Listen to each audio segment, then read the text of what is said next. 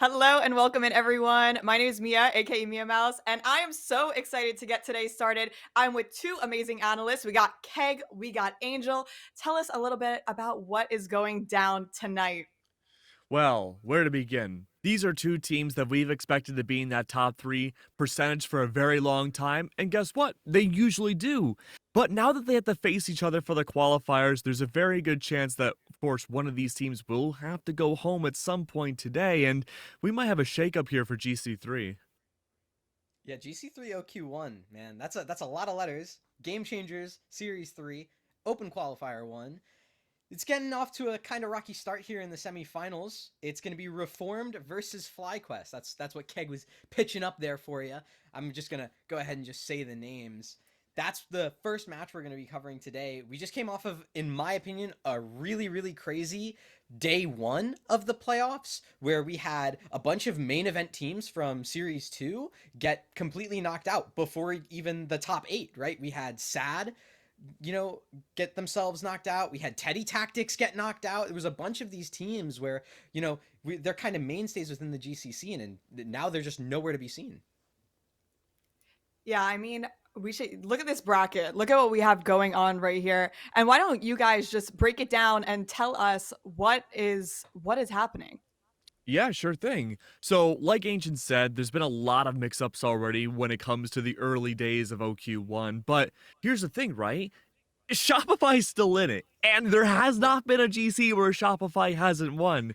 And it's so hard to talk about the North American game changer scene because it's always, I don't think diluted's the right word, but it's always premised with, well, Shopify's going to win. And so then almost nobody else cares about the second or third or fourth place mix-ups down below. I think the really big question, and it was for GC2 as well, where's FlyQuest going to end up? Can they lose the Reform today? Is there an opportunity for FlyQuest to struggle to get into the main event? And I think on top of that too, just to add on to that point, right? We've always had this kind of understanding that, oh well, Shopify's here, of course they're going to win. Well, based on what we saw in the aftermath, or like at the very end of Series 2, followed by what we're coming into today with Open Qualifiers number 1 for Series 3 and what we've seen yesterday, there's actually a world where these other teams can actually give Shopify a run for their money, even in that grand final, right? We saw against FlyQuest, they got taken all the way to map 5 in Series 2 in the grand finals. Well, now we see FlyQuest and Reformed, both teams that are performing exceptionally well in this qualifier, who could be pitched up to play against Shopify in the grand finals, and that's even assuming Shopify can take their series against Oomphies, which obviously everyone's going to say they're the favorites, but any upset can happen at any time. I agree. And to bounce off your point too, I don't know if this is public information or not, but almost all of FlyQuest at the grand finals of GC2 had COVID. Like they were not performing at their Oh my best God. physically. So now is the opportunity for them to redeem themselves in the grand finals. But they have to make their way into the main event first. And if they can't beat Reformed, I'm a little nervous for FlyQuest. I mean, Yeah. it's so exciting to see FlyQuest and Reform just play today. And so why don't we just take a look at both of the rosters that we have going on today? Yeah, So, absolutely. I mean, Keg, you wanna take things off here? Look, there's been some mix-ups, right? I know you've been much more in tune with some of the different changes that we may be potentially seeing today. Ev, of course, is going to be one of the newer names. Previously, they were on Supernova Galaxy. It was where they first made a big name for themselves last year.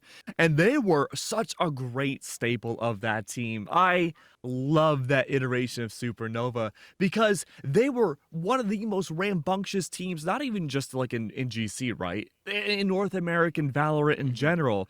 But they also had the bases of more aggressive players like Bunny Bee to operate off of.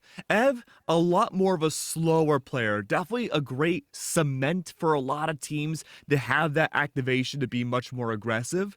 If Ev can find that perfect way to slot into the team and allow someone like Sonder to really pop off. Actually, I'm going to take that back. Allow Sonder, Dodo Nut, and Starbound to pop off as they can all be very aggressive. I think FlyQuest is going to be their best iteration yet. Oh, for sure. And I think to that other point, right, we've seen Ev not only since Supernova Galaxy, but also on some other rosters, like we saw how they performed in YFP. They've always been a very consistent player and a very Yes. consistent voice in all of these teams. And so I think that being able to bring that in to FlyQuest, it's just going to give them kind of just another piece of experience, another piece of consistency, which is always going to help this squad and kind of keep this squad in that kind of stable kind of setup. And speaking of bringing in members to squads, there's also a new player for Reformed in this event. We talked about it a little bit yesterday when they were playing in the round of 8, but Sabubu, new player for Reformed coming in, being slotted in an interview with Remote yesterday. He actually talked about the fact that, you know, they bring a lot of knowledge, a lot of information, and a lot of experience to this team, and they bring a lot of ideas. So this is kind of not only like a new look to Reformed, but I guess in a way you could call it a reformed. Yeah, no, I agree with that as well. I think we have to keep an eye on Riv and their IGLing. They've been really good since they moved to North America to pursue more Valorant in doing so. And now that KP is out of the GC scene and competing, I think Riv has a very good opportunity of taking that spot, kind of similar to Mel as being one of those top IGLs. And look, of course, when I think of Kazler, I think about Sisyphus and mountains. So hopefully we get to see some maps. Oh, we just got word. Sabubu's IGLing. Okay. Yeah. Oh, that's going to be interesting. I wonder if Riv is going to be cold calling into this or maybe more mid-rounding. Well, Very interesting. something that I think will kind of come into play with the Sabubu IGLing is I think it might allow Riv to actually be a bit more of like a freedom player. Like it gives them more of an opportunity to work on their own game, get a bit more involved in those lurks that we oftentimes see Sentinels do.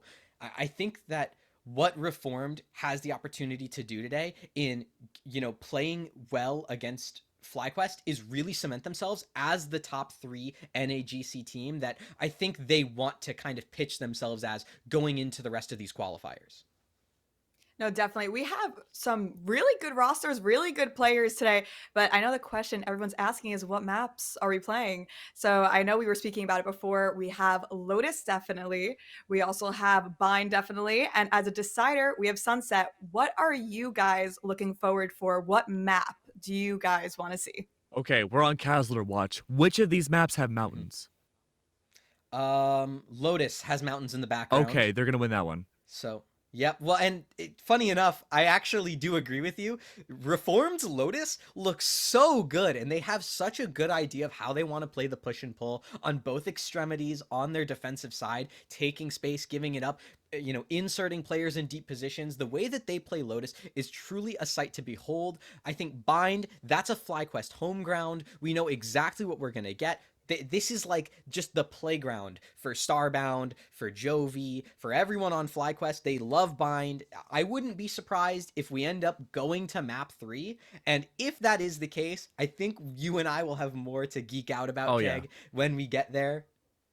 So, I agree because the last 10 times Reformed has played on Lotus, they have won. And they Yeah. do a really dominant job at winning it as well. We're looking at GC2, all of it, and then we're looking at everything in GC3 thus far. If FlyQuest, though, can anti-strat Reformed enough to beat them out, that's going to be a huge statement about this new roster, too. They have to put themselves to work. Raw skill will not be enough to take Reformed down this time. You really need to measure out and watch that footage to see how Reformed really likes to click and what that secret sauce is. Because if you can spoil the sugar spice and everything nice, you can defeat those Powerpuff Girls. I couldn't agree more. What agents are you guys looking forward to see Ooh. on the first map, Lotus? I'm gonna give a controversial opinion. I don't like I'm Fade on this scared. map. Oh, me too. I'm very scared. I don't like Fade on this map. I think having more malleable initiators like Gecko, and even though she's been nerfed for all of the year, Sky is a Sky. much more active choice that you can bring out and have a lot more rotatability potential. The best thing that you have with Fade is her ultimate. The Nightfall is great, but the Prowlers, you just see consistently not find enough value when players bring them out at all levels of play. So I'm hoping to whatever Valorant gods exist in the sky today that we see a Gecko. I love Gecko. I would agree. Go ahead. I'm sorry. Your Gecko? I love Gecko. Me too. Okay. Well, I think kind of just to bounce off that point, I'm gonna play the defense here. I'm gonna play the devil's The advocate for Fade Fade. card? Yes. Ugh. Okay, listen.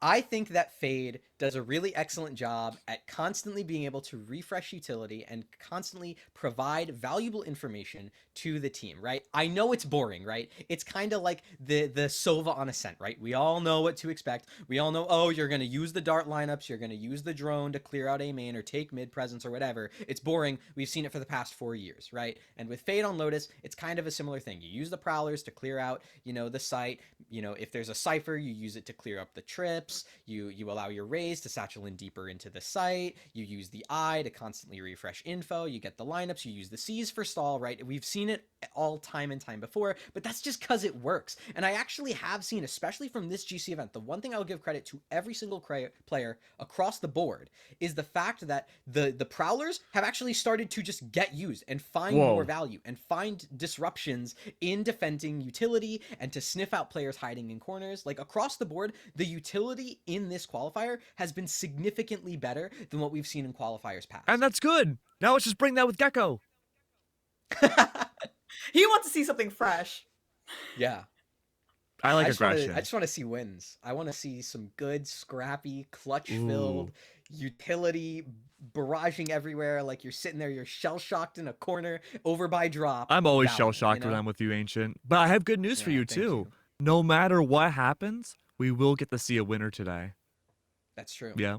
50% of all Valorant teams do win. Literally mind Not my blown. rank games.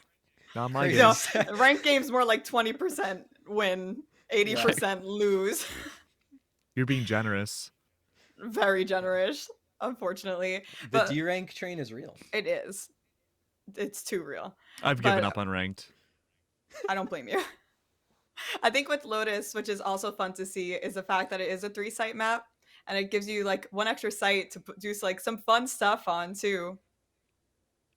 Yeah, no, I completely agree with that. I think one really good thing about professional Valorant when it comes to the uniqueness of having 3-site maps is that for in-game leaders or IGLs, you have a lot of power to control how you want to play both the attack and the defense. That's the same thing with Haven too. It's an IGL paradise. So even though Sabubu is going to be the primary caller, I'm still expecting Riv to have a lot of that co-calling potential mid-round to show what those pivots should look like. So for Reformed, they better be fast.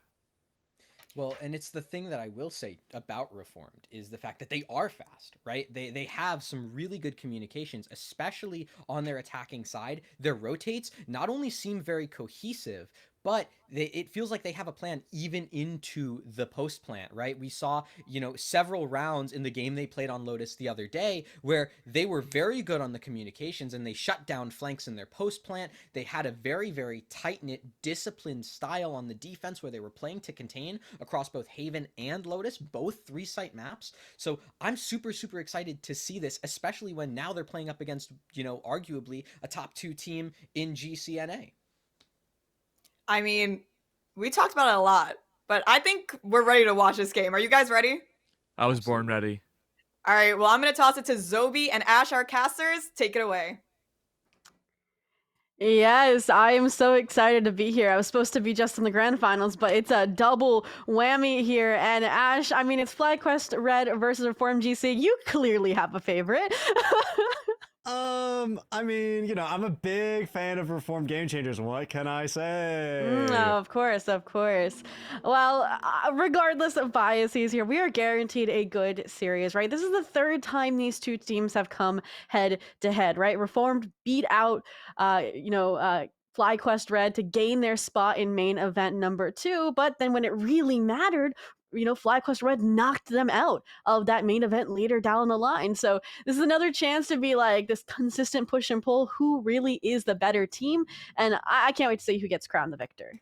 Yeah, absolutely, because this is the opportunity for both of these teams to get revenge against potentially Shopify Rebellion, assuming they triumph over Oomphies, right? Because it was in that same tournament where, you know, Reformed also lost 0-2 to Shopify Rebellion, and in that grand finals, FlyQuest, they were right at the finish line, but drop it 2-3. So both of these teams want a piece of that Shopify Rebellion pie, and so they got to go against each other first. And so it's going to be, of course, an intense matchup. I think we're going the full series, but what do you think, Zobi?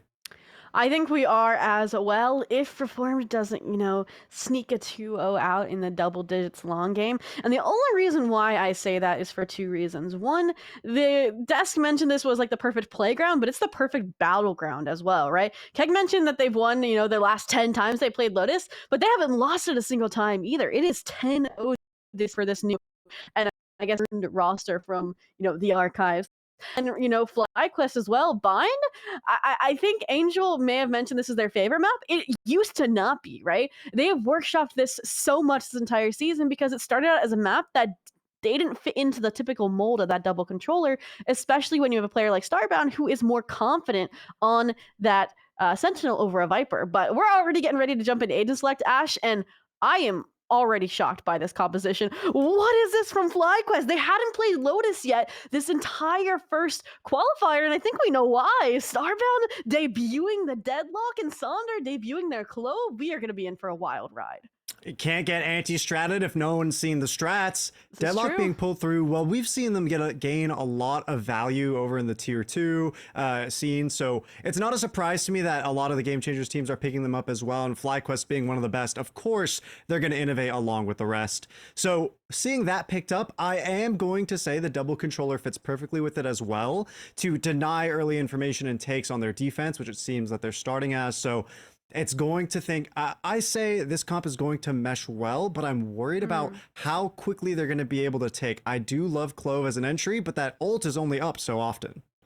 I think for me, when I look at the FlyQuest red, I see two things. One, we mentioned we are trying to figure out where Ev is going to kind of mesh with the team. And we also didn't know if Lace or Thea was playing today. We still can't quite tell from that Omen pick, but I'm guessing that's going to be Thea since they're typically that controller player.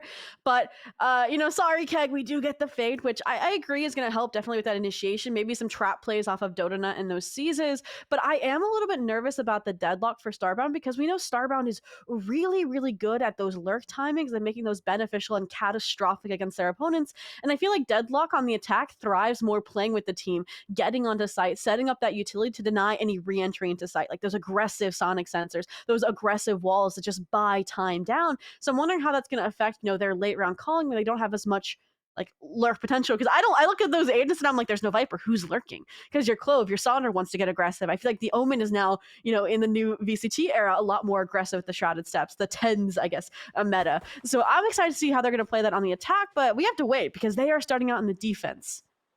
100%. I have the same concerns as you, but we'll wait for that side swap.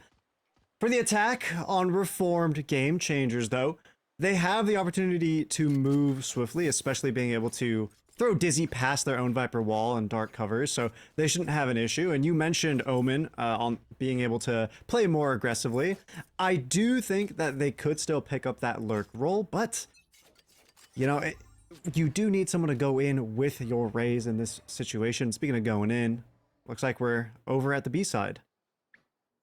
Yeah, setting up all ready here for this execution. It's going to be a head-to-head Donut on the receiving end, and they are going to deliver here. Perfect counterstall utility, and they just send Wingman in without much support here, other than Kazler. 2 shots through the smoke, both ghost shots going to land. It was just a ruse, a distraction to swing out of that smoke there, main. So site secured, numbers advantage as well, and now they've distributed across this B site. Here comes Holding from Heaven, is Ev. Gets a peek, understands what's going on. Starbound round in the corner, trying to get rid of Kazier. Moving into the corner, finds the pick. Ev flies out, now towards the breakable door. Riv holds on tight, though, in a 1v2 situation. There's Sabubu. Breaks that blind. First comes the tap. Ev covered by the smoke. Ooh. Seems to be safe, but no, a shot through, and that's Sabubu to close the round. Yes, very, very well done there. Sabubu's been a force to be reckoned with on Reform. When they need a clutch player, they are the one to step up. But that round, I liked the coordination to clear out, the breakable area and to ensure there wasn't really an easy retake approach there for FlyQuest Red. Ev, new player, placed into the hot seat immediately. You got to see maybe the benefits of that Clove with that kind of post mortem. I'm trying to find my wordings here. Smoke, but at the end, the shots connect. They know their lineups here for those bullets. And now it's a pistol round under the belt of Reformed, and looking like they just want to head A with these better weapons. Maybe I don't want to say a mystery from FlyQuest, but this little 3 stack here, definitely a bubble of activity. There's Billy around the corner, holding on tight. I like this wall to lurk up, deny information, be able to take the space, and there's opportunity to get free orbs as well. And if Fly doesn't continuously fight for that area, which, uses a lot of utility, expends a lot of resources and credits over time, then they're going to be giving away those free ultimate orbs over to Reform, and that can have a big impact over time, especially with Thrash on this map. For sure. So for now, tree space taken, an immediate rotation from FlyQuest Red here, but nice double satchel in from Millie to clear out the back sight here, and unfortunately the classic shots are going to reign true. They try to get the trades onto Misu, but Misu is prepared to weather the storm. Eventually, though, traded out, they will fall, but Sabubu has their teammates back. Who doesn't have their back held is Riv, though. Starbound quick to fall here into the corner, but with this deadlock, no way to get out. Sabubu just going to hold the angle with that better weapon, and while it's messy, they are going to get that second round buy-up onto the scoreboard as well. But Ash, you're hoping to get this third round. You wanted that to be as clean as possible, and now you only had that one weapon to walk away with, that one Vandal picked up from Misu. Right, and so that's going to affect the economy long term, and it's really going to make this a difficult bonus round. But hey, you know what? You could snowball that even if it is just the one Vandal.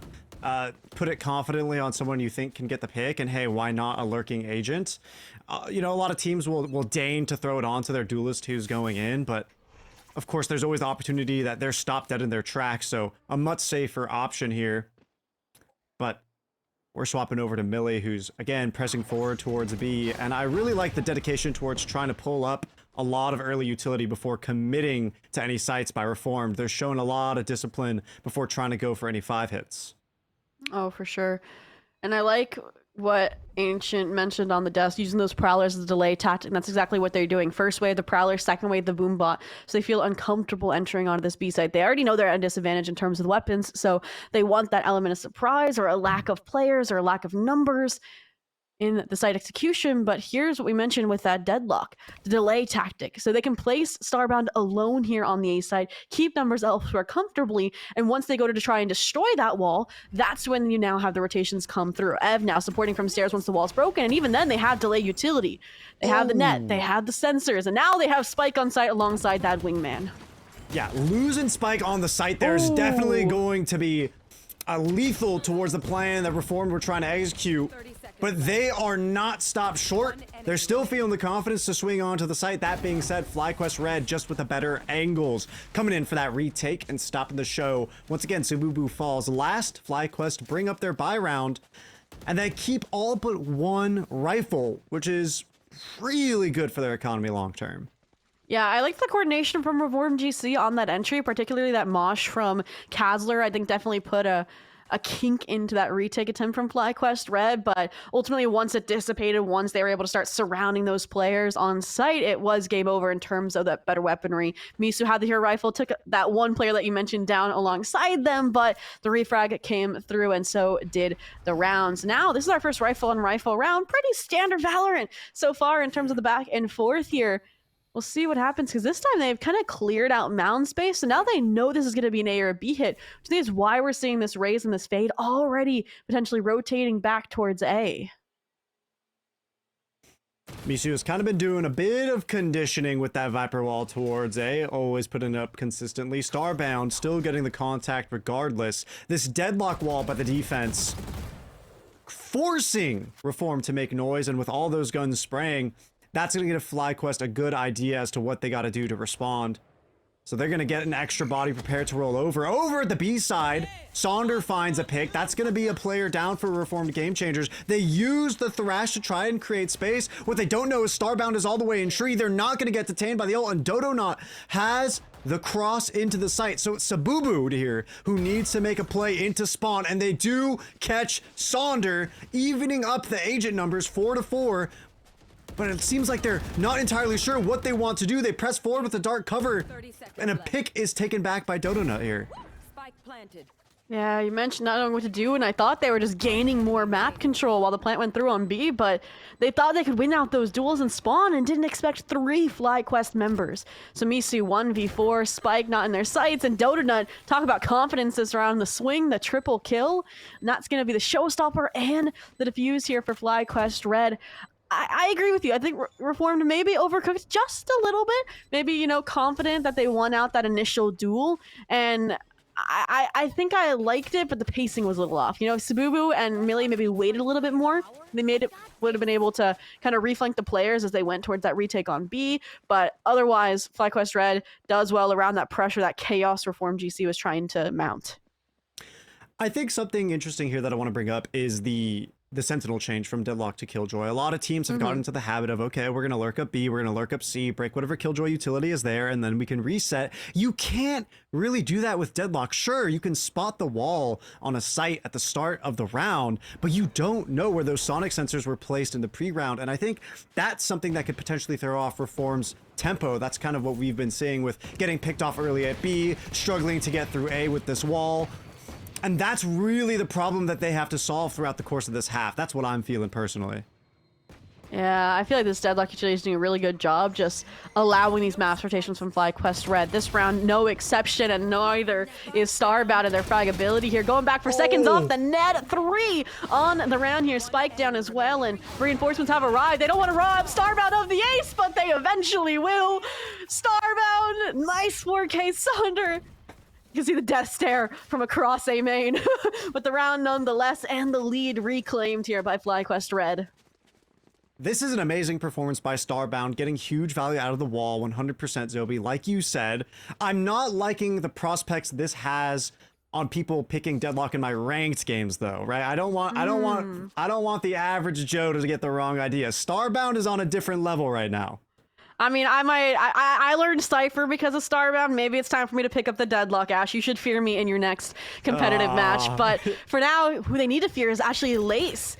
Aggression, we talked about what that Omen allows, but a great Dizzy to counter this high-low alongside Sonder here. Fortunately, One Way allows him to get out of dodge here, reframe, refight now alongside Dodonut as well. They're aware, I think, that C was the goal here. Now with information denied, they're forced to invest additional utility. Bombot confirms that they need to hold their ground. Kazler just waiting out that dark cover with a teammate behind them. Sonder posted up alongside their Omen here on the defense by Mound. Bring out the smokes. They've got an infinite loop here for the one-way, so they don't gotta worry. The Dizzy does come through. The paranoia to force players off the angle, but peeking over the mound a bit too early. Preemptively, Lace falls. And now everything turns to absolute chaos. It's a 3v3 as agents fall left and right, trying to push forward into the attacker's spawn. Does not work. Kazler is good for 3 for Reformed Game Changers, and it's Starbound left alone in the 1 versus 2, rotating over from A, but they do have the ultimate. Yeah, no, Annihilation's perfect for these 1v2 situations. Unfortunately, no information on their side about where these players redistributed. They need to be a little bit faster, but even then, Wingman, right, covers the plant, so you know a player isn't there.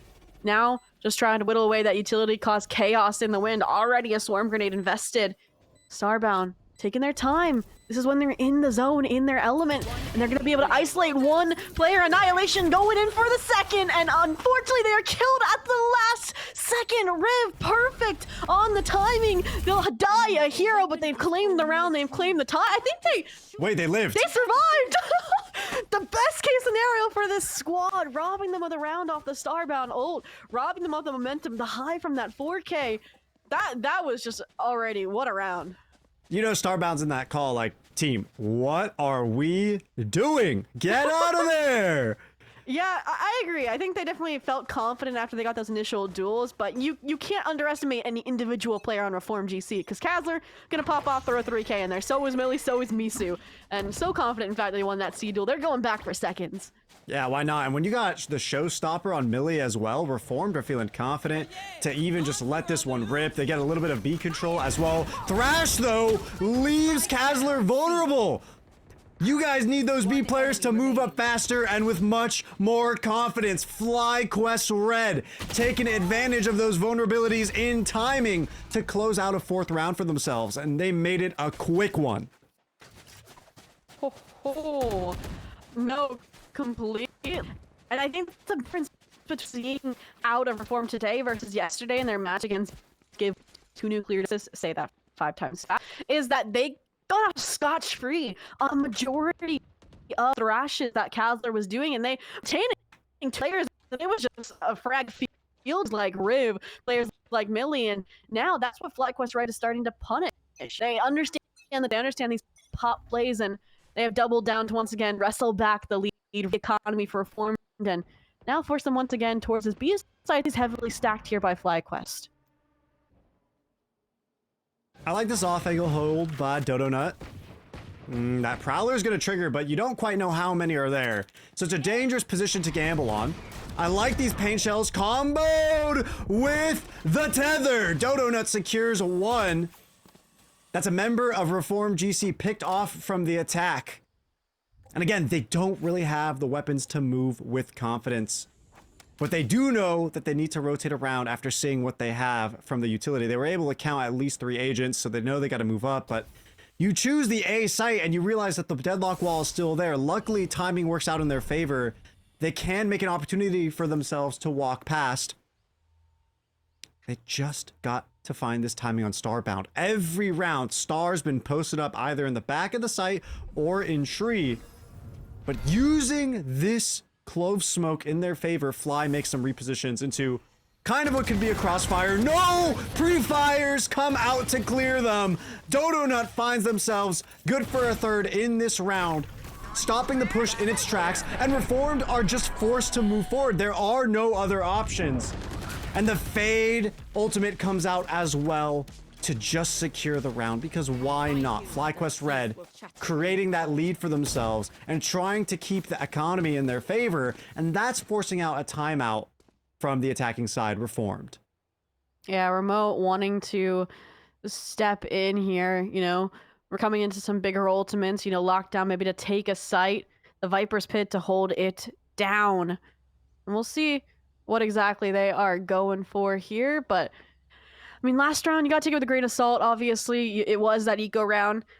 I personally like the timeouts that include the eco round, so you can maybe concoct a off-the-wall strategy to throw chaos into the typical back and forth that rifle buys give you, but it feels like that cycle that we had established early on has been broken. Of that kind of, I think it was like 2, 2, 3, 3, 4, 3. So now they definitely don't want FlyQuest Red running away with things, especially when, you know, Lotus, I think Mia mentioned it, 3-site map, so it is inherently attack sided here. What do you think of their composition, though, for when they get over to the defense, Ash? I mean, I think it's a pretty standard composition for defense. You're going to be able to kind of leave Killjoy to watch 2 sites at once and use that in your favor to maybe move up through B every once in a while to break enemy utility. I think something that FlyQuest Red is going to have to worry about when they swap sides is how they may end up getting flanked as attackers, but we'll see that later on if it does happen. For now, this 9th round is picking up, and there's some aggression. FlyQuest Red moving up from the defense at A over towards the Rubble side. They are going to fall first, but it's Lace who picks up 3 on that Omen to turn it into a 1v2. I don't know who is calling for FlyQuest Red here, or if that was Jovi in a hard read, since they has now stepped out and isn't playing today, but that was just a hard counter left, right, and center there, predicting stacking players to fight towards A main when they hadn't done it the entire half so far, right? They've, you know, held B, they've fought towards Mound, they have not fought for A that hard just yet. And unfortunately, you mentioned a 1v2. The last thing you're going to expect is starting with an operator, but the shots here on B, the cat's out of the bag, and they've walked away with their life. was about to say, you're gonna know this is a C rotation because the sensors are there too. Oh, Viper's Pit comes out. I'm not... Oh, maybe they want to go for an isolation, maybe a timing, but they're not able to clear Starbound fast enough. A bit too worried there. Tough positioning. I see the vision there where you want to go for a 1v1, try to isolate, maybe work with your ultimate to create an opportunity, but it just feels like the way that the Viper's Pit got deployed didn't enable Misu as well as they would have desired. For sure. I've seen Miso, pop in those situations and pop off and toe as well, but like you mentioned, that positioning just a little bit off here. Now, Reform GC is another obstacle to tackle. They know Starbound's, rocking the operator, and now they're gonna have to question where it's been posted up.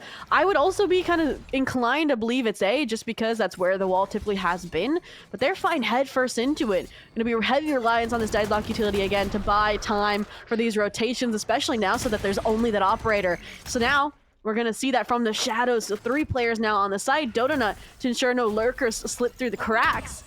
With this, yeah, it's given opening. Reformed forcing their way in. Sensors, dodge, backside, challenge onto Ev, trying to get taken here. And now they recognized how many players are here for FlyQuest Red, so they need to lean in to that lockdown.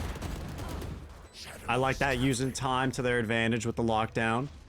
Give themselves some space, create some breathing room. So Boo is going for quite the gamble. The paranoia is a great play, but you got to realize that the enemy Omen could be hiding in that smoke. So Lace goes for the trade. Still a 3 versus 3. Here comes the revive out of Sonder, who is trying to make a play over in Tree, but they are denied. Kazler's not going to let Clove get the revive. Out comes the Molly from the Gecko, a spray down from Tree. This is not going to be as easy as FlyQuest would like. Up and jump and right click with the classic. Mine just doesn't do it like that, Zobi. It surely does not. And that's just unfortunate that, Starbound couldn't get bodyguarded enough to get that stick to half through. But Reform GC doing a really good job just playing for time, whether that was the aggression from Sabubu, the one player they could risk, the lockdown, the Molly, all of it very nice to, again, instead of playing more aggressive and for kills, play back, play the objective, which could be an outcome from that timeout that they're like, all right, we need to breathe a little bit, guys. We're getting a little bit over eager. But for now, that is only 1 round, trying to now aim towards that 6-6 half, and FlyQuest instead trying to repeat their success here. Deafened but not outplayed. Millie holding down the line, holding down Toxic Screen here. Shuts down both of those players from FlyQuest Red, so once again, numbers disadvantage here. Maybe a little bit of an overcook, an overclock there, trying to take over A main. They still don't know Ev that is here though. So Ringer on the Rosie could turn deadly. The operator looking the wrong direction. They know there's another player, but Misu beats them to the punch. And just like that, it's a fight for the site. And when there's an operator alone, nobody has your back. Sonder 1v4 flanking again like last round. They should be aware that this is the Strata showstopper out of left field. My heart would be pumping. I'm burning calories. That's the operator I think Riv picked up from Starbound and was sporting this round. So they're just trying to play safe here. Unfortunately, the snap on Amisu doesn't work out. Just running away. Keep that weapon like they weren't able to last round. Wow, what a round it was. I mean, look, during Reform's take, I like the play by Ev, moving forward through the door, playing that ring around the Rosie, trying to go for 1. They needed to be good for 2, and I think that's kind of where they fell short, was they weren't quite aware of where they needed to look, which is fair, right? You don't have that concrete information to work off of. It was a gamble, and it just so happened to not go their way. It is what it is. But I really want to talk about what Millie did at the start of the round. Like, have you ever watched a rerun of an episode and you're just kind of able to start quoting lines? Like, that's kind of what it felt like. Millie just... I've seen this one before, and they just went ham. That's me with like old YouTube videos instead, like the Minecraft YouTuber days. But regardless, that muscle memory, that kind of second nature does come through. And I mean, when you played a map as much as these teams have on Lotus, it's definitely going to be the case here. Now, I mean, if it ain't broke, don't fix it. Reformed has been just taking A site by storm after FlyQuest Red got the element of surprise. It hasn't worked the same way. And they've also been banding together to overwhelm this Deadlock utility, forcing the rotations even quicker out of FlyQuest Red, giving them less time to set up, less time to prepare. But this round, they seem quite prepared. Both Sonic sensors tripped by Millie. Great utility and Starbound holding this backside position, but a lot of utility just to flush them out here, and it still isn't working. Annihilation out, and it has gotten the job done on the Millie. They just have to buy time so they can't bail Millie out of the cocoon. They're alive and going for the knife, and the round is over. The last player tied up with a neat little bow, and so is the half. A 7-5 lead here for FlyQuest Red. That's just, I'm out of breath after these rounds. They're so chaotic, Ash. Utter and absolute chaos. I agree, Zobi. I mean, when you're coming in with all of those ultimates to just kind of throw at the enemy team, of course you're going to move in with confidence. But now it's FlyQuest Red who gets to move in. We're at halftime. They move over. Everything's reset to the 800 credits, and they're feeling confident. So now we get to explore those dynamics we were mentioning earlier. And for me, the first thing on my mind is, will Reformed take extra space knowing that there's no turret on the flank? Now all they need to do is keep quiet and move. And then in response to that, who does FlyQuest Red have on the lurk? I think Omen is a great option for this composition because they have the potential to throw the smokes from much farther, whereas Clove can just get the site smokes down, one and done, and get going with their raise. But we'll have to see. Right now, it's a bit of a spread across the map. Yeah, a little crossfire set up with a B site. Donut trying to flush them out, but no dice, as they instead will disengage. There's a lot more spread out of an approach than we saw out of Reformed on their attack, Kef, and it's only the pistol which makes this more alluring in my mind. For now, Sonder trying to sell a single-handed A fake here, destroying Killjoy utility, and it is going to pull 2 players here, but unfortunately no more information garnered. Swarm Grenade, we keep them at bay here. And in my mind, with less than a minute left and no confirmation here on A, it does look like that's where they want to go. And with that frag on the Riv, they're going to get it. That timing by Sonder is crazy, and it was a perfect opportunity. They got the information on that Reformed KJ holding on the A site, so they knew that they could just isolate away from the Dizzy, go in for that fight with confidence. Perfect pick out of FlyQuest, draw first blood from their Clove. And now Reformed is forced to wait here on this retake because of a one-way over in CT. And now it's just pistol fights, trades. At this point, it's gonna be a 2v4, low HP for Kazler. So really just being a meat shield here for Misa to try and get the trade, but lays at such a nasty off angle that it's not gonna happen. One way to gain deeper space to hopefully feed Starbound the kill, and just like that, FlyQuest Red, well, they didn't get last house pistol, they are gonna claim their attack pistol as well. And I mean, maybe the solution isn't the lurk player like we thought. Granted, that's a pistol, so we can't take everything away from it just yet, but that defaulted approach ensured there really was no way for Reformed GC to try and get a flank through, right? So that's another approach. The only issue is then the enemy is your clock, or is the clock. So we'll have to see if FlyQuest Red, you know, can get those timings right. That's absolutely fair, and bringing up the timer is a huge point. My second observation from that round is the way that they used their smokes in cycles, where they could throw the first initial set of smokes to the default that you would expect the smokes to be, and then throwing the second set of smokes deeper into the site so they could take that CT space much more comfortably. I'll tell you what though, something that isn't comfortable is losing your entire team about 15 seconds into the round. Reformed Game Changers swept out of B main by FlyQuest Red, who moved over to C. Yeah, just again, very, very difficult to overwhelm that better weaponry here. So unlike the Reformed GC bonus that we had last half, they're going to have a lot of weapons distributed in a lot of different distances as well. You got like the longest range with the Outlaw, the shortest range here with the Judge. And it's interesting that it's not Dodonut with that, right? You'd imagine double satchel in maybe towards the C site, but instead, Reformed looking like they have other plans. 3 players stacked here. Paranoia, Dizzy, both maybe to help facilitate Millie here, but the one way, the Prowler, both just try to flush these players out. Oh! Nice Outlaw shot by Starbound there. 3 HP Castler needs to get out of dodge. They do. 4 bullets left in the magazine. Got to reload. Both of these teams kind of feeling the tension here, and of course FlyQuest Red are more than happy to pull away after getting that first pick. Misu though could potentially be a huge threat pushing up B main here. Oh, for sure. And now Ev has recognized and dealt with it. A very clean Deagle shot here now. On the Expedition, maybe to recover that Vandal, and I'm surprised we didn't see Reformed scale up to try and get the immediate trade. They've actually abandoned that rifle as well. They'd rather claim the trophy that is that C site. Like I mentioned, the clock already at 45 seconds, so they don't want to dawdle for any longer. The satchels don't quite land, but it's okay. Starbound holds down Waterfall with their own, wall, so no worries about a Reformed GC player Stray to flood in. And has it already been called for a save in a 5v3? There's no way.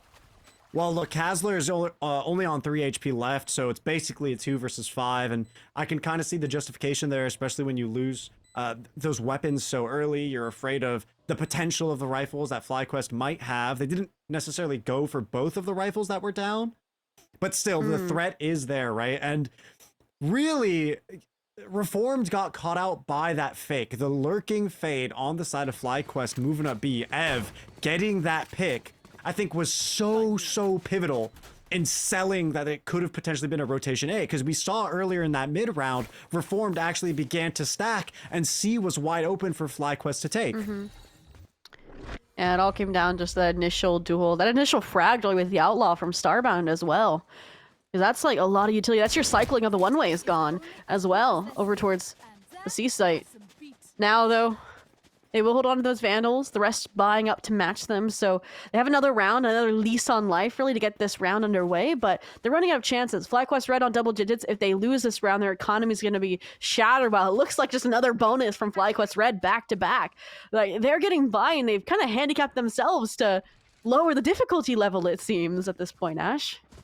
I mean, I'll tell you what, they're feeling comfortable because Starbound's Annihilation is up in 1. They can get that ultimate orb with ease if they so choose, or they just gotta grab a pick, maybe even plant the spike. So many options for that ultimate to come up, and so many ways to secure this round and take it away from the clutches of Reformed.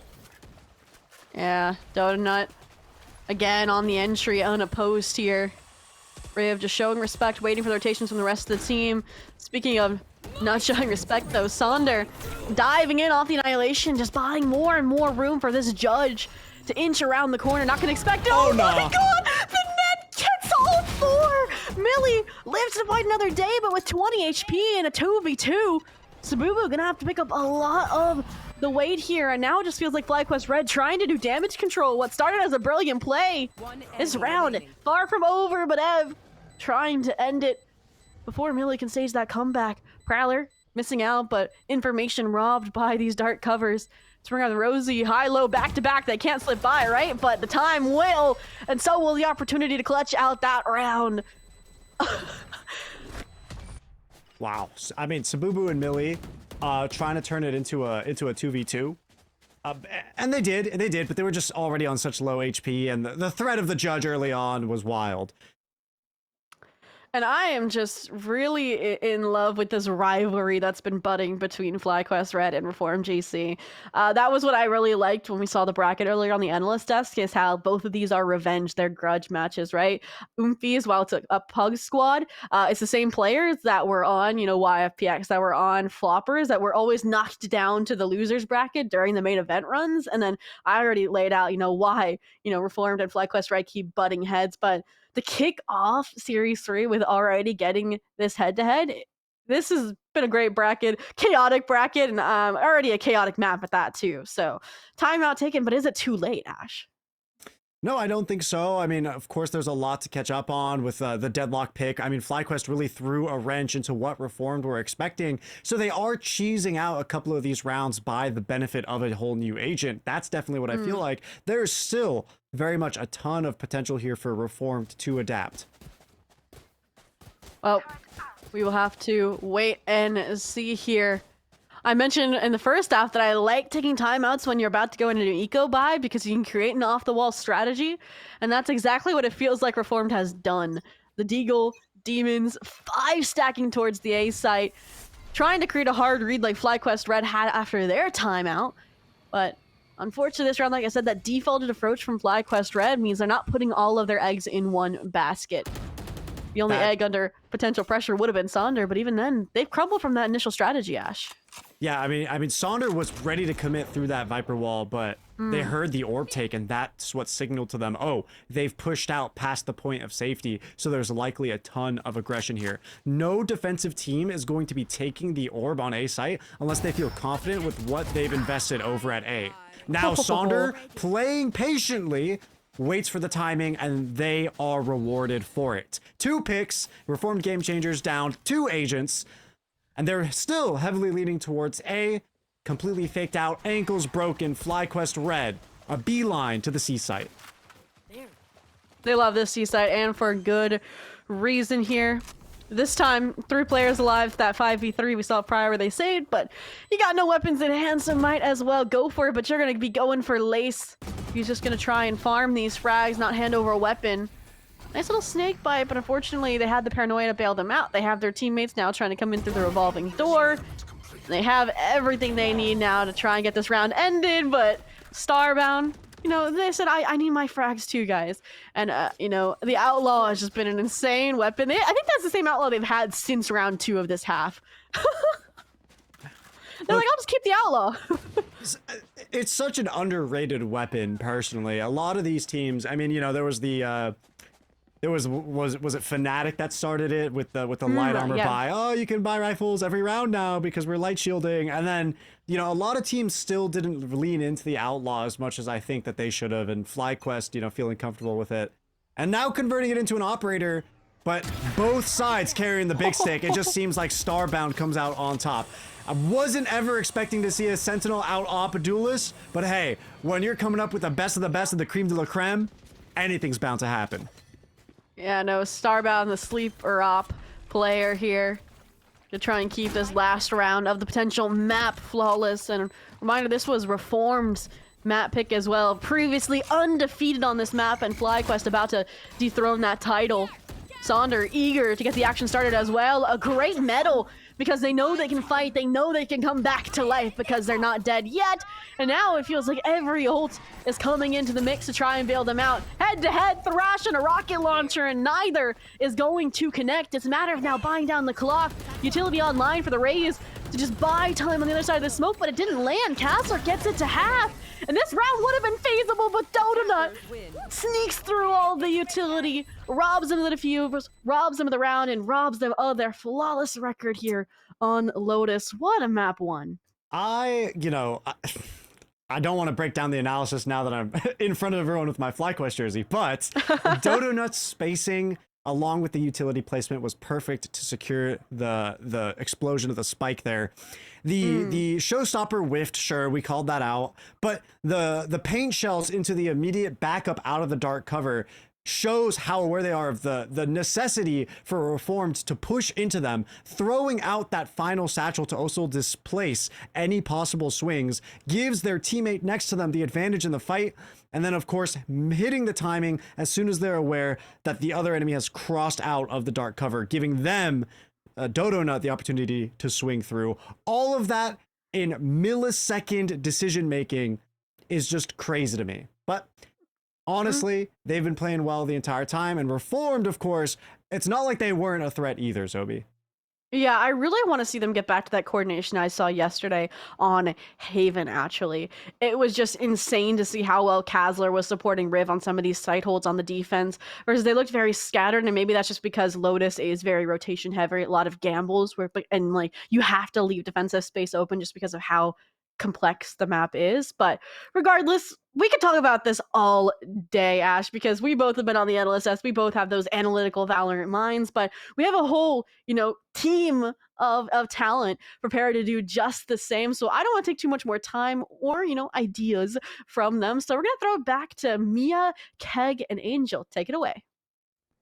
Yeah, quit stealing our ideas. Yeah, come on now. Give us some on-air time. I mean, what an amazing game we just watched. That was so chaotic, guys.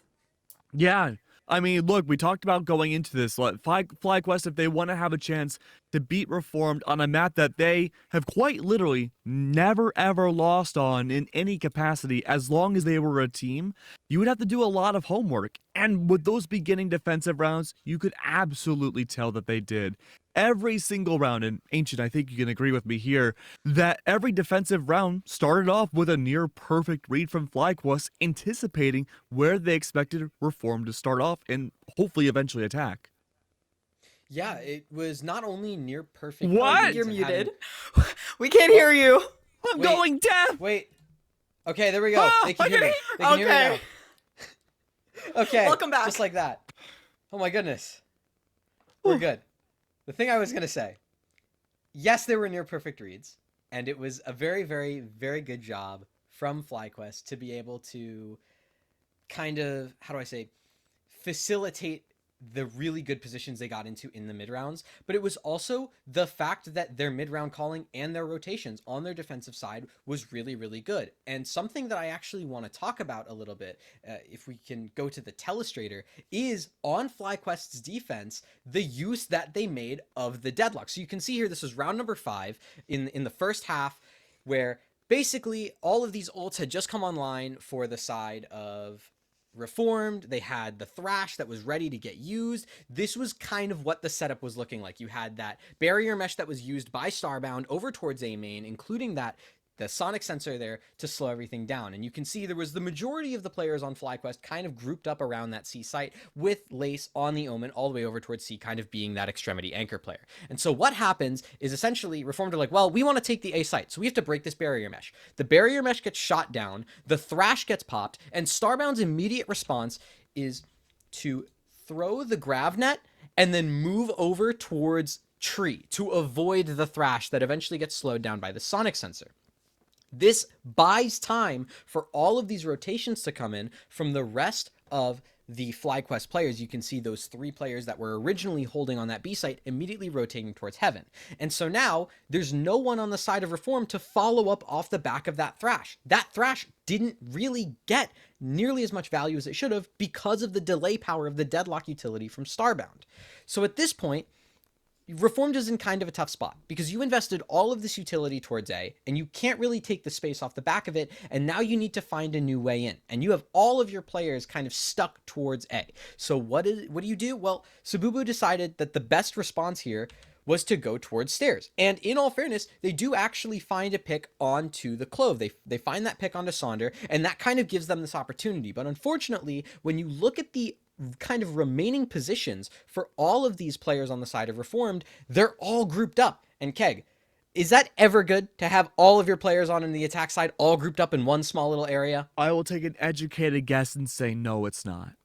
Yeah, and so what ends up happening at the end of this round is this kind of mowdown all throughout the A site from these remaining players of FlyQuest, just completely mopping up what this attack round was. And this comes off the back of that delay utility from Starbound. This was an excellent way for this kind of unconventional comp and some of these weirder picks to get used. And, you know, I hate to say it, but that fade utility that we talked about, the information that it provided was so crucial into kind of forming some of these mid-round reads.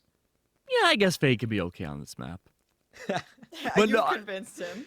But look, the number one thing to think about when it came to that defense, just shutting down A site completely was Starbound in that deadlock. Using that deadlock, having single-handed holes to shut down the entirety of attacks in different rounds, sure with the help of Fade Util, does allow a complete conditioning to make sure that Reformed could just never push into A again. They were locked into that B site, they're locked into C attacks, and that's where we saw more players on FlyQuest get very active and push up aggressively to take those early fights into a round and shut down any setup that Reformed wanted to have. That's when that confidence started to drop. And with Reform not able to find that footing again, they weren't able to succeed in their attacking rounds, and they truly suffered for it. You know, Angel, I love the term mow down. I'm going to start using it every single day in my comp games. But also, you know what we saw, which I really like when Valorant added Clove into the game, because you see Sonder being the top of the leaderboard as a smoke player, which that's what I love about them adding a almost duelist like controller. I feel like it really just expands what you could do on the controller role. Yeah, you could be a lot more selfish with Clove and get away with a lot of shenanigans. I was expecting Sandra to maybe go for, well, we did see more aggressive plays when it came to the attack, but I was hoping to see more kind of lurk style plays as well if they wanted the default. Go for the fake smokes, go for this, go for that.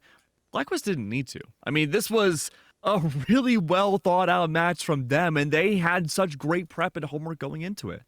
Well, and the other thing as well that I really liked was because you had that kind of stall and delay utility from the Deadlock, that kind of takes the place of what we would see typically in like the old quote unquote meta comp for Lotus, which is the Viper, right? That Viper we know can constantly stall out, prevent people from entering into sites with the wall, with the orb smoke, with the snake bite, whatever it may be. And so when you use that Deadlock to do that instead, that frees up not only your Omen smokes to kind of go wherever they need to, but also this Clove can cycle those smokes with the Omen to do, like, for example, the permanent one-way over towards C Mound. Or Omen can worry about their own smokes over towards C, and instead Clove can just re-smoke that A main choke point after the barrier mesh goes down. We saw a lot of creativity from how Sonder opted to use that additional set of orb smokes on that defense. And I think that also is what ended up taking this attack-sided map and turning it into a 7-5 scoreline at the end of the first half for FlyQuest. It's very a very loose style of play with the Deadlock, because you're not adhering to Cypher utility, you're not tethered to a certain range like with Killjoy. You're really free to play kind of as selfishly as you want on that FlyQuest roster. With the double smokes, sure, you don't want to lose your smokes, but at least then you can work and operate off of your teammates to help them find more advantages by using that utility. And then if you die afterwards, yeah, it sucks, but at least you did something that round. So I know next we're playing Bind, but before I just want to say thank you so much for everyone watching. And if you are enjoying, there is a way to donate to help support both the on-air for today, the behind the scenes for today, and it's a GoFundMe, which you have to do, I think, !donate is what we agreed on. And the GoFundMe page will pop up, and the Game Changers unofficial cast is a self-funded project, so any and all donations are always appreciated. Also, any organizations that are looking to join or have any questions, you could just contact Zobii with 3 I's, Zhobii on Twitter or Discord. We're talking about how our names get stolen all the time. I'm sure people have to deal with that. I know I had to. Angel, you said that you had to too, right? Yeah. Oh yeah, everyone wants Keg. Everyone wants me. Yes. Well, true. I think we're about to start. So since Bind is the only map with teleporters, let's teleport on over to our casters, Zobii and Ash. Yes, and we are already into Agent Select as well, Ash. And while we had some creative implementations over on Lotus, I think we'll see when we get in to Bind here, maybe a little bit more traditional, maybe even a mirror comp in the cards, but I would have said. But the Sky versus the Fade. So Kegan and Angel, you were head to head about which initiator is better post nerf, and this could just be their answer, Ash.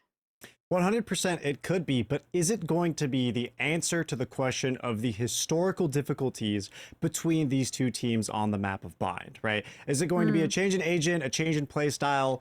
Because both times, of the last 2 times that these teams have gone against each other playing in Bind, it has been a 15-13 both times, each team once taken the cake. I think it was both in Series 2, Open Qualifier number 3, which was most recent, Reformed picked it up 15-13, and in Closed Qualifier number 2, it was Fly that took it 15-13. So both of these teams definitely have tons of authority over this map, and so it's going to come down to, again, how well they studied up. And this time around, I don't think Fly can get away with a cheese pick like they had for Deadlock on Lotus.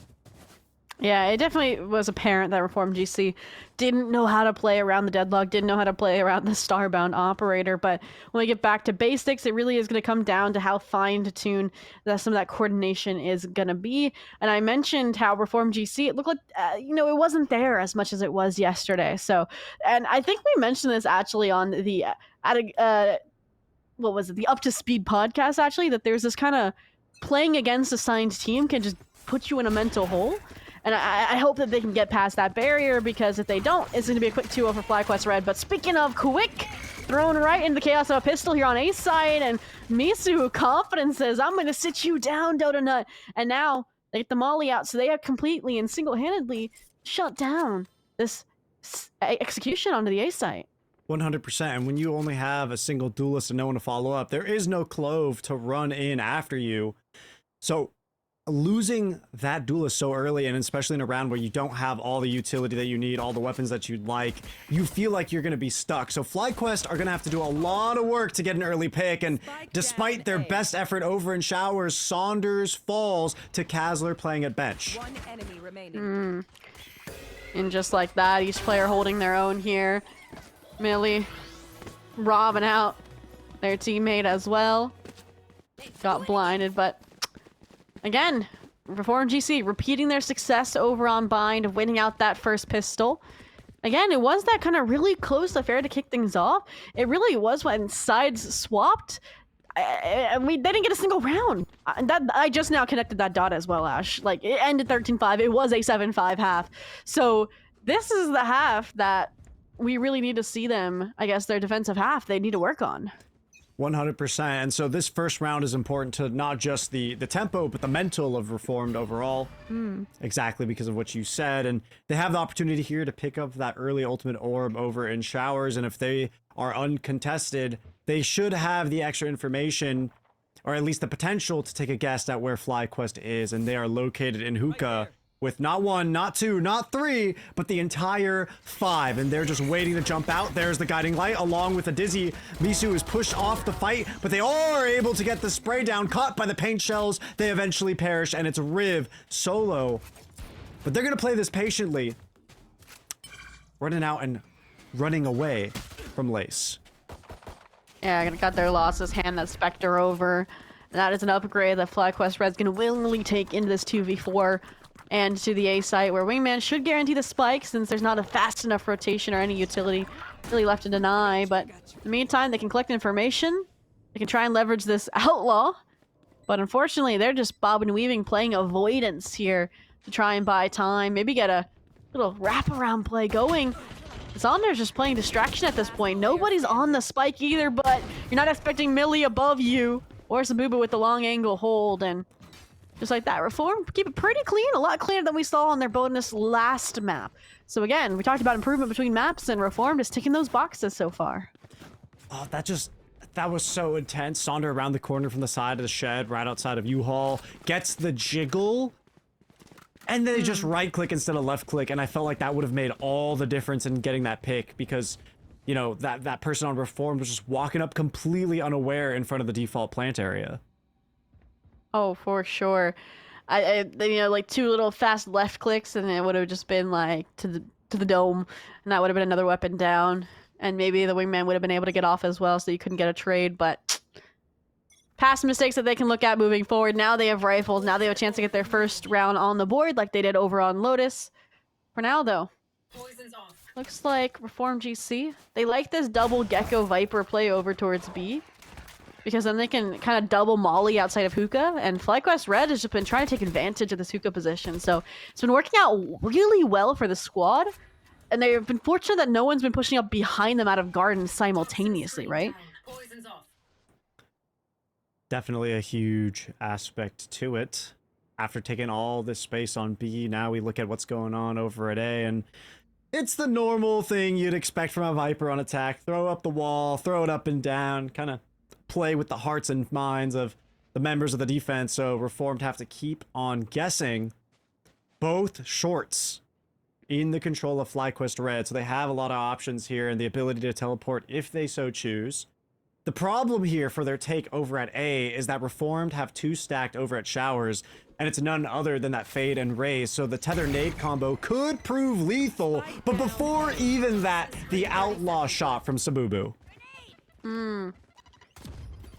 And they said, I can pick up this weapon as well and find success here, but fortunately Ev covers all of the players that were trying to pop out of every nook and cranny there for Reform.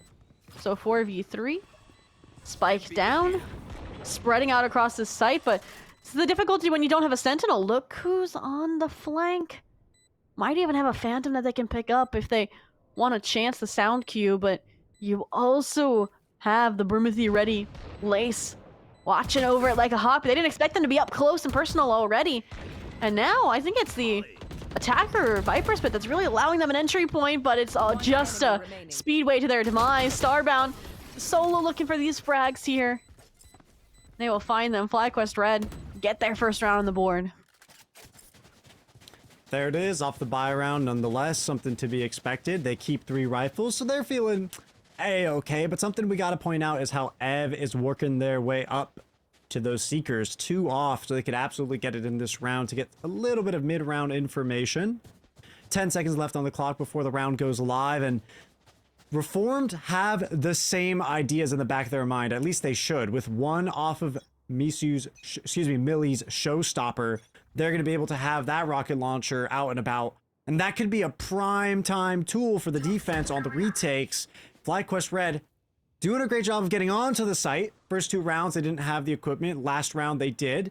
This time around, Reformed have to anticipate how they want to retake. And again, a lack of a Sentinel rearing its head, but might not matter if Dodonut spares all the players or Starbound just checks behind their back. That's just unfortunate timings. Like, Reformed had their card. They knew there was a Lurk player. It's just they couldn't find the frag on a Starbound and get back over to be in time. So at this point, when it is a 1v5, Sabubu says, all right, I can maybe take the 1v1 against Starbound. I can maybe still save my weapon. At this point, it's all just going to be a matter of chance and which angle, which duel gets taken and who's favored. And it looks like it's going to be Starbound. A 3K on the round, coming away beautifully with that Lurk play. And at this point, I feel like we're seeing how well-rounded Starbound is, right? Like, when they were on the deadlock, they couldn't Lurk. Like we mentioned, was going to be a big role slot for them. And now they're just, like, back to lurking like it's their day job.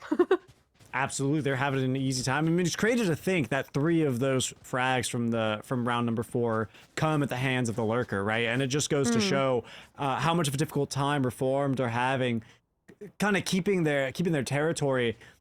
Maybe some form of aggression can be expected. Some sort of tempo change may be coming our way soon. We do see a stack on the minimap. Reformed Game Changers on A short, trying to push up out into market. Starbound anticipates it, or they're posted up early, so they get the information and they can confirm for the rest of FlyQuest to move their way over into the B site with at least some confidence. This position, though, by Starbound in their own spawn could lead to a massive sandwich, Sobi. At this point, it's a sacrifice, but is it willingly given? Is it worth the trade-off? And so far, the answer is no. But a missed satchel might make it all worthwhile. A great flash as well, contributing to that factor. A 1v4 now. Misu late to the party. And the round has been ended.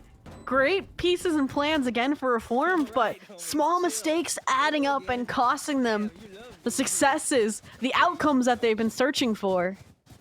That's not how I imagined Reformed to use that showstopper for the retake, and I can say confidently that that's not how they imagined it either. And that's one of those things where you close your eyes, shake your fists, and go, Riot Games, why did you nerf my horizontal movement on the satchels? Because really, that's the kind of play and the positioning you'd expect to work out, but it's just really a micro change in the way that the character's velocity works in the air. Yeah, I mean, I'll agree with that for now, but we'll see. Speaking of entries, not a showstopper, but Thrash can get the job done here. Donut flies over the mollies that we've seen be catastrophic to these VXX. The rest of the defense patched up with a orbital strike. And now, gonna try and group up here. Whether that's Starbound holding down A or a teleport rotation back over. Looks like they just want to search for these solo frags, confident in their duels, but now they realize there's 2. And they want to hold on to their position, hold on to their life, and they should have the information that Fade is still in U-Haul.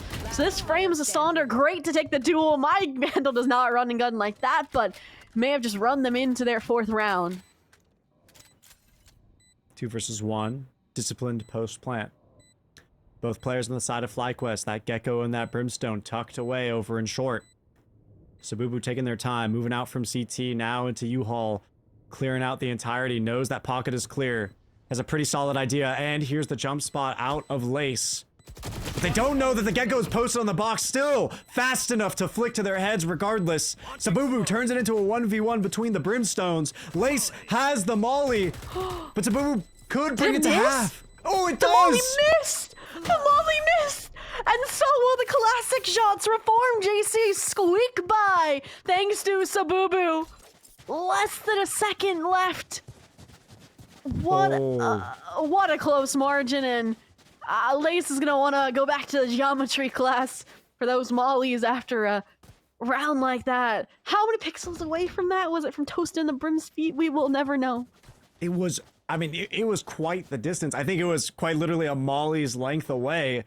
Earlier on, Zobi, we were talking about how that first round was important to the mental of Reformed after a map like Lotus.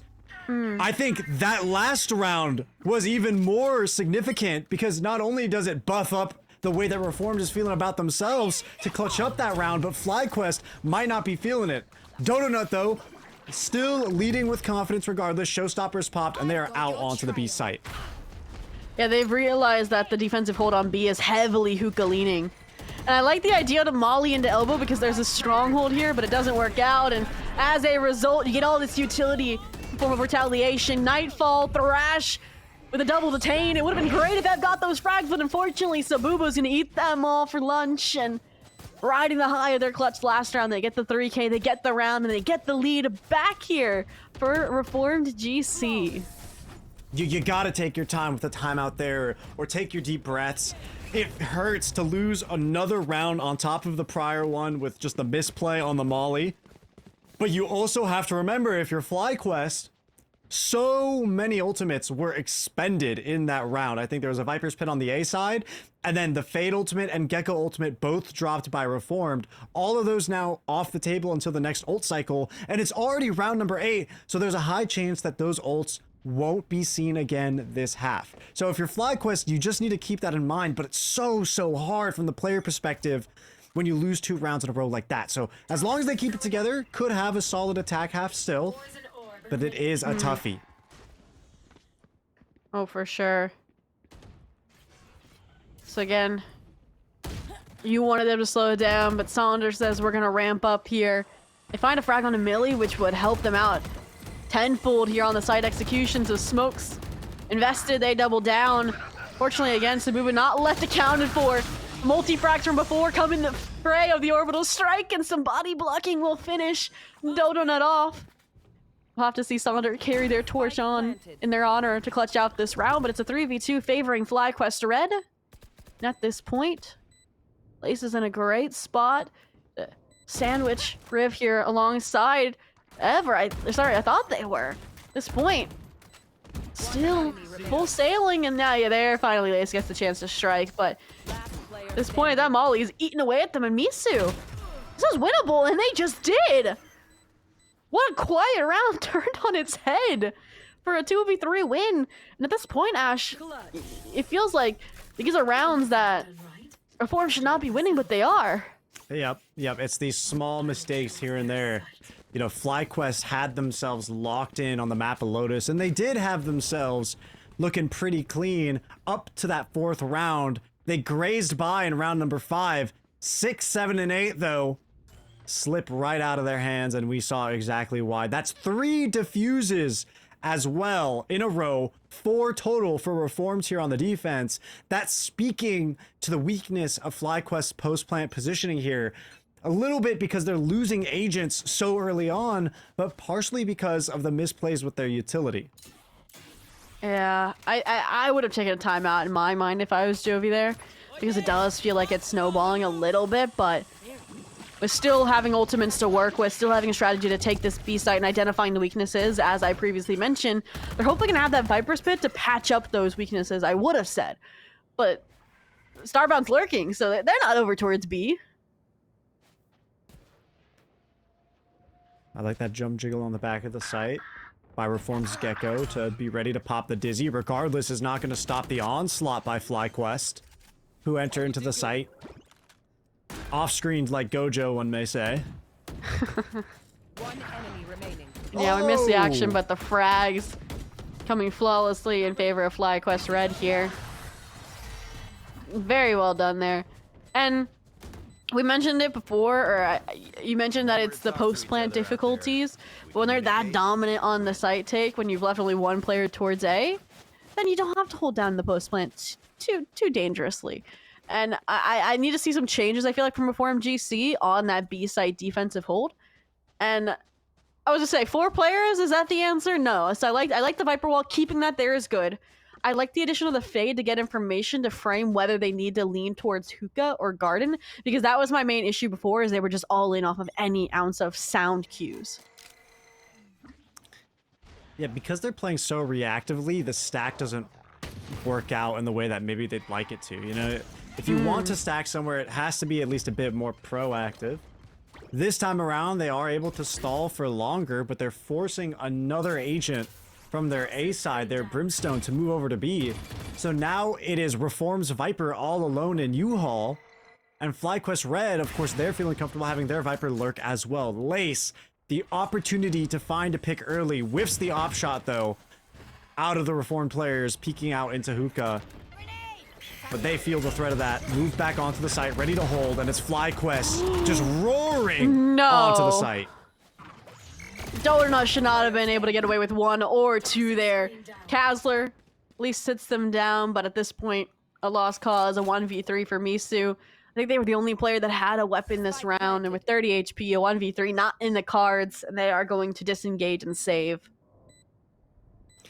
Yeah, that is 100% a feel-good round for FlyQuest. You know, they come into a site stacked by 4 people and absolutely eliminate the entire roster. And, you know, left alone, a single Viper on the side of Reformed isn't going to be able to do much, so they know the round is all but locked in. They get to keep the operator as well. And that's going to make Reformed sweat a little bit because they don't know where and when that FlyQuest could potentially score a pick. Yeah. Make me eat my words here, FlyQuest, saying y'all should have called a timeout because they're doing great. They're going to tie things up 5 apiece. I think some of the players on Reformed saved, so they still will have rifles at least in hand here, but even then, I feel like the ult cycles are about to come back for FlyQuest Red. So even if they lose the lead, they have a way to rebound very easily here. So we mentioned small mistakes adding up for losing rounds, yes, but it feels like they have a good grasp on the bigger picture.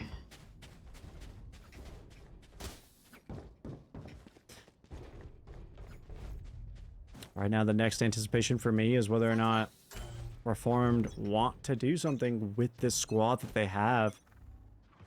It feels as if there's so much potential with the Dizzy and the Raze to move together.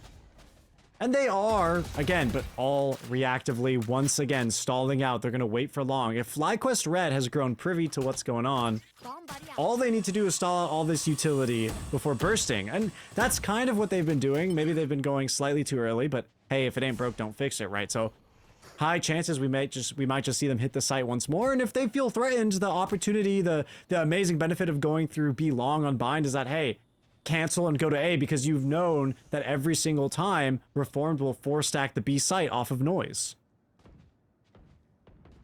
Yeah, they're playing very well in the rotations and the defensive approach from Reformed.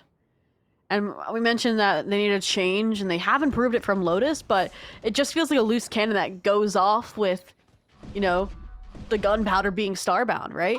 Here again, they've slipped through these cracks, and they're about to set the A site ablaze, opening the door for this rotation for FlyQuest Red, giving them over the site control. I would have loved to see a Viper's Pit just to hold down CT, but they're confident in the duels that they can take instead. They're confident maybe in the Orbital Strike or the Seekers information that they can hold on just on the off angle alone. I mean, with these deep smokes, they are able to even just keep up the fights early. Unfortunately, for Starbound, it's Riv who comes in to open up first blood into this round. Donut doing their best to stand their ground. It feels as if with all the space that they had, I just mentioned, all right, there's a possibility to fight out everyone who's popping in for the retake, and FlyQuest did not take advantage of it with regards to their space. Yeah, the point stands. Those A site post plants a little rough around the edges. Again, I feel like they had the perfect setup there. I maybe would have liked Lace to hold on to the Orbital Strike for post plant instead of that CT pressure, because I felt a little late placed. They were already in towards backside. Or even, as I mentioned before, Starbound just placing down the Viper's Pit to cut off one of those choke points, so the focus point could be on Heaven, and that's where you would use the Orbital Strike. Like, there was a lot of tools on the table that just didn't feel utilized here. And now it's the last round and a half where you have to utilize them. 100%, and it feels like a lot of these tools, at least for FlyQuest, they're best used on a take like this, where Dodonut is kind of off the leash, and they feel like they get to do whatever they want. Kaz? FlyQuest is at their best, at least on B site, when they were able to take the fights first, but they keep ramming their heads onto A, and sure, they draw first blood in this last round, but this now forces Starbound in a 1 versus 2 situation. Now, for the time being, a 1 versus 1, but Sabubu with the shorty takes full advantage of the Viper's Pit, flips it out on its head, and that's going to be Reformed taking the 7th round. It's going to be a side swap, and now Reformed get to move on towards the attack. How poetic. Opposite team picks, but opposite teams leading at the half 7-5 here. So Reformed does a good job, yeah, punishing a lot of the mistakes of FlyQuest Red. And if you're Jovi, you definitely know what you have to focus, I feel like, on Bind for moving forward, which is that A site post plant. Everything else has been going swimmingly for them. For Reformed, again, they took some of the gambles and they paid off. You know, those few mistakes just weren't outweighing the positives, and the 7-5 is what they get as their trophy here. Now, we had split pistols last map. Are we going to see that here, or do you think it's going to be, you know, Reformed taking both, Ash? I think that there's a strong possibility that Reformed could take both, simply because their information is going to be more concrete moving into the site. That being said, you know, if FlyQuest isn't stingy with those guiding lights on Sky, they could find some early information as the defenders. For now. A little bit of mind games information off the teleporters. I like the split hold here. One player garden, Starbound backside. Not much utility other than the top screen to hold on with, and the vulnerability lands, but the frags will not. Fortunately, Ev sneaks away with their life and a kill, so it's still going to be a 4-on-4, but at this point, if I was Reformed, I would be swarming Ev, and the fact that they're leaving them alive here is nerve-wracking.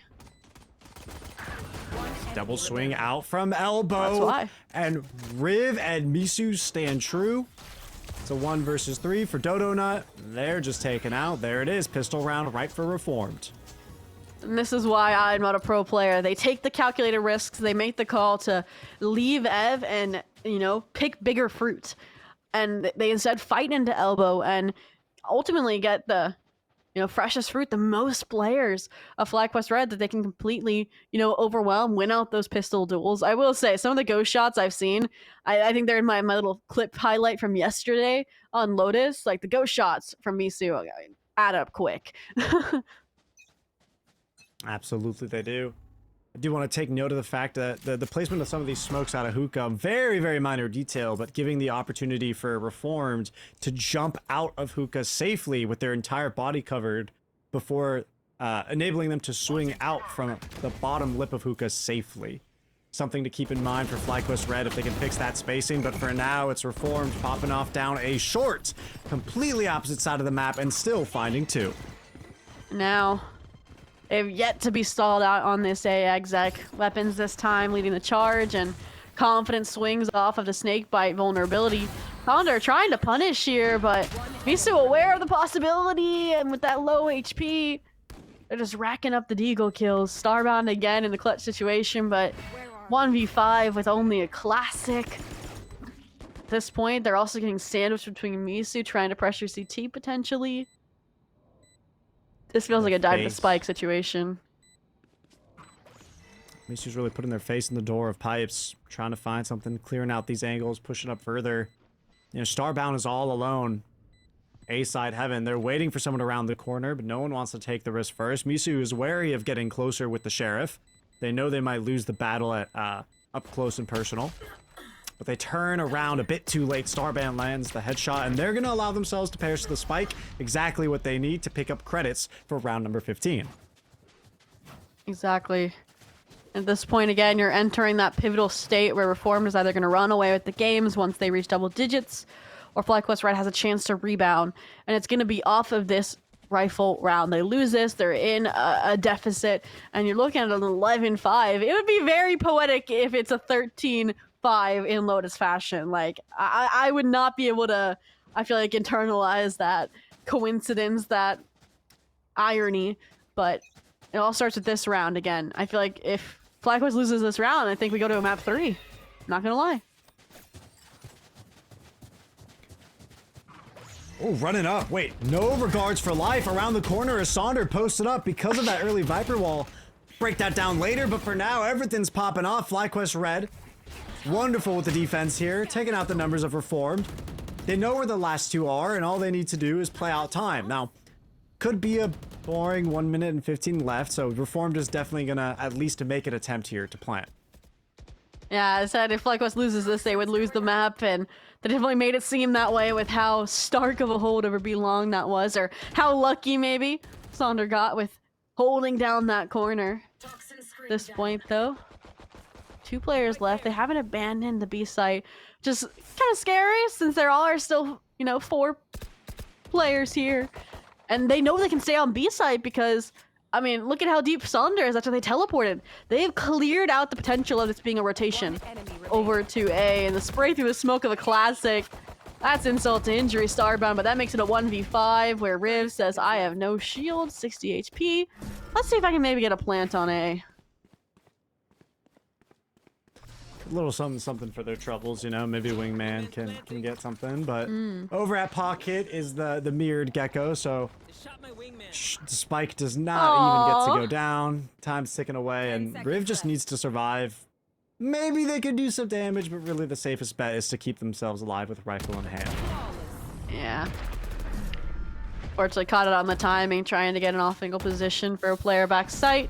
So that's a flawless way for FlyQuest Red, like I said, to widen that gap in the door that Reformed GC left them to try and wiggle their way back in here. Potential for closing things out at 2-0 still on the table here, but Reformed GC, again, it looked like they maybe were just a little bit overconfident. Like, you were surprised, like, whoa, they're running it down. And, I mean, yeah, you got to feel confident when you were leading 9-5 against FlyQuest Red, but that confidence, a double-edged sword that now has kind of cut them back, and now they have to heal up and re-execute, but feels like none of the steam has left their system. A very similar attempt this time towards B.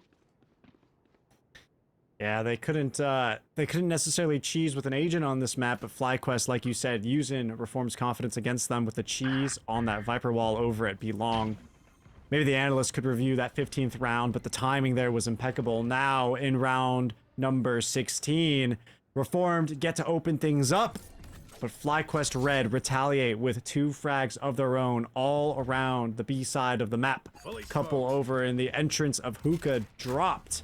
And FlyQuest potentially pushing the flank. You can see there on the minimap.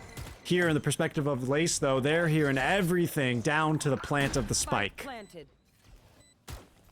Now, they have Thrash for the retake. They have numbers. They have a flank.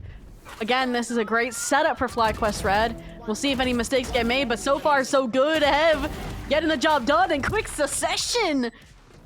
Not even needing the team by their side. Imagine that was a 1v3. That would have just been an insane clip for Ev. One out here. Denies Wingman the defuse. They want their Seekers. They want their glory. Now with 2 rounds separating these 2 squads.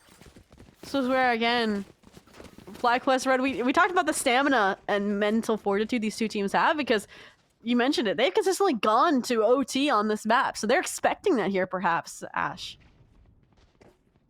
Absolutely. Both of these teams have to be mentally prepared. I mean, we're analysts, we're casters. We come in and we look up these kinds of ordeals historically, but both of these teams remember with their mind, their body, the gameplay and all of it. So I would not underestimate the amount of tension built up between these 2 rosters, specifically on this map. Yeah.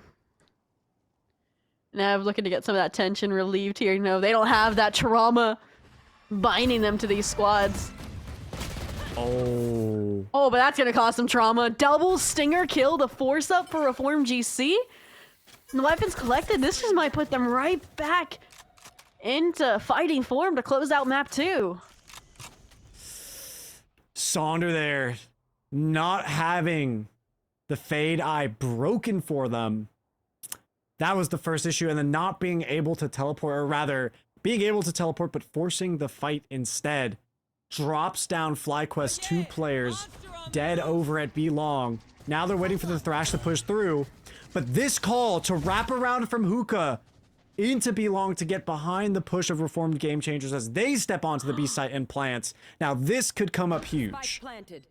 This is nice. The time is going to be everything, but this is the kind of procedure that Reformed goes through. They take the B site, they then take elbow space. And in my mind, that's going to circumvent the exact kind of point of this garden, which is that you try and keep players offside to play post plant, whether that's your Gecko, your Brim, your Raze, even your Viper, who have these mollies. This point that Thrash is going to be more for information, confirm all of these players are on this site. They make it past the smoke, and Lace has held down elbow off of their own incendiary. They're just going to have to depend on RNG or their own utility here to get them off the spike, and at this point it is a 1v2 up against the clock, and with the molly not missing, now they're each 1 for 1. There's still not enough time, is there? Wow. Wow. 0.68 seconds left.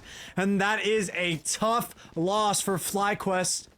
That molly having missed in a similar fashion to the way Lace had missed earlier on their attack side. But unfortunately, FlyQuest not able to convert that round the way Reformed were able to. The parallel not there. Reformed pulling ahead. 3-round differential moving into round number 18. 10-7 favoring Reformed. What a round. That's when they're going to look back on as, you know, what changes the tide. I mean, they each had kind of map-defining rounds back-to-back. Like I said, if Fly loses this round, it's over. And if Reformed lost that, FlyQuest Red had their in. And now, again, FlyQuest Red in a similar hole where they lose this round. Reformed inches closer and closer to map point. There. This difference, though, on the defense. Operator, there's no way they saw the haircut, but they are going to give them one. Misu taken out of the picture. Ev worried that this isn't a fake on the B site, so trying to gather additional information, but at this point they know. There's a showstopper, there was a brimstim, there was a molly, and it's all still working for Reformed. Dotonut can't have that same level of aggression with the operator. They're used to, forced to wait for the reinforcements from their team to arrive, but in the meantime, look at this change, dipping deeper into the playbook. Playing now these ultimates, the orbital strike, the molly lineups. Knowing they don't want to make similar mistakes FlyQuest had in their post plans. Dotonut being awfully careful here, clearing with elbow. Reformed has historically pushed up a little aggressive. I like this paint shells. Clear out that corner, force the people out of Octagon. This is going to be a crazy orbital strike to force Sonder into the fight out in Hookah. They are able to win it. But again, time is ticking away, and there's so much post-play utility coming out. If the Brimstone Molly wasn't enough, the Gecko Molly on top of it buys enough time for the spike to explode.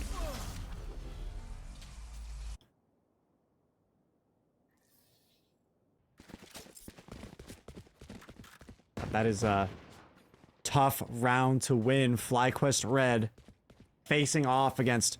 Let me do the count on my fingies because, you know, I can't do the count. It's, you know, Brimstone Molly, Viper, 1 snake bite, and then the Gecko Mosh as well. All of which have a pretty significant lifespan. And with the Viper Molly, even though it's only 1, can now has opportunity to kill out on its own. I want to say makes it much more threatening when combined with the length of the other 2.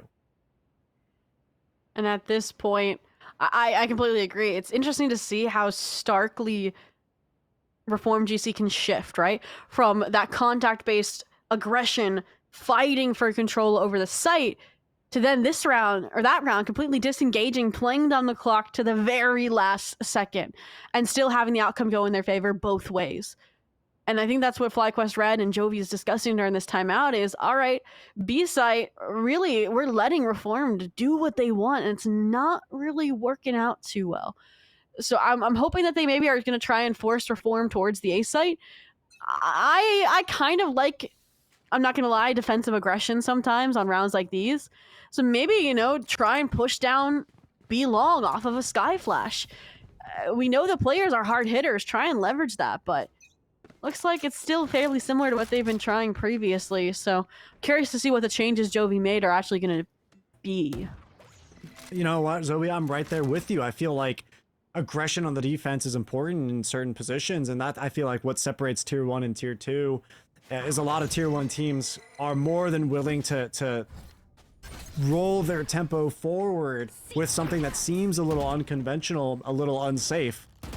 And right now it just feels like neither of these teams, even on the map of Lotus, were really willing to move up on the defense. So this sort of stalemate in the mid round is creating issues with both sides, but for now, Reformed seeming like they just want to take the cake and run away with this map.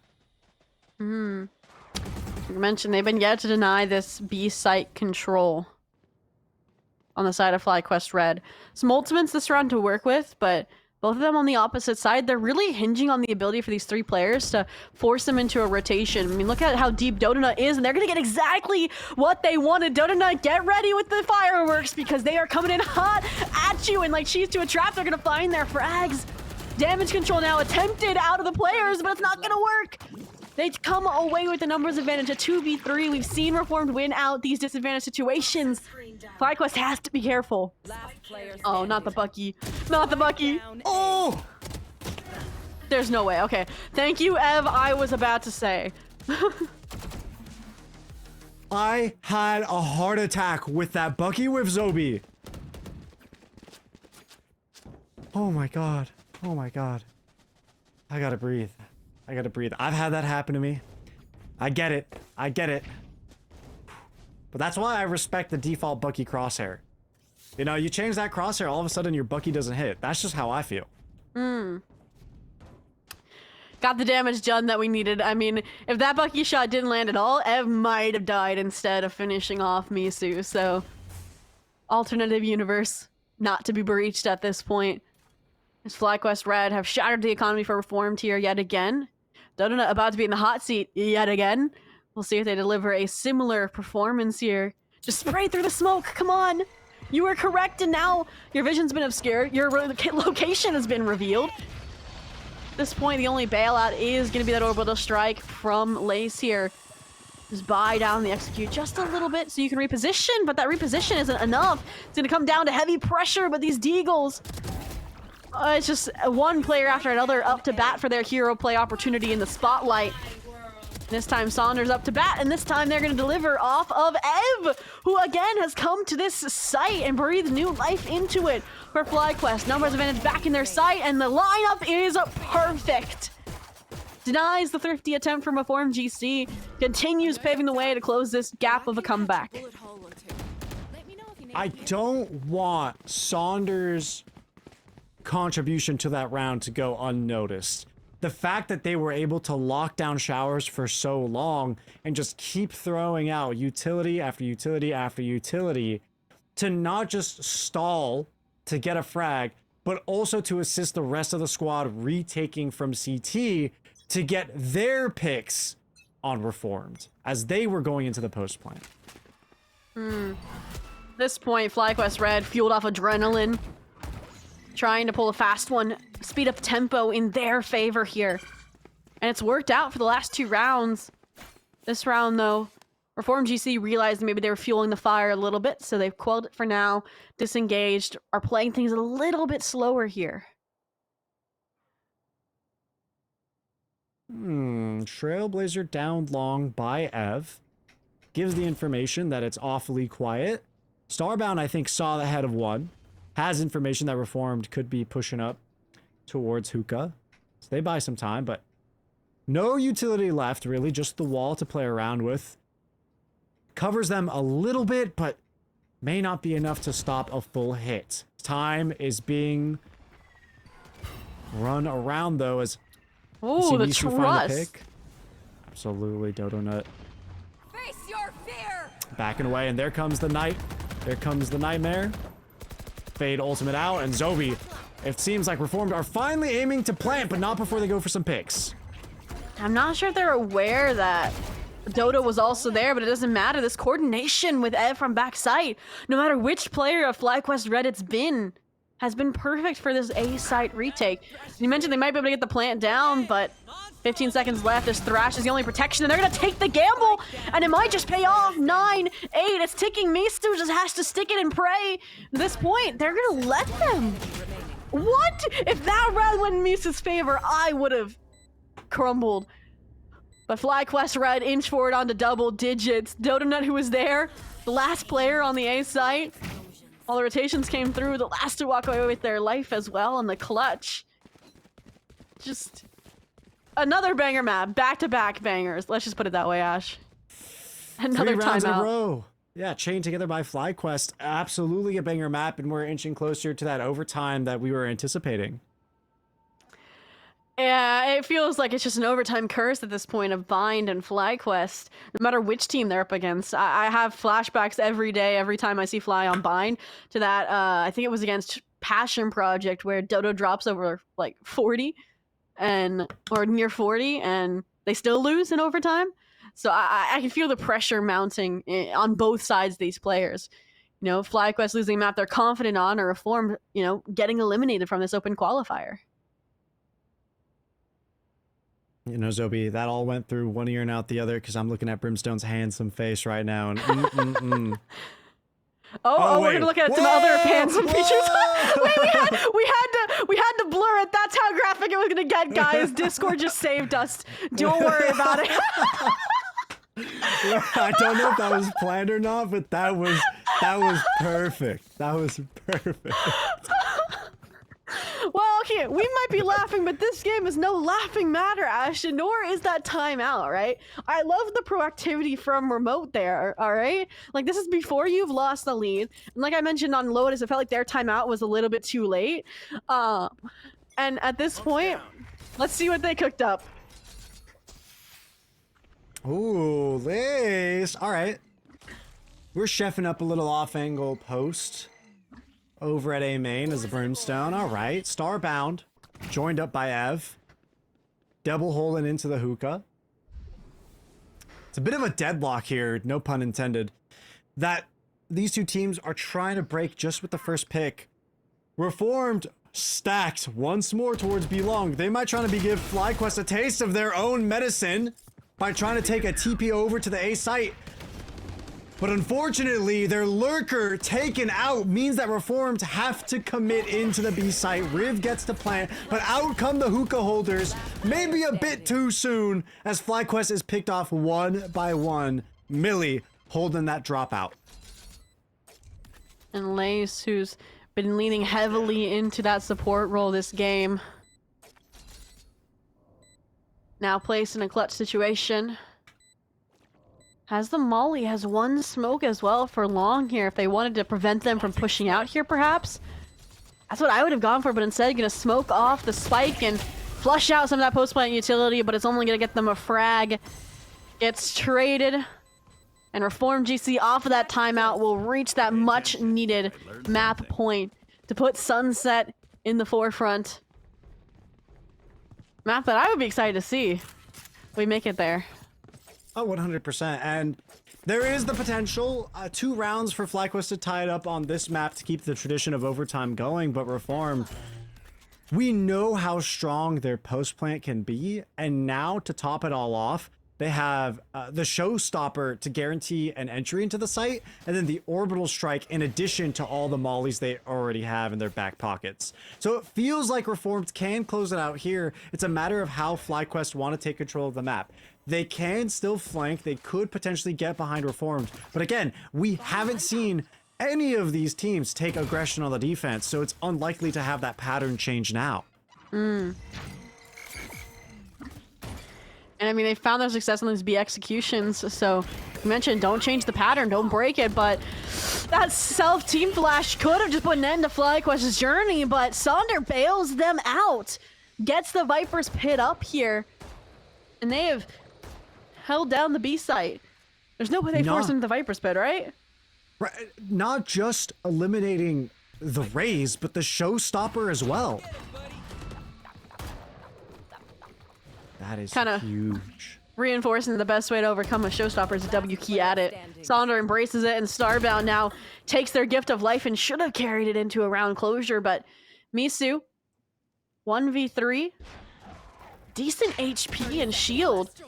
Couldn't get their clutch before, but they are going to try here again. Unfortunately, the Pain Shield not going to give them much of an option other than to take a duel.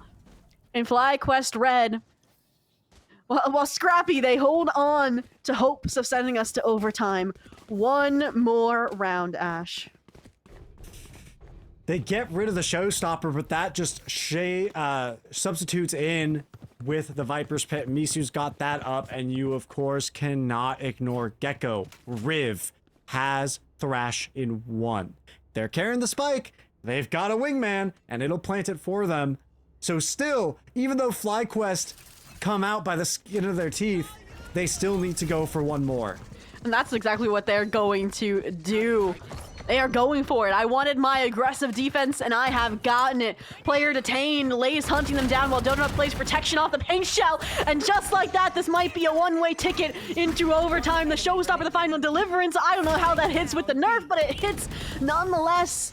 And Kazler cannot bail them out with an ace clutch. We are going the distance here to overtime, as promised when we went into bind.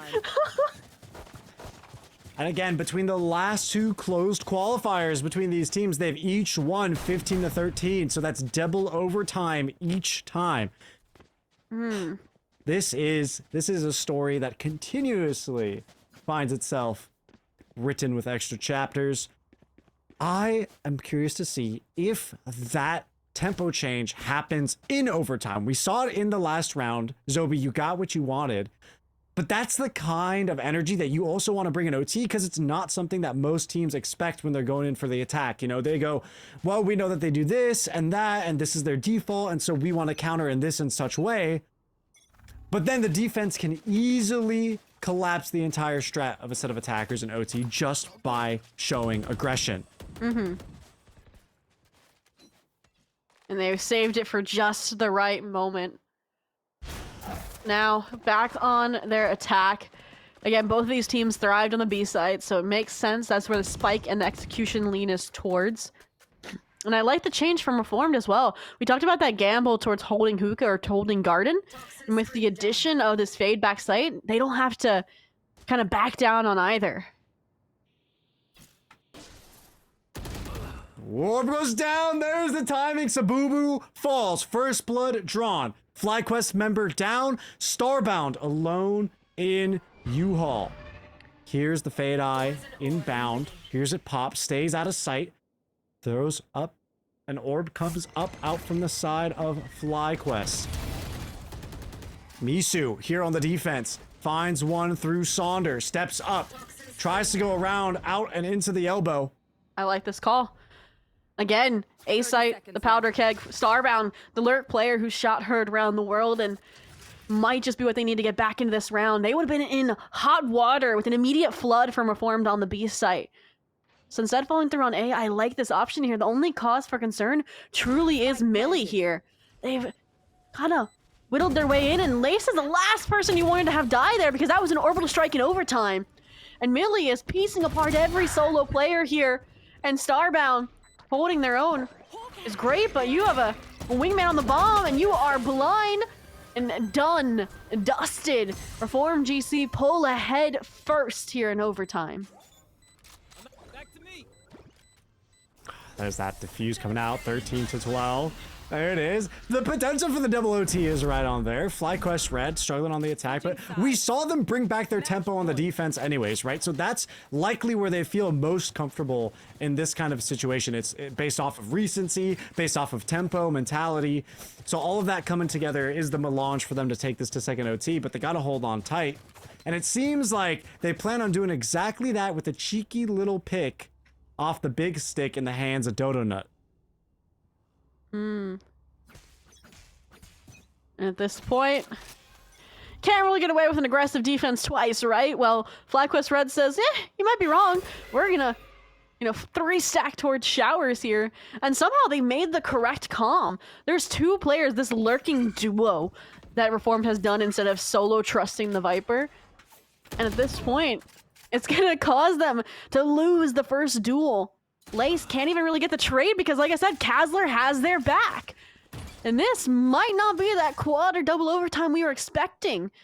Fortunately, 1 frag found with the operator from Dodo Nut, so it's not unattainable, a 3v4, but it's still a disadvantage.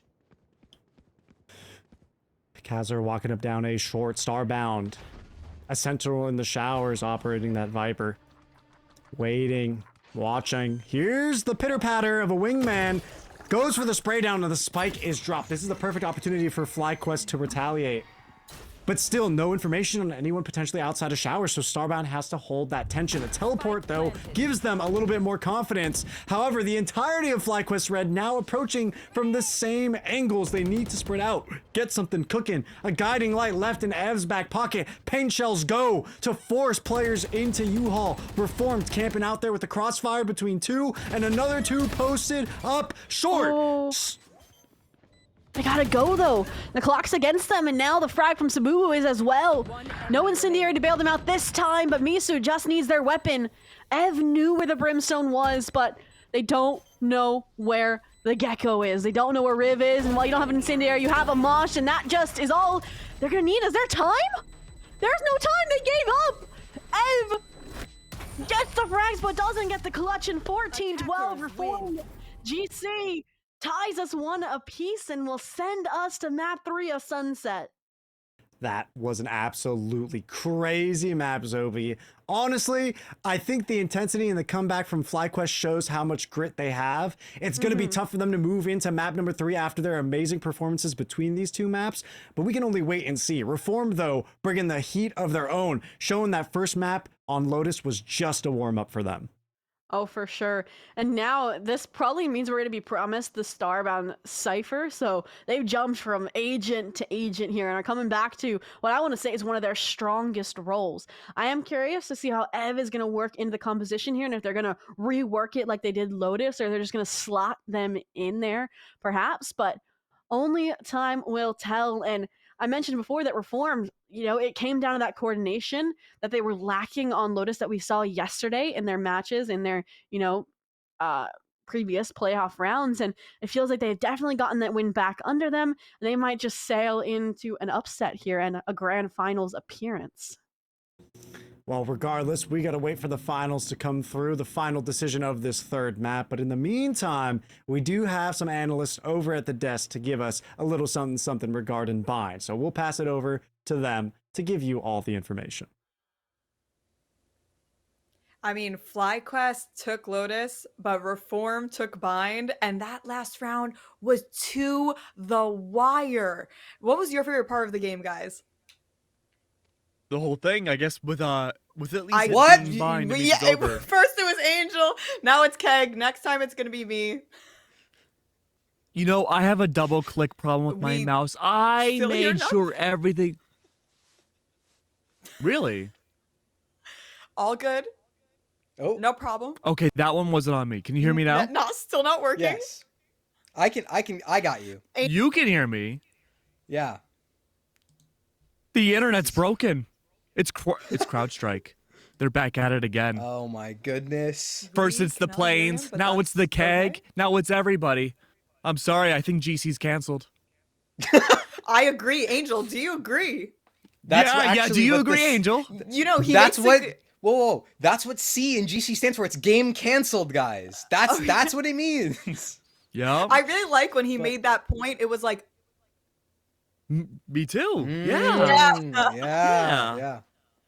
Well, something that I do want to kind of mention, because to get maybe a little bit back on track about Bind, was the fact that this is kind of the world of the Upside Down, right? I feel like we talked about coming into this series the fact that, we were like, oh, well, Lotus, that's like the map for Reformed, and then Bind is kind of the map for FlyQuest, and now it's like everything is completely upside down. We just saw Reformed take FlyQuest's map, which was also FlyQuest's best map coming into the event, and now we're going on to map 3 of Sunset. I'm like so lost. I know. I mean, I'm excited. Oh, we could hear Keg. You can hear me? We can hear you. It's a Mia, miracle. blink 3 times if you can hear me. That was 4 times. Shh, can't hear me. That's okay. I will mimic what I had to say. So, again, if you have each team winning each other's maps, that means you're just doing your homework. You're counter-stratting the other team so well, but that means they're also counter-stratting you. It's a flip-flop scenario, but that makes that third map the true decider. What do you guys think of Sunset? Do you guys like Sunset? Oh, yeah, I I'm a love Sunset it. fan. I'm a big sunsetter. So, Yeah, I mean, the sun does set. Speaking about Sunset, you want to know what's actually happening in Southern California, guys? I live there, I know. Oh, well, Oh, what? let's just say a big thank you to Emsra for being a sponsor of the unofficial cast. Emsra actually started an IRL meetup for marginalized identities and allies in tech called Tech Night. So if you're a techie in Southern California specifically, and you want to screen break and touch some grass, make some new friends, do !Tech Night in chat. Okay, now we're back to our regular scheduled program. Take it away, guys. I literally live in Emser's old house. That's So- really funny. Do Yeah. you go to the Tech Nights? Yeah, tech nights every night here at my place in the sound booth. So everyone better head that way then. It's an open party at my place every night. We got the disco ball. Okay. We have the solo cups. We have the best parties of all time. Yeah. And they have the Just- keg shouts. I still don't know if anyone It's can true. hear me. We can- can hear I- you. We can hear you. Oh, I you can hear ruined the you. fun. I Man. know. Sorry. I mean, speaking of fun, there is Sunset, and something that I found quite interesting is Reformed's comp on Sunset. I'm sure, I could get proven wrong when it comes to the agent select, but something that I found quite interesting was earlier in this event, Reformed ran a comp on Sunset, which might actually ring some bells if you think back to Lotus, because it was Omen and Clove, double controller. And I personally love that comp on this, upcoming map of Sunset, because you get these really interesting plays around B main on your attacking side, where you plant up against that pillar in like the really skinny part of the site, and then what you can do is you can just smoke B main and everyone just sits behind the smoke and you just spam it, right? Like, it sucks to watch because you're like, oh well, all they're doing is spamming through a smoke. But like, the nerd in me is like, no, that's like really, really cool. It's like watching one of the old Batman movies. Like, you have that dynamic duo. You know the production of it's not great, but you still enjoy watching it, you know?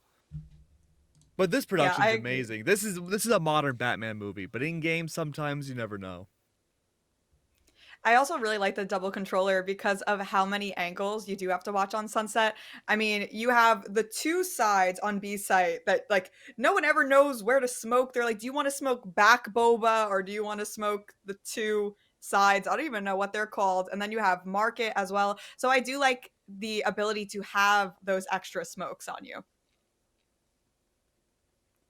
But guys, who are you most excited to like what agent select do you really want to see? I mean, Ancient's hyping it up to be like a Diet Lotus. I think that'd be cool on a map like Sunset that's very punchy and very fight aggressive heavy. It'd be cool to see a Deadlock return again. I'm on the fence of whether or not that's possible. I think even in tier 2 a lot of teams have found some like on and off success with it. But I mean, now's the time to really throw things in for a loop. You know, both teams have studied each other. Pick something wacky. Go for a Phoenix or something really off the wall that the other team can't predict. I want to see some KO. I haven't seen enough KO in this series. I think, especially when you look at some of the players on both of these rosters, it seems like they want to kind of let loose a little bit, go kind of off the chain. And I think that in terms of initiators, KO kind of strikes that perfect balance between both playing with your team, playing the info, playing the percentage play, and then also allowing yourself to just maybe pop flash around a corner, go crazy. You can play disciplined with the nades. I don't know. I'm kind of hyped. I love the KO pick as well. And I know we've seen Raze on all of the maps so far. Do you think it's possible to see a duelist other than Raze, or do you feel like Sunset is totally a necessity to have a Raze on? It's a necessity. I agree. Yeah, maybe Neon, but no, Raze. No, I 100% You have to be agree. NRG for Neon. Yeah. I have my little Raze nade in the back. Oh, Oh, Right that's there. cute. I like that. yeah, isn't it so cute? But we are enough yapping. We're gonna go to the game. Zoe and Ash, take it away. Let's see some Sunset. Yes, and once again, we are getting into Agent Select, and once again, we get the Clove and the Deadlock picks, but we're playing past the Deadlock and past the Clove because it's Sonder and the double Sentinel. This was another map that FlyQuest Red avoided playing this open qualifier up until this point. So we get to see, like I mentioned, how Ev is gonna, fit in here, and it feels like Fade is just their tried and true agent, and that's how FlyQuest Red has been conforming around them. Jovi's been cooking up in the kitchen new recipes, and I can't wait to see how they line up. Absolutely, and I know I keep making some historical digs, and I keep bringing up, the blast from the past. But closed qualifiers number 3 in Series 2, FlyQuest won out against Reformed 13-3 on this map. So they do have some things changed about them, of course. But if they have that same confidence and same innovation, this could end up in the favor of FlyQuest. Ignore the jersey, ladies and gentlemen. It's an objective analysis, I promise. Yeah, I'm sure that was very well spoken on terms of, the differences between these squads, and I'm just excited to jump here into the sunset. The squads getting ready here to dive into the action. Again, we talked about the pistols and how kind of important they have been here for establishing kind of who gets out the gate early. And I'm curious to see, because we saw the solo Sentinel Deadlock getting played. I can't imagine how they're going to play the double Sentinel. I mean, I feel like there's a lot of opportunity here to be able to have the double lurk. I think Deadlock is going to be essential for the post plant. So it feels as if the second initiator that would be used for maybe an extra molly is going to be Deadlock's sonic sensors being applied to the post plant and forcing out or reducing the amount of explosiveness that Reformed can retake with. And for now, no real explosivity just yet. Just, good old Riv holding down the B site. Rest of the squad for FlyQuest Red, as a result, searching for an opening here elsewhere, gravitating towards this A site, where I am going to assume Kazlar, has their Dizzy, and will cycle that upon first contact here. The off angle, they do get their, do HP loss, but at this point, this is what I wanted to see from this utility on the Deadlock, is security towards the site XX. You're not going to get flooded back in on the pistol. You can take your duels one at a time, but Millie says, I'll take them one at a time and win them. The ghost shots land, headshot after headshot, and they single-handedly take the numbers advantage for their squad. At this point, a 3v4 now. Millie just, sitting back, chillaxing, waiting for the rest of the team to get that Deadlock wall broken, so it is a double-fronted retake. It's a 3-1 spread, 3 on the side of Reform, trying to retake over from the CT side, and they've left 1 to push through the drop side. Millie, though, is not going to need the help, finding 4 on their own in this round. And Sabubu just closing it out with the frag of their own. Defuse goes towards Reform's Clove, and that's going to be a step closer to the resurrection in the later rounds. FlyQuest Red losing the first one, and Reformed taking it 1-0. That is the first pistol they have won this series. 3 for 3. Talk about getting started on the right foot here.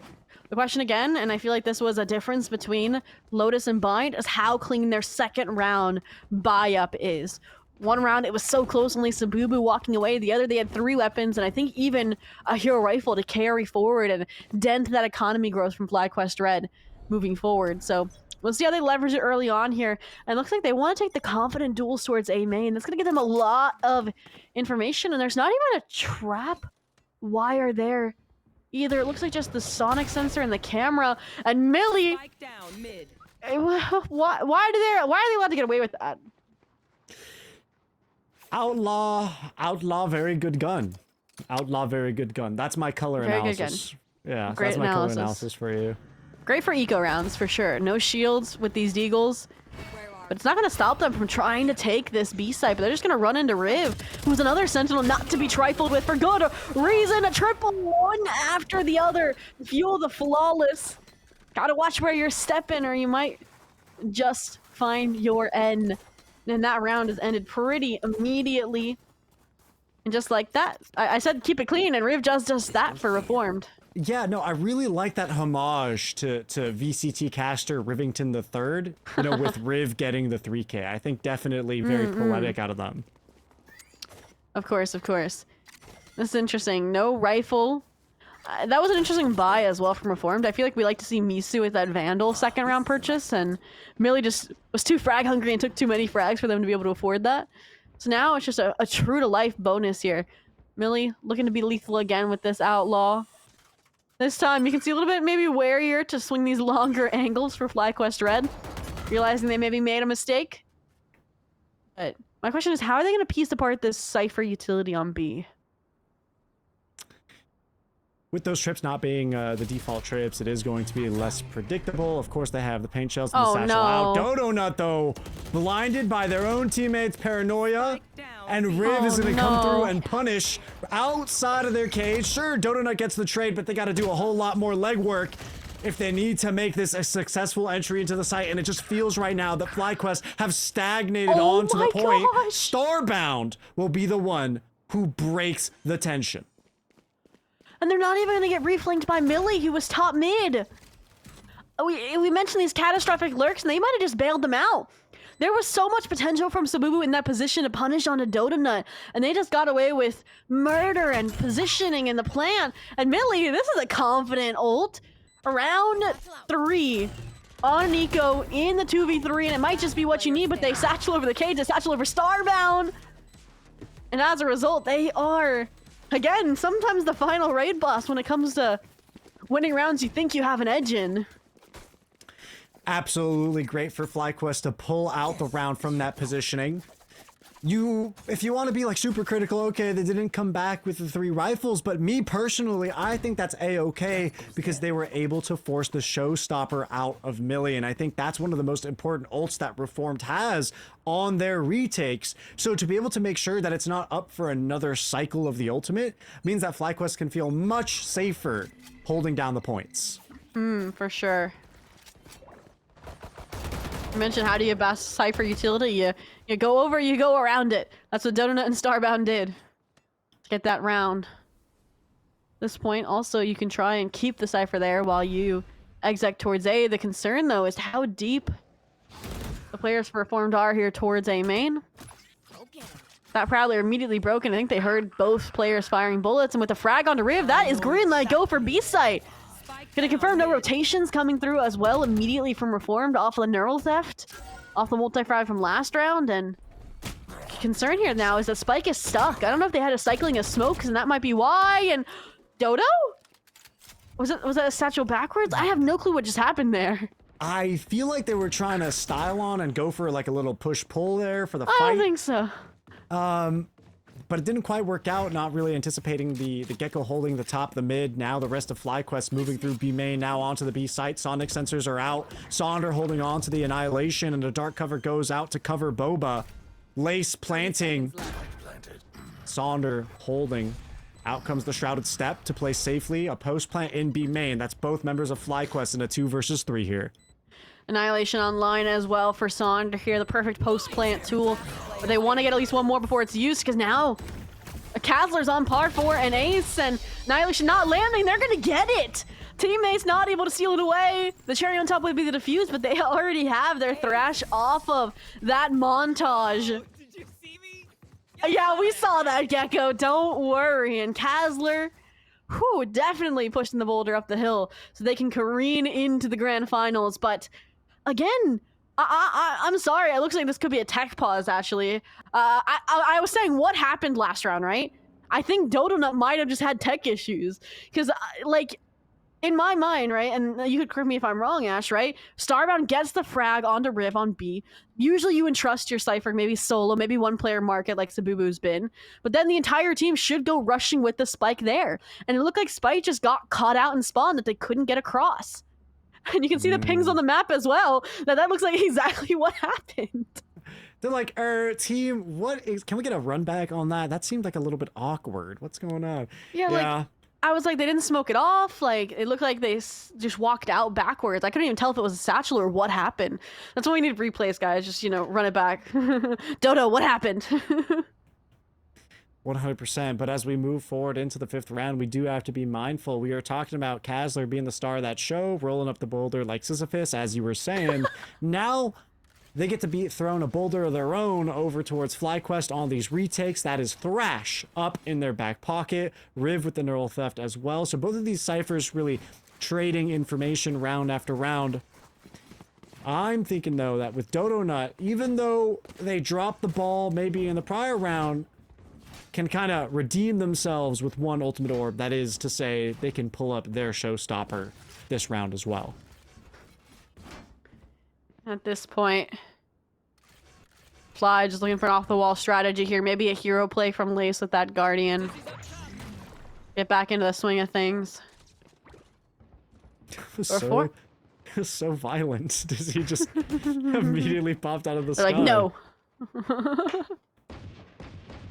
Yeah, I feel like Fly, like I said, they've done a good job trying to combat this Cypher utility over towards B. I think that's why we're seeing maybe Riv reposition play alongside Sabubu a little bit deeper here into market. But in the meantime, I said before, Millie has been really aggressive towards A main, and this time they take down that lurk player, which is huge for them to deny that kind of backdoor option. And it feels like, as a result, FlyQuest Red feels cornered, forced into head-on confrontation, but they're fighting through a one-way, through a metal, and through this dynamic duel of Miso and Millie. There it is, just flawlessly closed out as well. Completing each other's fights, quite literally. Like, that bullet easily looked like it came from Misu to get the frag, but Millie takes the kill. 10-2 for Millie this map. Whew.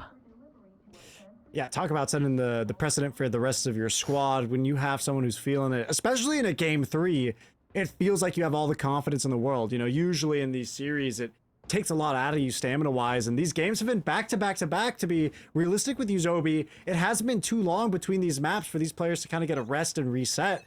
So to have that capacity to keep going is huge out of Millie. For sure.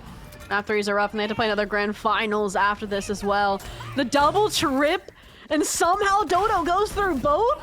Hurdle jumping at the Paris Olympics here. And they have opened up this B site, but only temporarily. Sabubu finding the frag here on to Sonder, evens things back onto a 4-on-4. Still, Thrash not dead yet online. Reformed to have all the tools they need. Shadows traveling. There's the dark cover. Thrash coming out as well. Kazler, though, driving it right into the deadlock wall. They're going to lead into a chain reaction of fights after the safety is confirmed for the side of FlyQuest, but still, they aren't quite able to pull through. It's a 1 versus 2, a 1 versus 1, but you can't celebrate too early as the Clove revives themselves. But Ev only needs to play for time. There's a threat here. Move through. And either way, no! The revive You're kidding. is secured regardless. A .44 to win out the round. FlyQuest had me on the edge of my seat. Right there, Zobi. No, for real. I feel like we've had this consistent kind of thread of what is missing from FlyQuest. Like, they're good, they're lethal, but something's missing. And it feels like Ev has breathed new life into this squad. The clutches, just the individual firepower has been really good for this squad. That round, no exception. And I agree with you, there's uncertainty, right? Newer agent, you don't know if the defuse timer outlasts the not dead yet timer, or whether, you know, how long ago it started. I would have been devastated if a non-revived Clove sneaks out the defuse, but this round, Dodonut trips over the hurdle. This time taken down by the reposition of the trips. Their team will carry on in their honor. Another 4-on-4 retake this round, but FlyQuest is the one with the ult advantage. There it is. Seeking out from Boba. Sabubu trying to get a little bit of an off angle while the rest of the squad is opening up the site from Boba. That's 4 members on the side of Reform stacking up. Dizzy is going to find Lace, forced to retreat back into B main. Not before they pop the head off of Millie. FlyQuest Red has a 2-agent lead. Sonder is the one who makes it so. Kazler down. That's not going to be a wingman able to get on the spike then. A lone Clove is here to wreak havoc in Misu, and they go for B main, able to find one, but not a second. It's Ev who clutches up, and that's round number 7 for the books. Just like that. FlyQuest Red is right back into the swing of things when it looked like they were running out of steam when was a 3-1. Now, though, Reform GC again with ults in their pockets. That's the takeaway from last round, is they got enough kills. We get to see now what exactly is going to happen in terms of their utilization. Still rifles for both squads. Bulldogs carried over from Lace and Sonder. Get to see how the mid duel goes maybe for the first time. Maybe they recognize the stack in market. But again, look at Riv and how these trips are always in the right place at the right time. That being said, the Prowler is used to trigger it, and then Donut is able to fly out and paint shells to get themselves an advantageous fight. But Sabubu is still able to find one, and a delayed explosion secures that trade out on Sabubu. And still trying to group up, trying to stay together and not let a single player get picked off here. And we have flipped the map at this point. The fact that they're both tracking each other to A as well. Lace about to get flanked by 2 here, but Spike is down top mid. Hasler, position confirmed. Now, it should know the last player was near Spike at this point. Plant Q on A. 3 players now coming from main. Dodo Nut, position confirmed as well. There's gonna be a double swing here. Timing there, and the transfer almost follows suit. But again, Kazler, the one to bail the squad out. There's my buddy. Whew. Ace earlier, Clutch now. What are they gonna do to get this team over the finish line? Man, that movement out of Donut was crazy. You gotta wonder if they picked up one of those new SOCD keyboards. I mean, the movement was just so precise to swap. And you said it yourself, Zobi, that spray transfer was almost there. 7 out of 8, Donut once more. Out with the showstopper. Those extra frags, you may not have won them the round, but it sure has brought them closer to another amazing tool to keep in their artillery. And Starbound as well with the Neural Theft close. So Fly is set up for success potentially in this next attacking round of number 9. Yeah, it feels like FlyQuest Red is just flipping page after page to the playbook, seeing what sticks, and the majority of them haven't. This round, fortunately, the off-meta trip's not destroyed just yet. Instead, gonna counter backside control. Aware, though, thanks to the utility invested, thanks to precautionary footsteps. No frags this time found off of the Cypher utility. Sight taken without much resistance, and Sandra gets the Annihilation online. You mentioned before it didn't pack a punch in the post-plant, but to get a chance here again.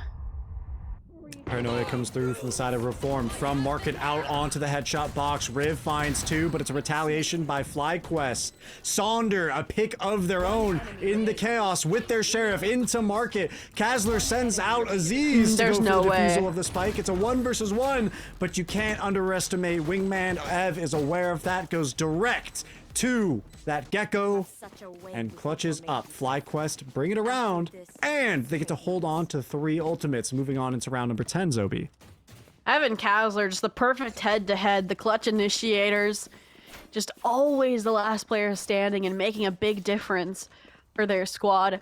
I was initially against, I feel like, the earlier Annihilation, but it did a good job framing the fights there, so they could flood back in from B main. Knowing they didn't have really the best weaponry, they needed to play a little bit more forward, and it works out. This round, though, an interesting strategy from Reformed. Look, just a spy cam to spot out the B main execute while they gather information mid. 5 players here. They said we're going to save utility, we're going to avoid the showstopper all in one fell swoop, and maybe even get the jump on them. Unfortunately, there's Cypher utility there, though. Yeah, this is the instance of aggression on the defense that we've wanted to see all series. We did see it once on Bind right before the overtime. Now again in round number 10. But that Cypher utility not being taken out early, you don't really have a Sova to throw lineups across the map. So Reformed make FlyQuest aware of this flank, and now they have limited options and where they can approach from. It's either going to be Market or B main, and FlyQuest has everyone positioned proper to go for these trades, and a deadlock wall in CT makes them feel secure that no one's going to be approaching from Boba. Yeah, robbing them of these ult orbs is huge here from FlyQuest Red, because I feel like both teams have just done an exquisite job of cycling ultimates. To try and rob a rifle or 2 away, but at the end of the day, it is really just the one. And that one is enough. Neural Theft now online. It's a nice little addition here to bring to the next round, especially since Starbound likes to lurk, be that plan B option for their squad.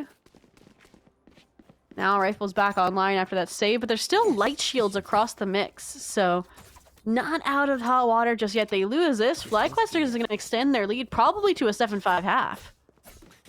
Yeah, they're looking good with Ev especially building up towards the Nightfall, so there's a little bit of an ult cycle going on that FlyQuest have set up for themselves.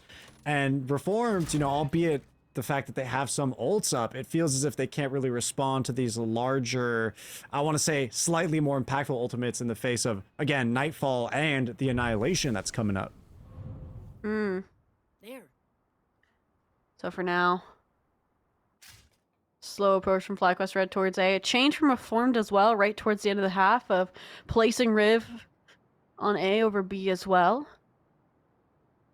Spycam, more for joint information about when the site exec directly is going to come through, not for A main.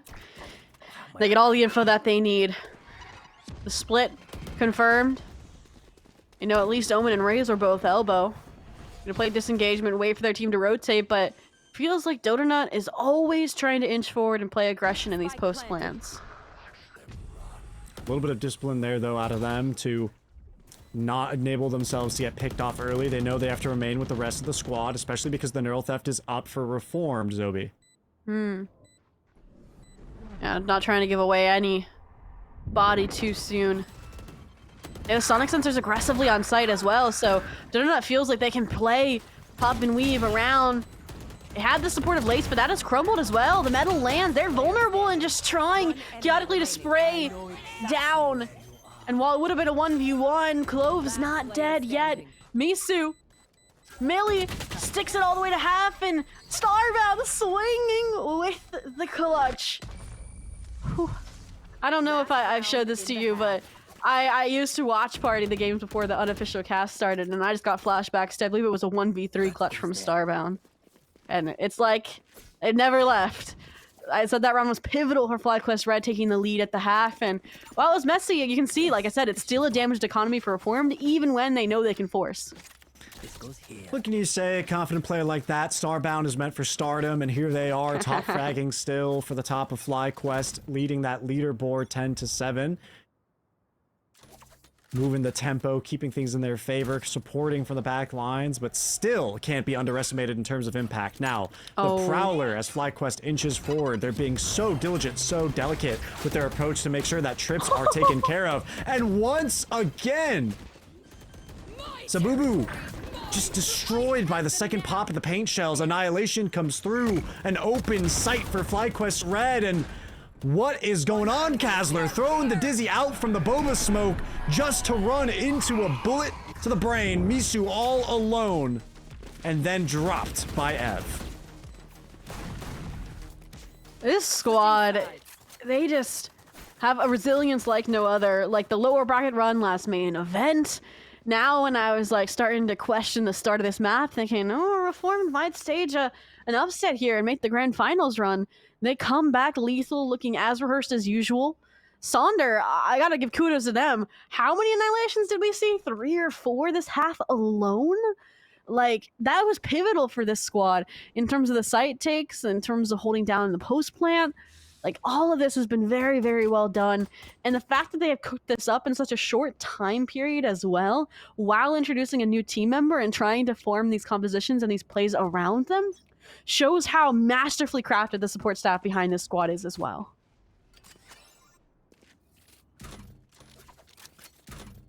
I like the idea that B is kind of able to hold itself with 2 sentinels, and then they can play farther backstall for time for the rest of the squad.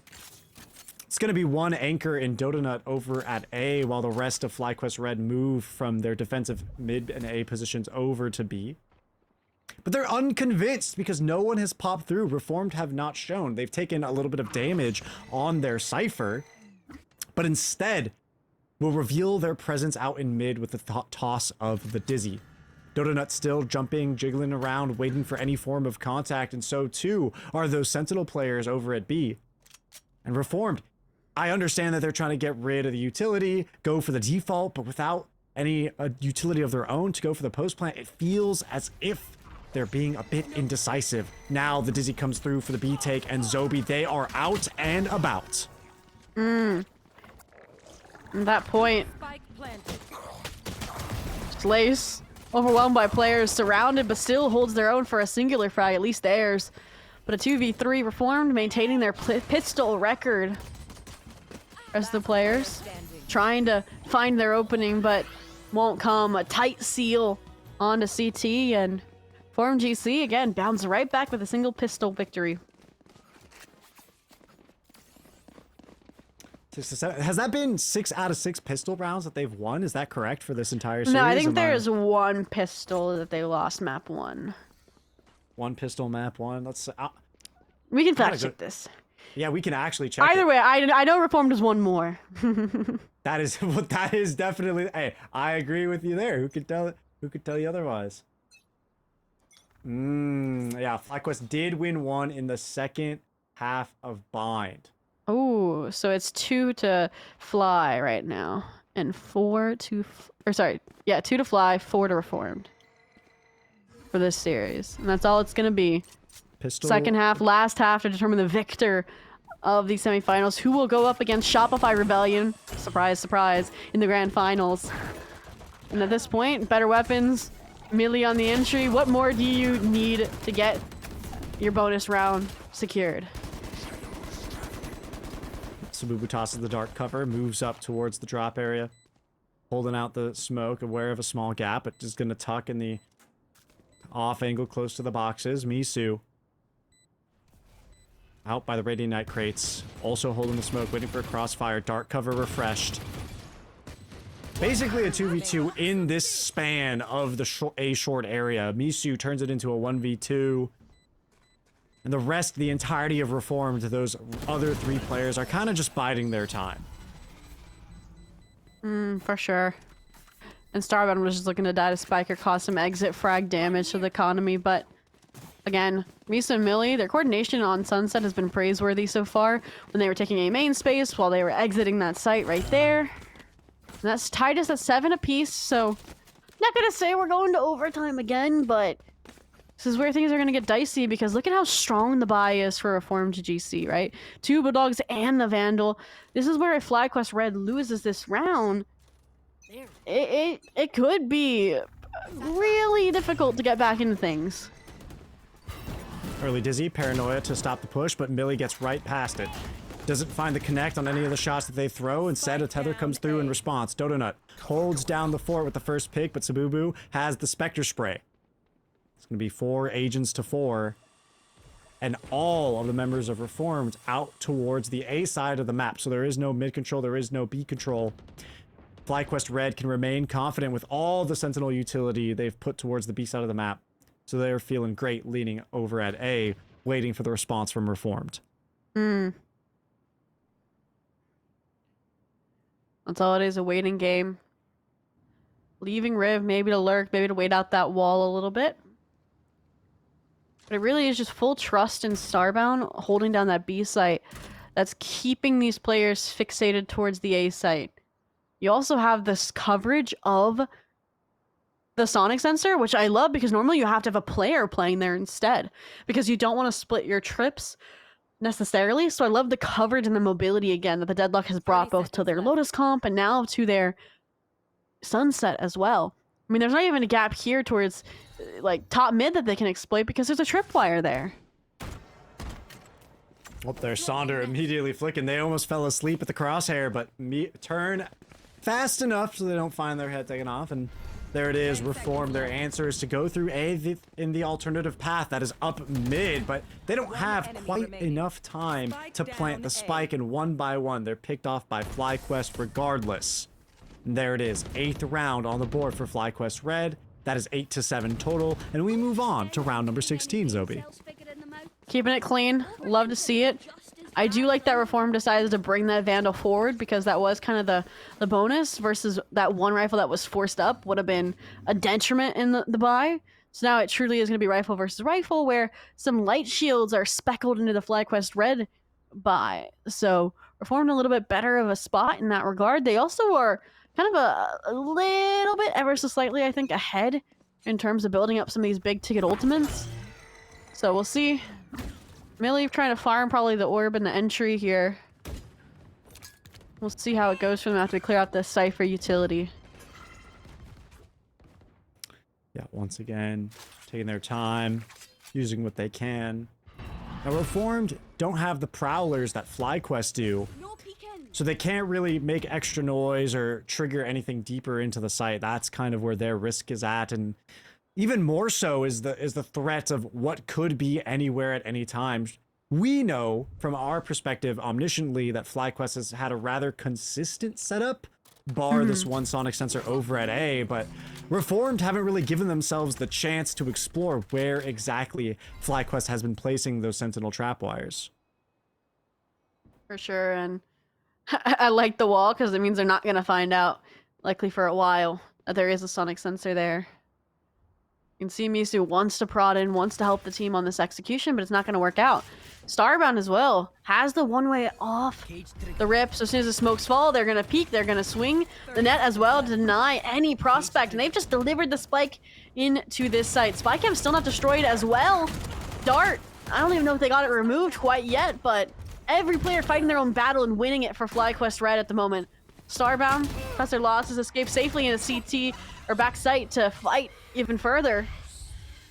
That Millie? tenor caught Millie, but they're able to swing wide. Doesn't succeed though. Dodo Nut snowballs themselves towards victory. 24 HP left, and a round again scored for FlyQuest. There we go, a chaotic round.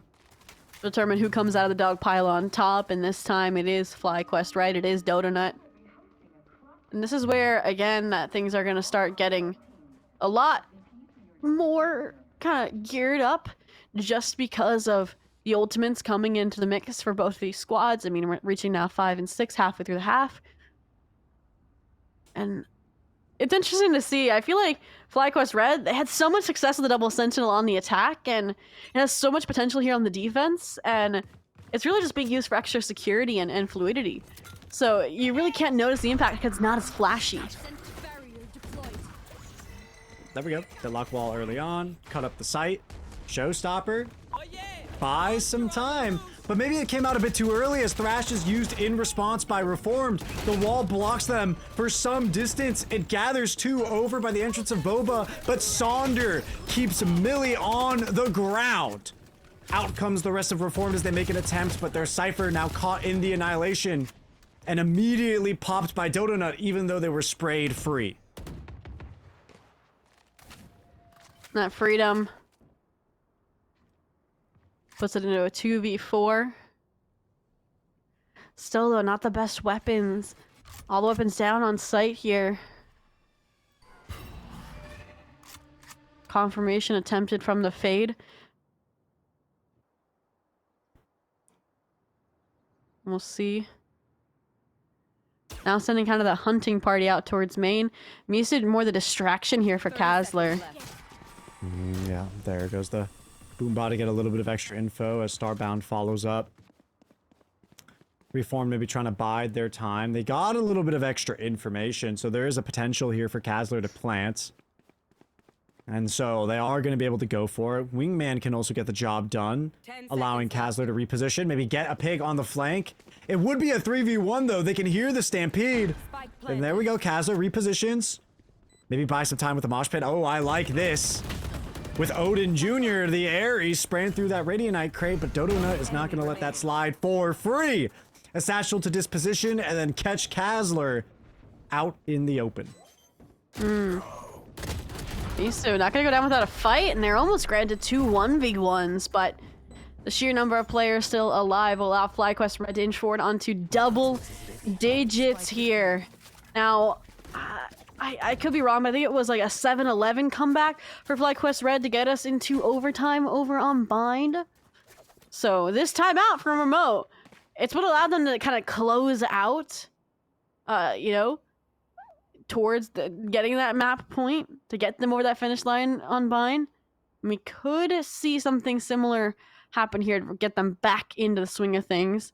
Again, I think they're not really recognizing what the deadlock is bringing into the situation, because it's like night and day difference from how they were playing it over on Lotus for sure. Just covering so many angles and keeping additional players on the opposite side.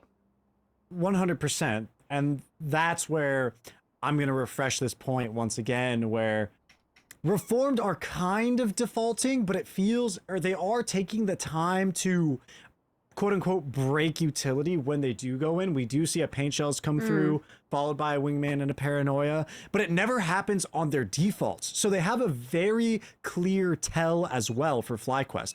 FlyQuest is able to read that as wherever the paint shells are, if a second piece of utility follows, that's where Reformed intends to hit. And there hasn't been as much map control out in mid, so FlyQuest aren't feeling the threat of having to anchor a person over in mid for the rotations, because that person could be a potential pick for Reformed, and instead it just quite isn't happening that way. Maybe Reformed is placing someone on the opposite site for a late rotate, but that's about as much as they're getting. They're not getting the value out of the defaults that maybe they would like to. At this point, you mentioned the default starts, the utility's up for FlyQuest Red, and I would say they had them corralled to mid, but for once the Sonic Sensor's a little bit too deep, and Zabubu looked to cash in on that gap. But the off angles are brutal here. Lays spots them out, tries to clip them on the edge of the wall. Instead, now comes the utility just to bail Zabubu out. They disengage, they cut their losses, and they look like they're going towards a more direct site execute towards B. No, but that is a huge piece of utility to lose out on, just to save Zabubu. Not having the paint shells means you're not going to have anything to break the trips that you want to. Interesting enough, though, the trips are pretty far back, and now with from the shadows, I think that was from Lace, like, at this point, I don't see them holding on to this B site, yeah. Stodinut floods in, Saunders sprays down without even having visibility. This is just FlyQuest Red running away with things. Again, that readability comes in once more, right? Because where the nade would be thrown is always up close and personal. You know, Millie hasn't really been showing any variety with where they're tossing that explosive. And so throwing those trips into the back of the site makes B that much more retakeable, because the only option for Reformed is to go back into B main or try to fight up, and if they fight up, that's where they walk into all of these trips, these traps, and they're just going to be at a disadvantage in any gunfight they take within those positions. We get to see what exactly FlyQuest Red's rendition of a aggression looks like. Not 2, but 3 players now, hungry for these eco frags onto Reformed, and they are going to find them, or I should say Saunder is going to find them. She gets away, she replaces that hold over A main with a wall, so player that had the hero rifle, Misu, just says, hey, I want to give my teammates trades, and FlyQuest Red is nowhere to be found. Lots of noise being made over on A just to break out that deadlock wall. Interesting sound sensor. Just to clear out the walkout from Elbow at A. They enable themselves to maybe hold that corner box. Still, though, they could be vulnerable to some form of decay or paint shells. Dangerous position, especially when you're potentially to be pinched. No one's over at CT holding your elbow as well, along with you. Saunder here, maybe making some room. There it is, the aggressive play. In the meantime, Kazler is able to find the pick. Triggered and trapped by their own stun, but Saunder with 1 HP could make magic happen here. Lace, on the opposite side, holding A short, is finding 2. Yeah, the perfect bodyguard here.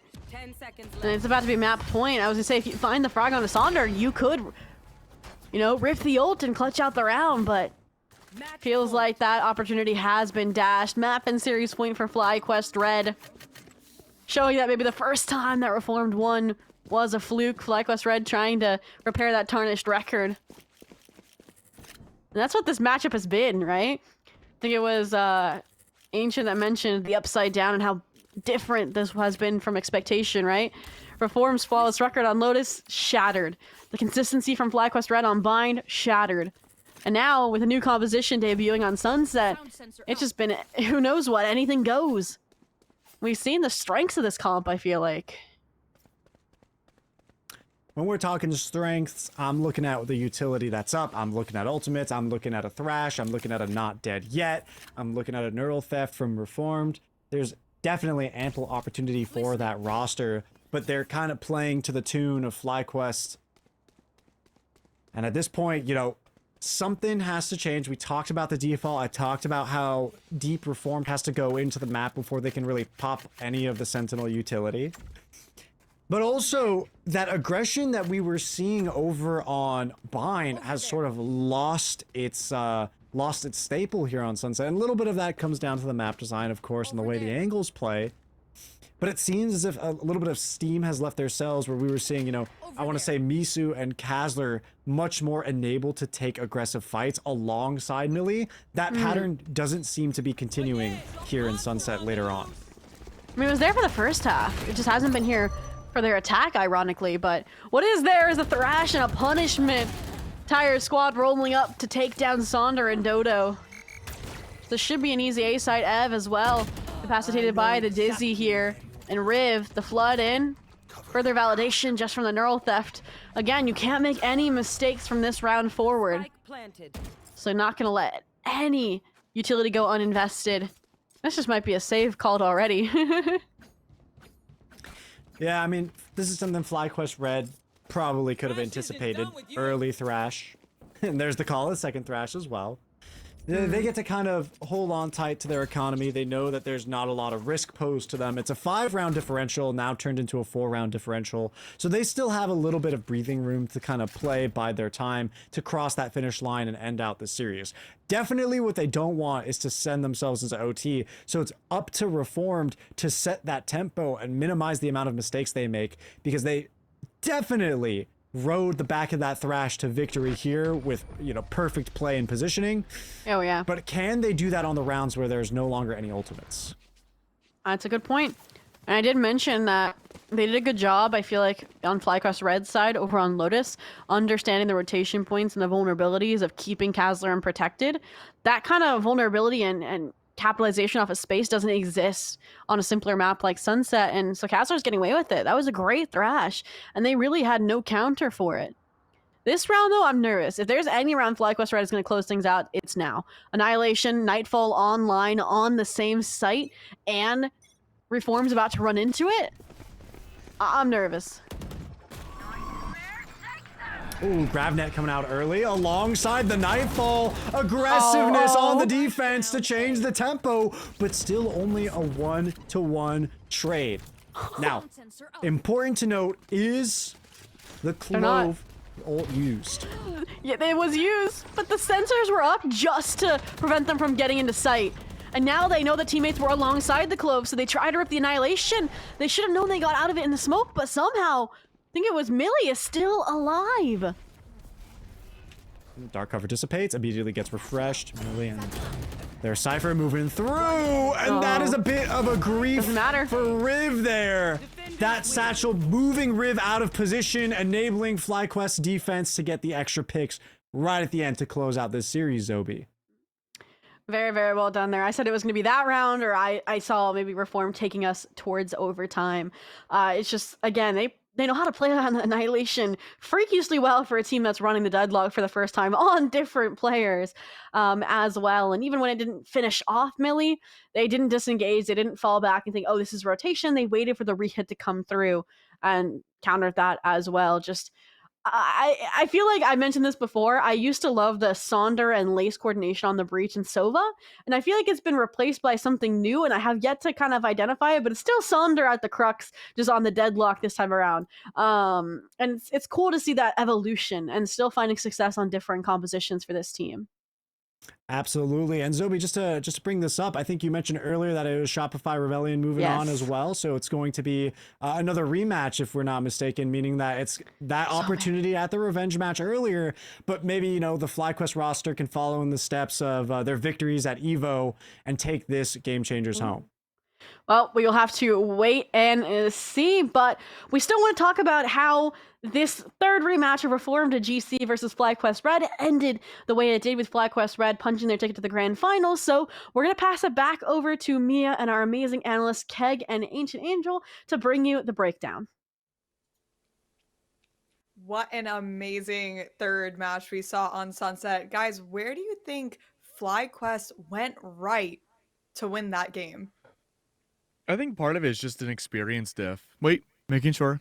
Can everybody hear me? Yes. Yes. Whew, okay. So I think most of it's just an experience diff at this point. FlyQuest Red, they've been in every other kind of tournament under the sun. They know what it feels like to be on that very close edge to losing out in a qualifier. They know they absolutely need to win this. And it's that big coordination buff, having the resources that Reform doesn't have to make sure that they can withstand situations like this. And I think even with Ev being on such an unconventional choice of what their usual arsenal of agents usually is, they never play Fade, like ever. That is their least played initiator, and it's the first time they've ever played it on Sunset. And even though there was that uncomfortability at first, Mia, we still saw this big turnaround from FlyQuest and their high adaptability because they have those resources. No, I think they did an impeccable job. Even on the Fade, even being a little uncomfortable, I feel like I couldn't even tell I saw any uncomfortability at all. I think the other thing too that's Oh, not again. Not again. Wait a minute. GC's canceled again. It hasn't It's affected canceled. me yet. Game canceled. Stay safe. There we go. Ah, It's okay. It's We'll always get you at some point. it's always one of us, Keg. I know. My bad.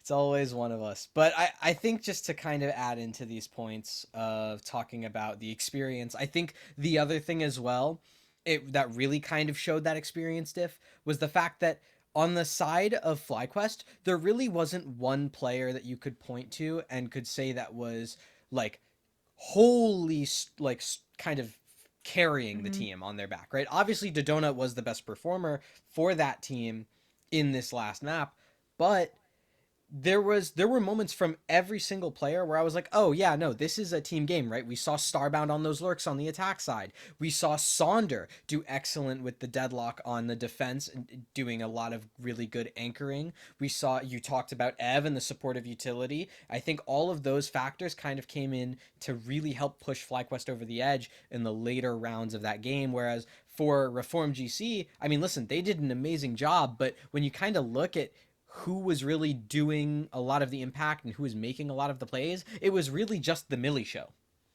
Yeah, I agree.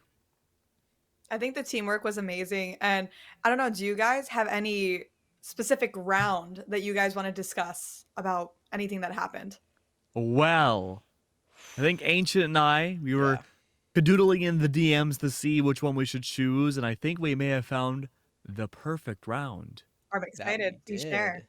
So it was round number 17, and the reason that we decided on this round was because this was a round that, in our opinions, perfectly illustrated the difference between how you can play a deadlock. There's like many different ways that you can play this agent and incorporate it into your comps effectively. This just happens to be the way that, you know, kind of illustrates the difference between what we saw from Starbound on Lotus versus what we're seeing from Sonder here on Sunset. And so it starts with this B main execute from all of these attackers of Reformed, right? They use the Gecko Thrash. They end up breaking this barrier mesh right here. So that ends up kind of leaving, and then this Thrash is actually free to go into the back of the site and detain both Dodonut and Starbound. And so what you're about to see is a bunch of chaos, a big kind of mess, this very messy fight happening that Zobi and Ashkan were kind of talking about in the moment, where Sonder, instead of backing away and trying to play the numbers and backing up for a retake, actually gets active, stops the double satchel in from Millie, trades out 1-for-1, and then steps out of the market smoke that was placed down and uses that annihilation onto Riv and ends up catching Riv. And so, you know, you're thinking, oh, well, look at where we're at, it's very easy to see that, Sonder got traded out, so then Sabubu could just move out of the Annihilation. But by the time that trade comes through, we end up seeing that it buys enough time for Ev to actually come onto the B site and then trade out Sabubu, and that's what leaves these remaining 2 players for Reformed in this almost impossible 2v4 that they do end up losing later on in this round. And this kind of illustrates the fact that even though this agent was the same, the fact that it was on 2 different players showed just how drastically different the playstyle was. And it's a very big difference in when you can be active versus when you can be passive, and what you can still manage to find with the same abilities either way. Really goes to show, too, the evolution of Sentinels over the past year, where you're not really locked into a certain site like we talked about back on Lotus, and there's a lot more malleability that's necessary to be active in a server rather than just playing off of your utility and hiding in the back of a site.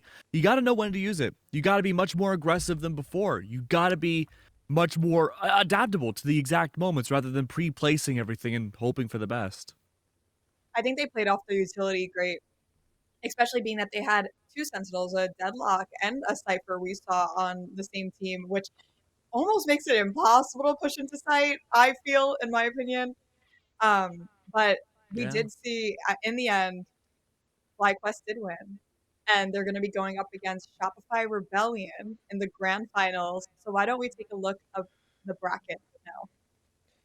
Yeah, just a quick little update. The other side of the semifinals was Shopify Rebellion versus Oomphies. It was a 2-0. I know, we're all very surprised. We were expecting it What an upset. totally to be 2-0 the other way. Oomphies definitely the favorites, but seriously, the games were actually pretty close between Shopify and Oomphies. They ended up actually going to a sunset of their own, which I believe went to at least round number 20 last time I checked. So all in all, very, very solid performance for Oomphies. I think that we can definitively say, coming out of Open Qualifier 1, regardless of the result of the grand finals, that these are going to be our expected top 4 in main event for Series 3, because all 4 of these teams in these semifinals did phenomenally well. Yeah, I mean, that's the current landscape of North American GC, is that you do have your 2 signed teams, and then you have your 2 top non-signed teams, and then there's Teddy Tactics. And there's the rest of the scene.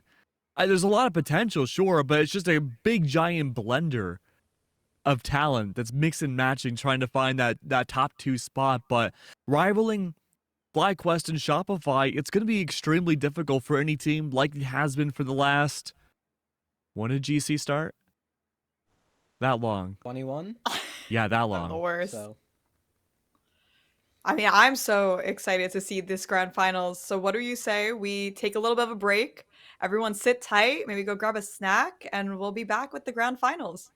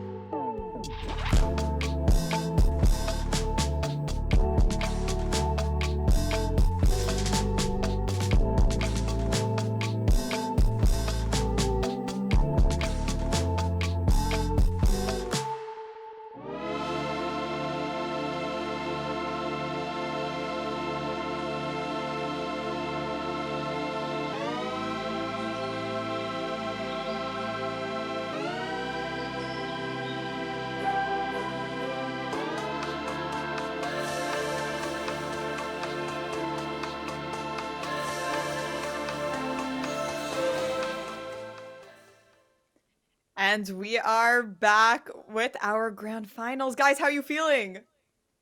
Feeling good. I'm feeling good. What'd you guys do on your break? Yes. Hmm. Yes, I am very excited to see Shopify play, and we are going to take a look at the rosters real quick. Yeah, I mean, I'm excited because these rosters, they're kind of heating up. I think the FlyQuest roster, it's a little different than what we first thought coming into the day. Thea, unfortunately, missing in action. We don't know where she is. I hope she's doing well. And Yes. for the Shopify players, it's all kind of business as usual. We know them all as the 2023 Game Changers Champs winners. Um, it's Shopify. I mean, it feels weird to talk about it that way, but like, what else is there to say? It's Shopify. I feel like everyone in the Exactly. GC scene knows.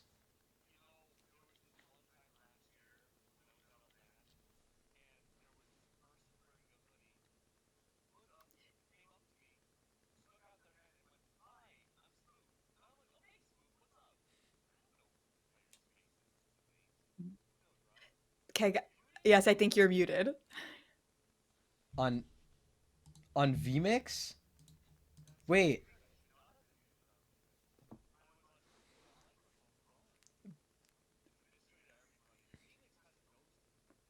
Yeah.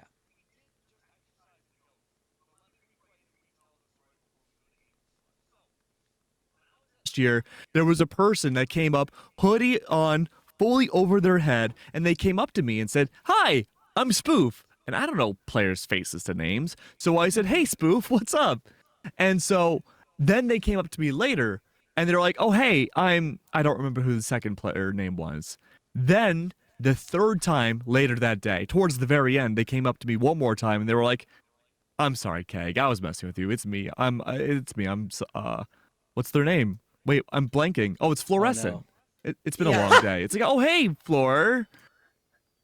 Wow, that was okay. We just heard someone go "Yippee!" in the Discord.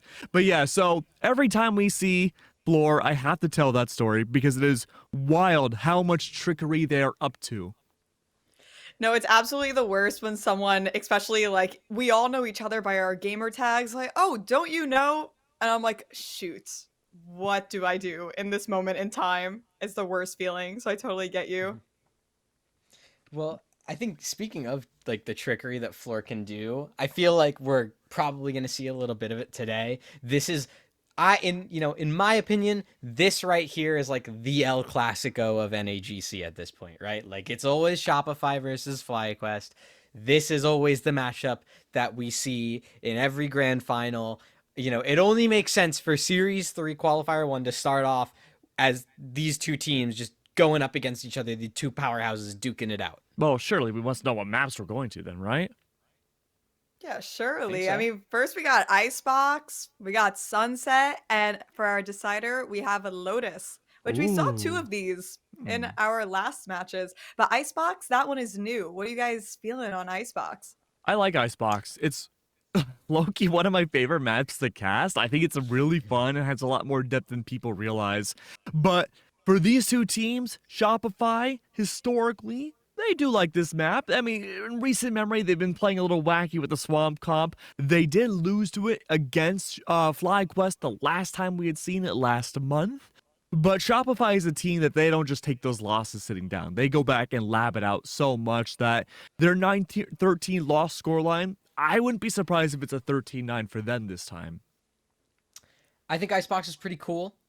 I do agree with yeah. I had to get it in there at least once, but Wow. I do Ice agree. I think cold, that Ancient. I know, but I do think that I'm on the same page as you are, where I think Shopify going into Icebox, it does make a fair bit of sense that they're going to have a pretty solid like time of going into things and being able to, get their get back against FlyQuest, especially because this has been in recent history ever since that NA Series 2 grand final. It really has been kind of a new home map for Shopify Rebellion. I know Effie's man's a Minecraft fanatic. So anything with box in the name, he's gonna absolutely just go to town. So I'm expecting to see, with that swamp comp, maybe just a couple micro adjustments, and things should be pretty calm on Icebox for Shopify. Icebox would be the worst place to have a Minecraft base. There's Why do you say that? penguins. There's penguins, and that's it. We're at the caves. You can't mine any ores there. It's all ocean outside of Icebox itself.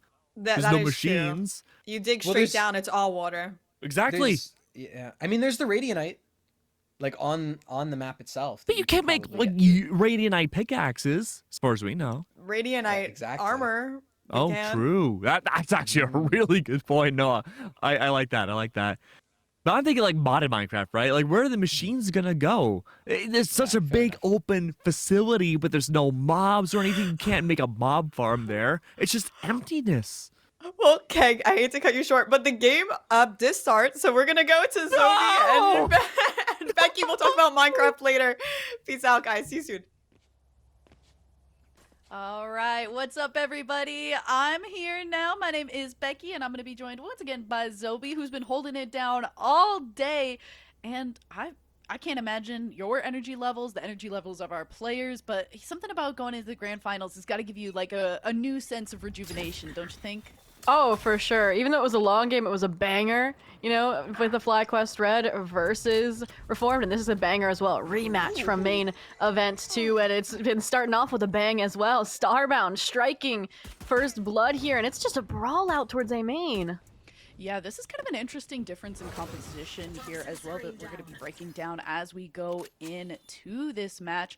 Ultimately, losing that Sova first thing is certainly going to hurt a little bit, especially with how much loss of vision you're giving not only your opponents but also yourself. Fluorescent, complete opposite side of the board, but is going to still be the only person holding on now, slowly rotating as FlyQuest onto the site and setting themselves up. Not a place where I wouldn't expect Fluorescent to actually be able to really take this down, but it's always going to be a little bit difficult, and you have to imagine that FlyQuest also on alert for somebody like Floor coming onto the scene here.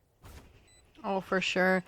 But Deagle in hand, I mean, it's a triangle of death. Like, they're all on different levels. As soon as the fight would have been taken by Starbound, the backside player would have swung. But Starbound, it's a KJ with the Deagle. That's a threat and a statement in itself. And you mentioned the comps, right? They're very, very different, right? Shopify Rebellion running what they've kind of trademarked at this point. Pretty typical out of them, still holding on to that double controller comp, which I do like because you get Alexis and that retake off of the Reckoning. But FlyQuest Red, right? The no duelist. It is such a statement, but the aggression that each individual player on the squad has makes it work out really, really well. Like Donut Battle Stage mode activated. Starbound already a shooter. And this is a change that you might have noticed as well, Becky, coming back into the swing of things, is Ev is new to the FlyQuest squad, and they also hold their ground very well. Yeah, I'm pretty excited to see Ev kind of show up in these matches. I was excited to see what they brought to the table in these games before this one, but I think this is one of the series that is like really going to put Ev to the test. I mean, having to go against the titans that are Shopify Rebellion, if there was ever a test, this is certainly it, as some flicks coming through from Mel to play around this wall as well as possible, and so far, so good. 2 picks coming out there with just that classic before falling to Lace, but hey, that damage to the economy is not going to be looking too bad here. Shopify Rebellion numbers advantage here. Now have to play around the globe, and it's a slow-mo down with this bomb ticking. Fluorescent, last player remaining once again. Deagle in hand, it looks like, but is not going to be able to do too much against, that time, less of a severe high-low, but still a crouch and a standing player, making it that much more difficult to line up those headshots. And it's FlyQuest getting 2 quick ones here to start us off. And there's obviously the idea if it's always Floor go kill as the strategy for Shopify Rebellion, and the question is, if Floor doesn't go kill, what happens? And granted, only 2 rounds in, we'll have to wait and see if that's a common threat or not. But also, Starbound coming out swinging hot, right? 4-0. I don't know if you were watching earlier, but they held on to an Outlaw on Lotus for like 4 or 5 rounds, bonusing it time and time again, and it was lethal. And look at this, 3 Vandals for Shopify Rebellion, but 3 Light Shields complementing them. So that's going to be deadly because FlyQuest Red has 2 Outlaws. So, you know, that one shot and you're gone. Yeah, I think the one downside to those 2 Outlaws is this double controller comp, especially on a round where they're finally able to buy up. The vision denial that is going to be happening across all of those long-range angles are hopefully going to keep Shopify Rebellion safe and get them this round that you would typically expect to be theirs to win. Oh, for sure. Shopify Rebellion picking up that first blood is key for that as well, but High Tide kind of paves the way for this Sage wall, but Noya cooking them like a hot and ready meal here. Instead, it's more of a coffin to confine them onto this A site. Nice challenge through with the Stinger, but again, each player for Shopify Rebellion has that duo synergy. And Alexis able to get the trade cove up. The benefit for the Harbor coming through here yet again. The double ping, and Sarah still isn't able to find that second one. Lace able to get that trade, but the numbers really showing up in Shopify Rebellion's favor there, going their way for this third one. That first pick really doing numbers for them.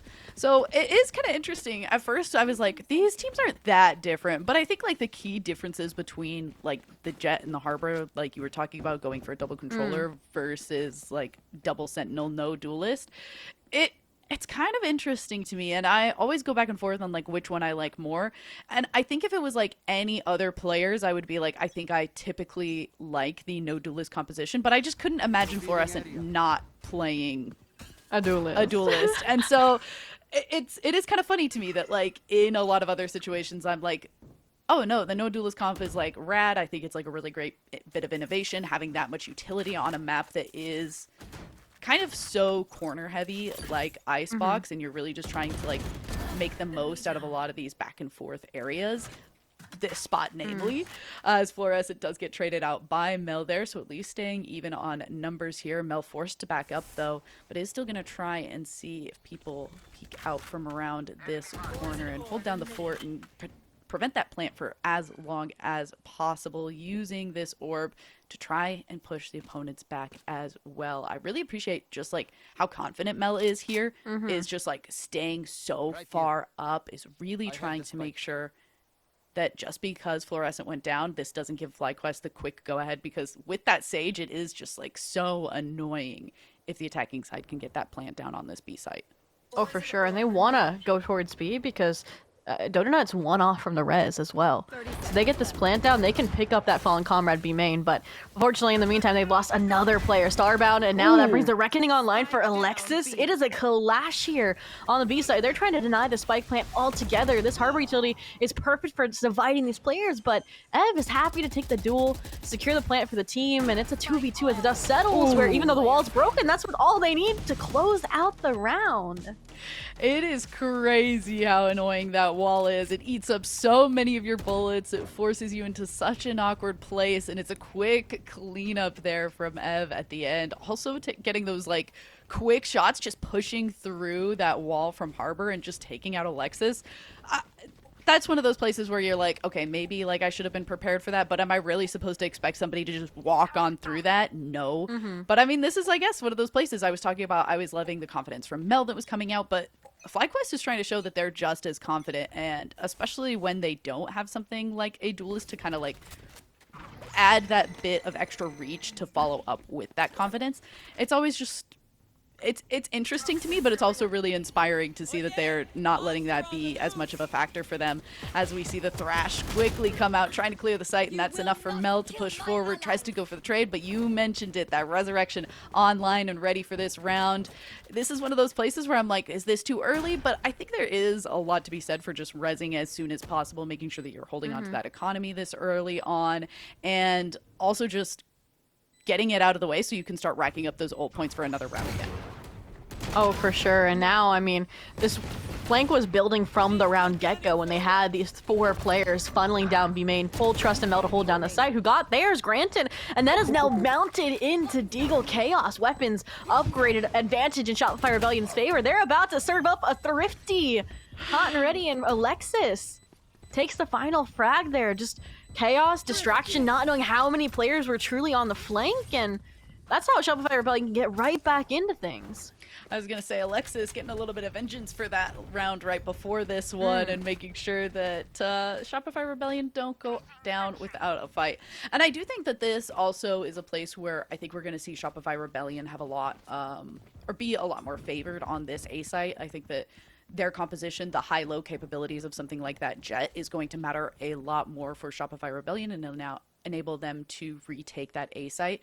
Whereas that B site with, again, the Sage and like these two small team comp differences are going to matter like that much and maybe change the priorities for these teams as well. As a mid call is FlyQuest's game plan this time around, and we'll see how that plays out for them. Maybe trying to play with a little bit of fluidity, especially because they're on kind of a discordant buy.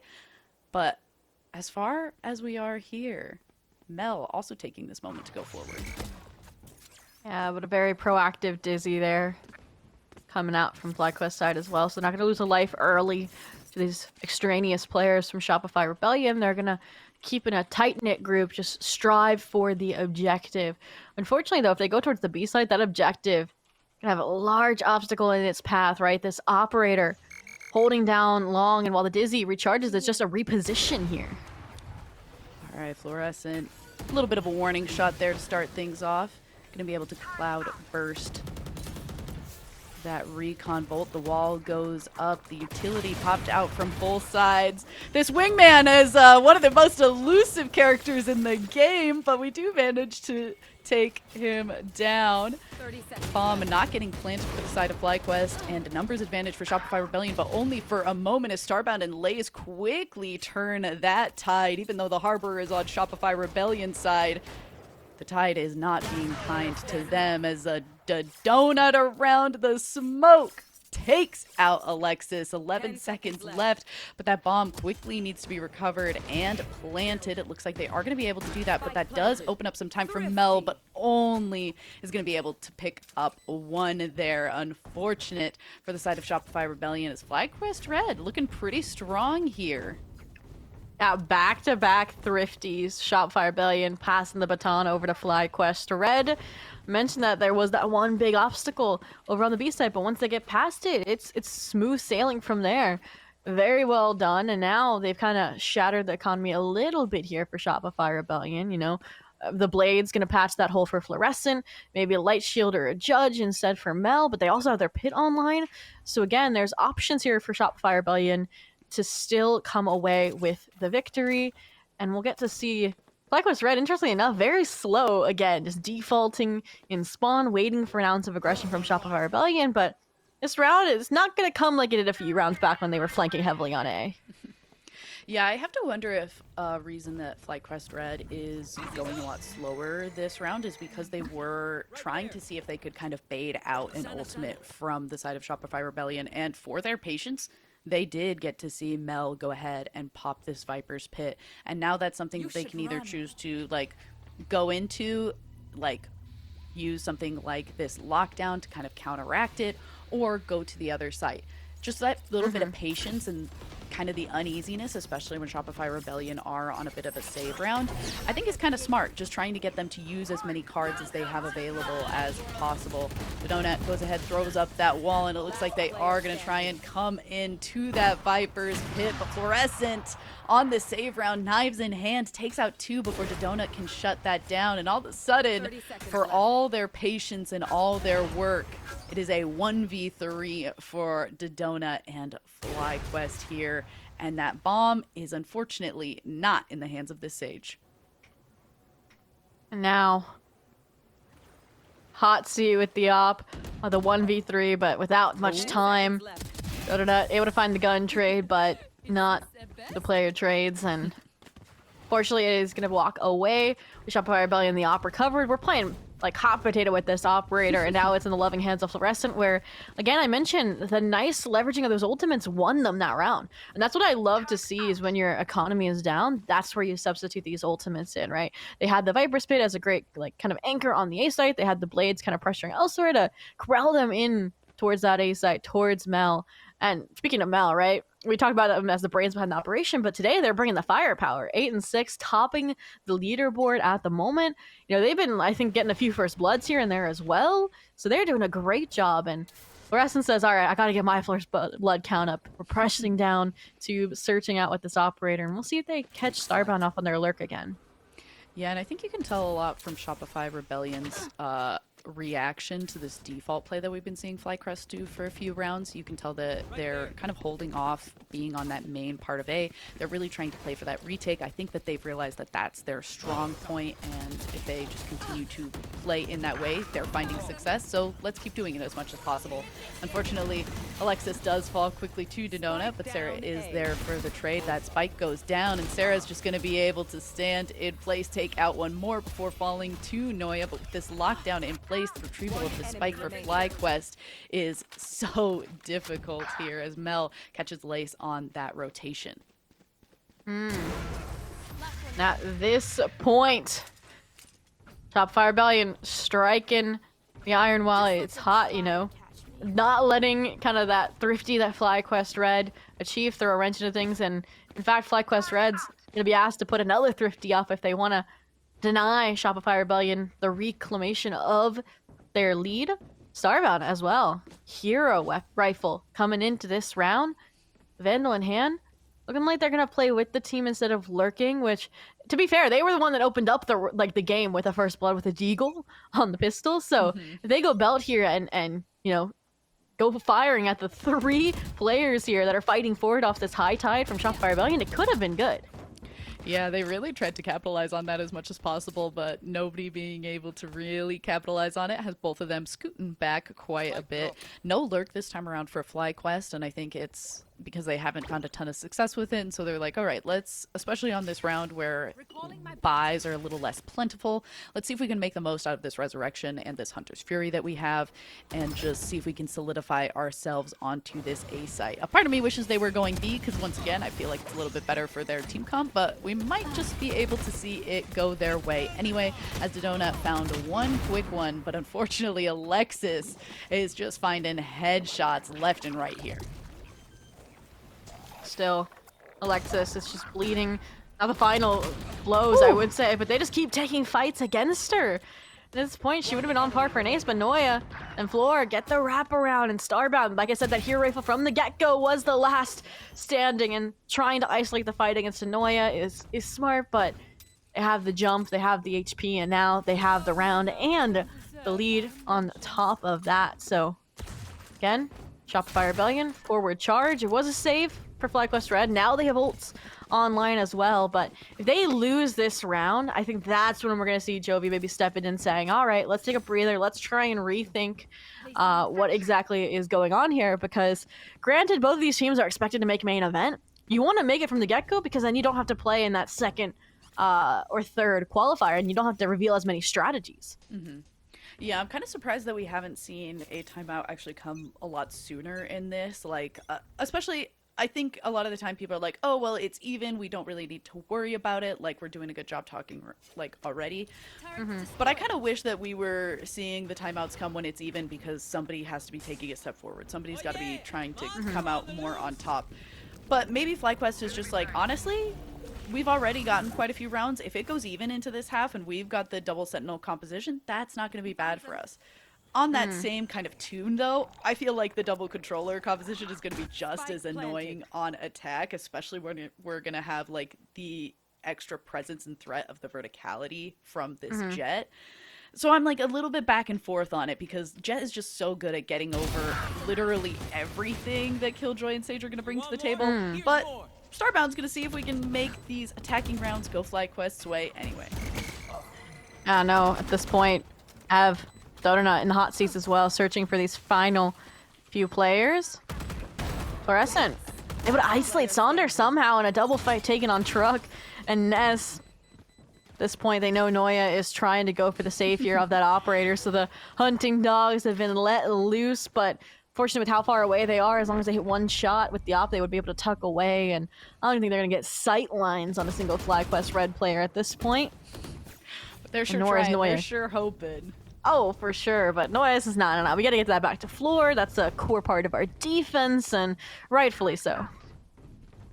And that is a round where FlyQuest actually got pretty successful on this A site. So I do want to kind of give them a little bit of applause there. They finally managed to shut down. Like, I feel like Alexis is just doing such a good job, like, holding that site down and, like, has been a constant on that A site.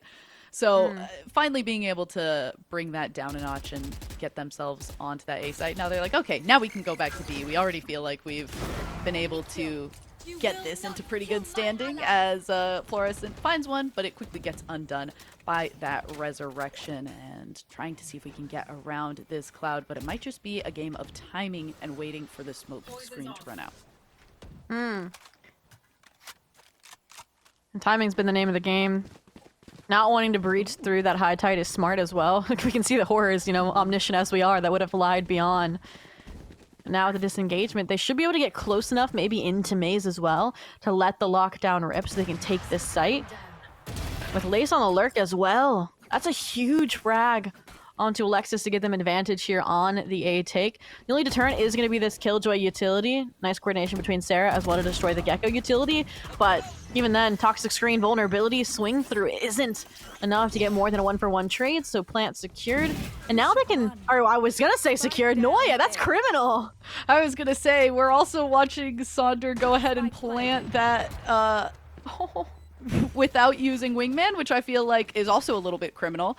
But, you know, sometimes you've used Wingman to go ahead and get the concuss earlier on, and as a result, FlyQuest kind of forced a little bit back, trying to see if they can figure out what they're gonna do, figure out how they're going to make this 2v3 work in their favor, mow through these pieces of utility. Starbound with a very good peek out to even the score here, and they're just trying to play this waiting game to the best of their ability, but it looks like we've got Fluorescence on the prowl. Woo! Picks up 3, takes Lace down, and this defuse looks like it should be good to go. Shopify Rebellion's away. This point, though, I'm hoping for a 6-6 half for map 1. We didn't really get to break down the map pool as much, but Icebox and Lotus are the 2 maps that FlyQuest Red was able to take off of Shopify Rebellion in that 3-2 grand finals from main event number 2. So in my mind, this is a must win for them because Sun sets up next, and that's a map that they lost towards the end of that best of 5. So last round, a little dicey, like some small mistakes adding up, but I like the strategy, right? They got back over to the A site. They should have had a clear execution. It really was just, you know, nobody holding the back of the planter. And those are small fixes that you can make pretty easily with some fine tuning. Yeah, especially considering that FlyQuest had a agent advantage for quite a bit of that round as well. So I was a little bit surprised to see them all fall back so far. It made it feel like they were maybe being a little bit too cautious, but once again, like, you're at this point in the tournament. You're playing for the finals. I understand where your brain tells you to be cautious as opposed to a little bit over-aggressive, but I do think between these 2 teams and the play styles of these players, I kind of think aggression is the name of the game for a lot of them. For real. Aggression with the double Sentinel composition, but aggression... You never thought I would say it, but it certainly feels true. I mean, they ran double Sentinel on Sunset, and I think we're leading at the half 7-5, so what do we know? And you talked about aggression. Mel, there's no way, because I don't think Ev got out of it in time. Okay. Oh, but they're so divided, it feels like. Even with Spike getting invested here, Starbound has a lot of weight to pick up here on the B site to hold things down. Fluorescent trying to get a lot of verticality to try and peek around this corner when things get a little bit dire. That could end up being catastrophic for FlyQuest, but gonna set things up. Take that right back. Starbound shuts down Alexis before Alexis can get a lot of those walls set up. Trying to go for these defuse instead. We're just gonna send a Wingman out to cause a ruckus. The trades are going so back and forth. And we're just trying to get kind of up close with this operator. Manages to grab one. Unable to take down Ev. We said that this was the moment we had to see Ev shine. The place that's going to go on the resume after this. And hey, I'm citing that one. Reference 1v2. End of the first half on Icebox. For sure. And I think a good thing to mention as well is that Ev came from a team that was consistently knocked to the lower brackets in main events by Shopify Rebellion. They consistently got paired against them really early on.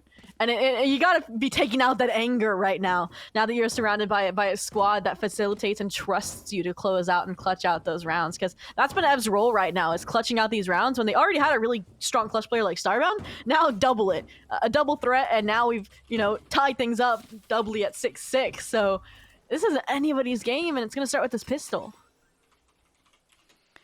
Yeah, we actually also got to see FlyQuest do pretty well on a lot of the pistols I felt the game before. And so I'm interested in seeing how it continues to go for them against Shopify, especially seeing kind of the few ghosties that we have for FlyQuest, as Sonder starts it off quick, takes out Fluorescent, who's trying to watch down mid, but it's hard to cover every single angle. For sure. Especially when a lot of those angles are obstructed here with the high tide, but that timing will fade. And I love the proactivity from Shopify Rebellion, even on their attack half. Fortunately, most rotations do come through mid, so it's more of a, will a Serpent choke them out, or will the window assistance and also just the solo hold power from Starbound be enough? And at this point, Poison Cloud, Wingman, all obstructing it. So is this creative Sage Wall, but Noya pivots around it somehow. Yeah, this is like an interesting wall that I feel like should be... It feels unintuitive. It feels like, oh, you're making it that much more difficult for you to see the bomb, but it's opening up just kind of like this perfect line of sight. So actually going very well for Shopify Rebellion there, in a place where I wouldn't have thought, and that was Dodonut's wall too, so that maybe feels a little bit bad for FlyQuest, but alas, pick it up, move on. Bulldogs coming into the hands of Shopify Rebellion players here, aside from Noya, who's potentially just going to hold on to that ghost, and a lot of dollar bills there. And it looks like A is going to be the attacking point for Shopify this time around as well. Yeah, no, I love the buy. If you win this round, you have a lot of rifles moving forward, and Noya will likely buy up a Vandal to complement it. So we'll see how clean they can make this. FlyQuest Red known to make these eco rounds hurt. And again, last round that wall was unfortunate, but it was just a small mistake. So we'll see. Hopefully that improvement as time proceeds, but speaking of proceeding, here comes the exec off the cove. Yeah, nice. Drops down, but unfortunately the right clicks from Ev a little bit too strong. Speaking of right clicks, a lot of classic hurt coming through here. Noya, the only player who didn't buy a rifle going into this one, ghost in hand, behind enemy lines, but is it gonna be enough to finish up this 1v3 when your opponents now have probably bought Bulldogs? As I say that, if you hit the headshots, you hit the headshots. And now it's all of a sudden a 1v1, but not prepared for Lace to still be on the opposite side of the map. And FlyQuest, you said it yourself, Zobi, they make these rounds hurt. I mean, that's just not hurt. That's just downright murder. Again, the coordination, the read there to stack towards A, maybe even just a gamble that paid off. And again, this is an advantage of that double sentinel as well, as you have delay from the slows and the wall on A, while you still have Starbound's utility instead used to keep hold of mid, so you don't have to have a player posted up there like Shopify Rebellion had to do. And all of that just allows them to keep check on the Noya, know they're coming from mid, and granted, they let maybe a frag or two slip through the cracks, they still get the thrifty round, which is tied us here again and put them on the forefront. All right, Shopify starting off B long. I do think it's so hard. I think both of these teams have like really wanted to be focused B, and a very beautiful shot to start things off from Noya. It's going to open that up very nicely. Losing that Viper makes it so difficult to go for a lot of these retakes for FlyQuest. But Starbound! Every time I feel like I stop looking, Starbound gets back onto that kill feed with 2. Speaking of 2v2, run quickly out of that mosh pit. Fluorescent 8 HP, but is holding close. Going to be that first point of contact as we wait for the rest of this heal to come up on Dodona and top off as much as possible. Straight bullet enough to finish off the last 8 HP. Noya versus Dodona in this final gunfight, but Noya landed the shots to start, but can't quite make it happen at the end, and Dodona is going to be the reason the FlyQuest take a lead here and go for this eco res. Yeah, every time Noya's been in the clutch, last round, this round, my jaw is open expecting greatness. And while they deliver with a 3K in last round, that creative two-piece with the Ghost, the clutch is just not going their way. And I mean, granted, again, praise for Shopify. Last half, we had the 30 for 30 trade. This half, we almost had it happen again, right? Noya and that hero rifle, or it was a Guardian. Just, I think they definitely needed that eco rest because otherwise this would not be as clean as it is the buy up that they have.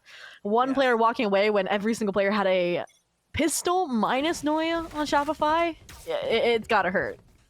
Yeah, certainly true. And I think there's also something to be said for the way that Shopify are now choosing to navigate this game with their ultimates. Something like that Reckoning kind of has the same effect as this lockdown, and so I'm interested to see how they're going to use these two, if they're going to kind of use it as rotation bait, or if they're going to kind of, there's not ever really a reason to double up on them, but how they're going to stagger them, especially with their buys, considering this back and forth that we've been seeing between these two teams. I don't need to tell anybody that these next few rounds are going to matter a lot, but... And that's why FlyQuest is being so careful. Oh, yeah.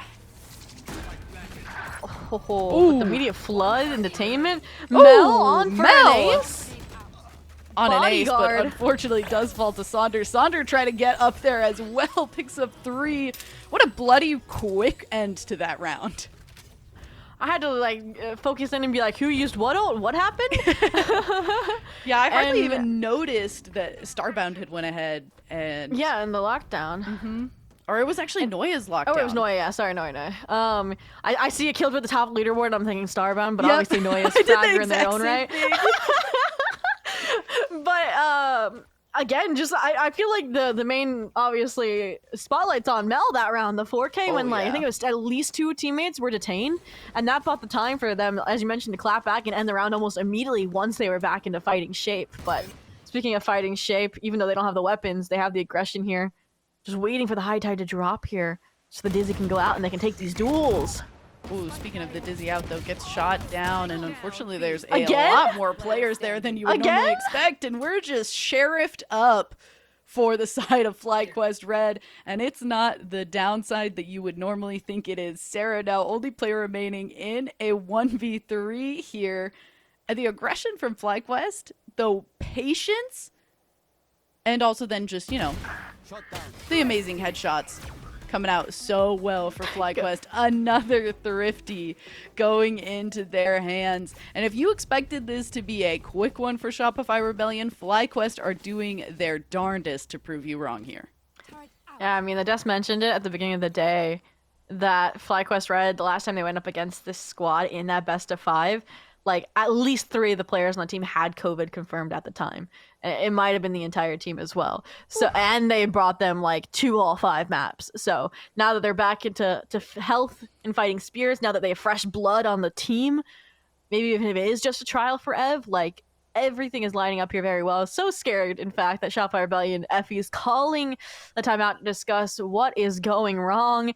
And I mean, at this point, like, it's really scrappy because it's 30s and it's hard to pinpoint maybe at a macro level what's going wrong, because it really is maybe just not expecting some of these duels to get taken so early on by FlyQuest Red, like, and also just impressive shots getting hit.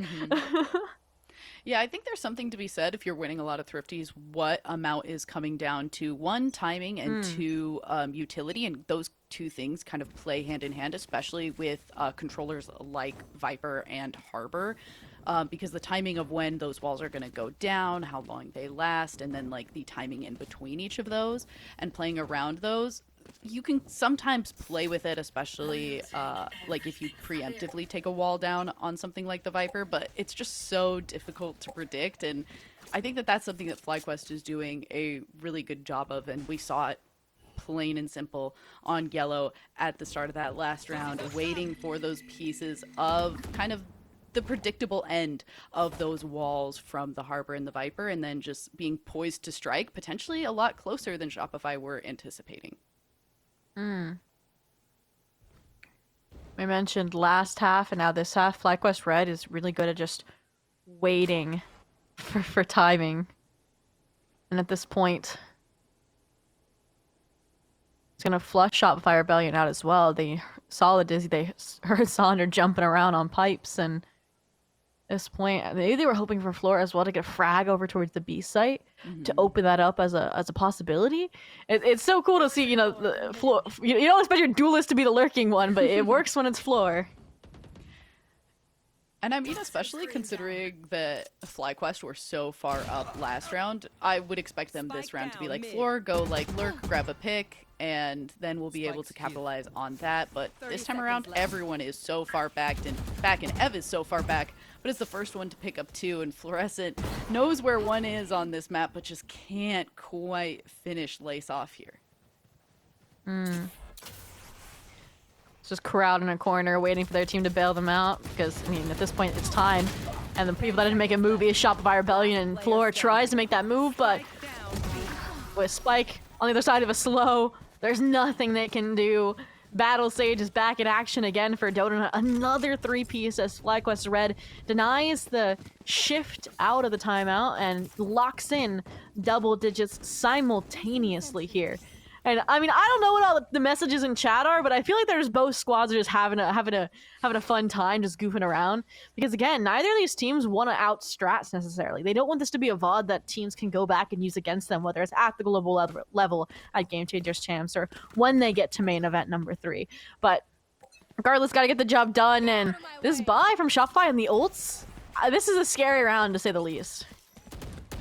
Certainly a lot to be standing up against, but FlyQuest have certainly done it with a lot less, so still looking to see if this is going to be a place where they find success. Starbound, a lot of patience there. I feel like we've also seen Starbound go ahead and peek out a lot of those situations and be able to find 2, but says, maybe this is a place I wouldn't be able to quite line that up, so I'm just going to stay back, wait for the rest of my team, wait out a lot of these smaller pieces of utility as well from the enemy team, and just try to see if we can bleed that utility dry by keeping as many players at bay. And I do think Shopify Rebellion, after taking this time out, are moving a lot slower. But it was kind of to their detriment last round, and so hopefully this time around they have that in mind, but they're trying to also kind of speed it up a little bit. And I think this Reckoning certainly says that high jump up from Fluorescent, trying to see who's running away from this point of contact with the Reckoning, but unfortunately just doesn't find anybody. Everyone from FlyQuest is just so far away, and Saunders going to be the first one to pick up a shot there through mid. Both these teams investing every ounce of utility, every ult into winning this round here. FlyQuest Red narrowly with the numbers advantage, with the Wingman pulls out the Hunter Fury early on, but they just use that to scale up through the Viper's pit. Here, Yellow's been cleared out. Floor with the reposition, and the Blades though, 15 HP. Pit drops him with a knife out. They almost find Lace, but it's Sarah to battle through the carnage to come out to Victor on top after playing their post plant off site too. That was just good fun to watch. I agree. I was trying to figure it out because like there was utility invested mid, nothing. Utility invested towards site, nothing. And I think the only difference is how fast Flora is able to scale up and scale back, right? They cleared out all the angles, they let the pit go out, and then they fell back. And that really opened the door for the squad. Yeah, and that being said, we did just get to see, I believe, 4 ultimates get used by Shopify Rebellion in that last round for them to be able to take that one home. So a part of me is a little bit worried that if it takes that much for them to win a round, these next are going to look a little bit difficult while there are 3 ultimates ready for FlyQuest here. But hopefully that is not going to be the case, and they just needed that little bit of a momentum shift, as well as, try to stabilize the economy. Sometimes you have to do that. Sometimes you have to dedicate a lot of your ult economy to save your gun economy. We'll see. Staring down the barrel of an angry cat. I mean, I granted last time, like, there was aggression being made, there was more than one player, and they lost the round to a Thrifty. So I can understand their hesitation here. But Ev and that drone maybe clues them into the fact that, okay, they aren't playing as aggressive, so still gonna do their due diligence, clear out some of these corners, but that's the green light to go ahead and start scaling up. But 40 seconds left and still this delay utility, shock darts and slow orbs, like, and now a Viper's Pit. This is gonna be a hard one for SR to get down. Yeah, that's true. And with 30 seconds left, you wonder, would there have been time for them to quickly make an audible and go onto the other site? And despite all of the pieces of utility that Fluorescent uses to try and get the jump on Ev is still the one to win out that gunfight. 15 seconds remaining, bomb still not down, but the trades back and forth have finally put Shopify into a place where they feel like they can make it happen, but at the cost of that resurrection and the equalizer on Agents to come through from FlyQuest. But a great position from Mel. Gets a 2-for-1 in the bag and gives Shopify a great moment here. Yeah, just small mistakes out in the open. Fortunately, they didn't get the lockdown off because that would have been even more devastating because Mel would have destroyed it immediately. But at this point, what could have really been a good round, and maybe the reason for the resurrection, falls flat. Lace, the 1v2, trying to rely on the RNG or the bait out, but the turret knows that they're not sticking it at this point. When the vision's obscured, you know they're not on. But now they're on, and now the sprites connect. We are tied again, 10 apiece here on Icebox. Map number 1. Whew, I mean, we keep talking about the last time they played this, that it was close, but it ended up just like... It's interesting to me to see what kind of strategies you think, one, people are taking from the game that we're watching right now, and two, the previous match that they played on this. And... it's just it's kind of beautiful to see it still go 10-10, to still see it go back and forth, to see, okay, despite the amount of studying that you can do, you both have been studying, you've both been in the range, you've both been kind of having your little battle montage to get ready for this moment, and we're still gonna have to both try to go Super Saiyan to figure out who's really gonna take it home. Yeah, the day I, retire from casting in esports is the day that FlyQuest Red and Shopify Rebellion go head-to-head at full strength, with neither team having, like, every player is firing on all cylinders. I need to see full planetary destruction. Yes, of course. More than, whatever Alpha, Omega Planet stuff they have going on in the Valorant universe. But for now, we're in this universe where, so far, Shopify Rebellion, unimpeded on their A-take. Again, this high tide is brutal and allows them a one-way ticket for backside control, and you just refresh with the high, like with the cascades. It's just, they have infinite visibility blockers. Yeah, it's got to be very annoying for FlyQuest the moment that they are able to get onto a site, and especially on something like this A site where there are just like those few entry points, especially from CT side. You're just kind of stuck being like, okay, I either have to go up through rafters or through screens, and those two options are very easily blocked off by the combination of Harbor and Viper, and even like Jet to some degree. You're just kind of, forced into a lot of choke points that are certainly not ideal, and as a result have Shopify Rebellion taking this one down, and it looks like Lace is planning to go down to the bomb as well for that economy. And again, we talked about this series like we're gonna be also an endurance race, right? It was a relatively clean 2-0. I think it was 13-8, 13-9 against Oomphies for Shopify Rebellion versus, right, FlyQuest Red took it to a map 3, had an overtime, fought to get here toward the grand finals, and that's going to start wearing once we get towards double digits and towards map 2 here. And I said before that in my mind, FlyQuest Red has to win this map, or this could be a Shopify Rebellion 2-0.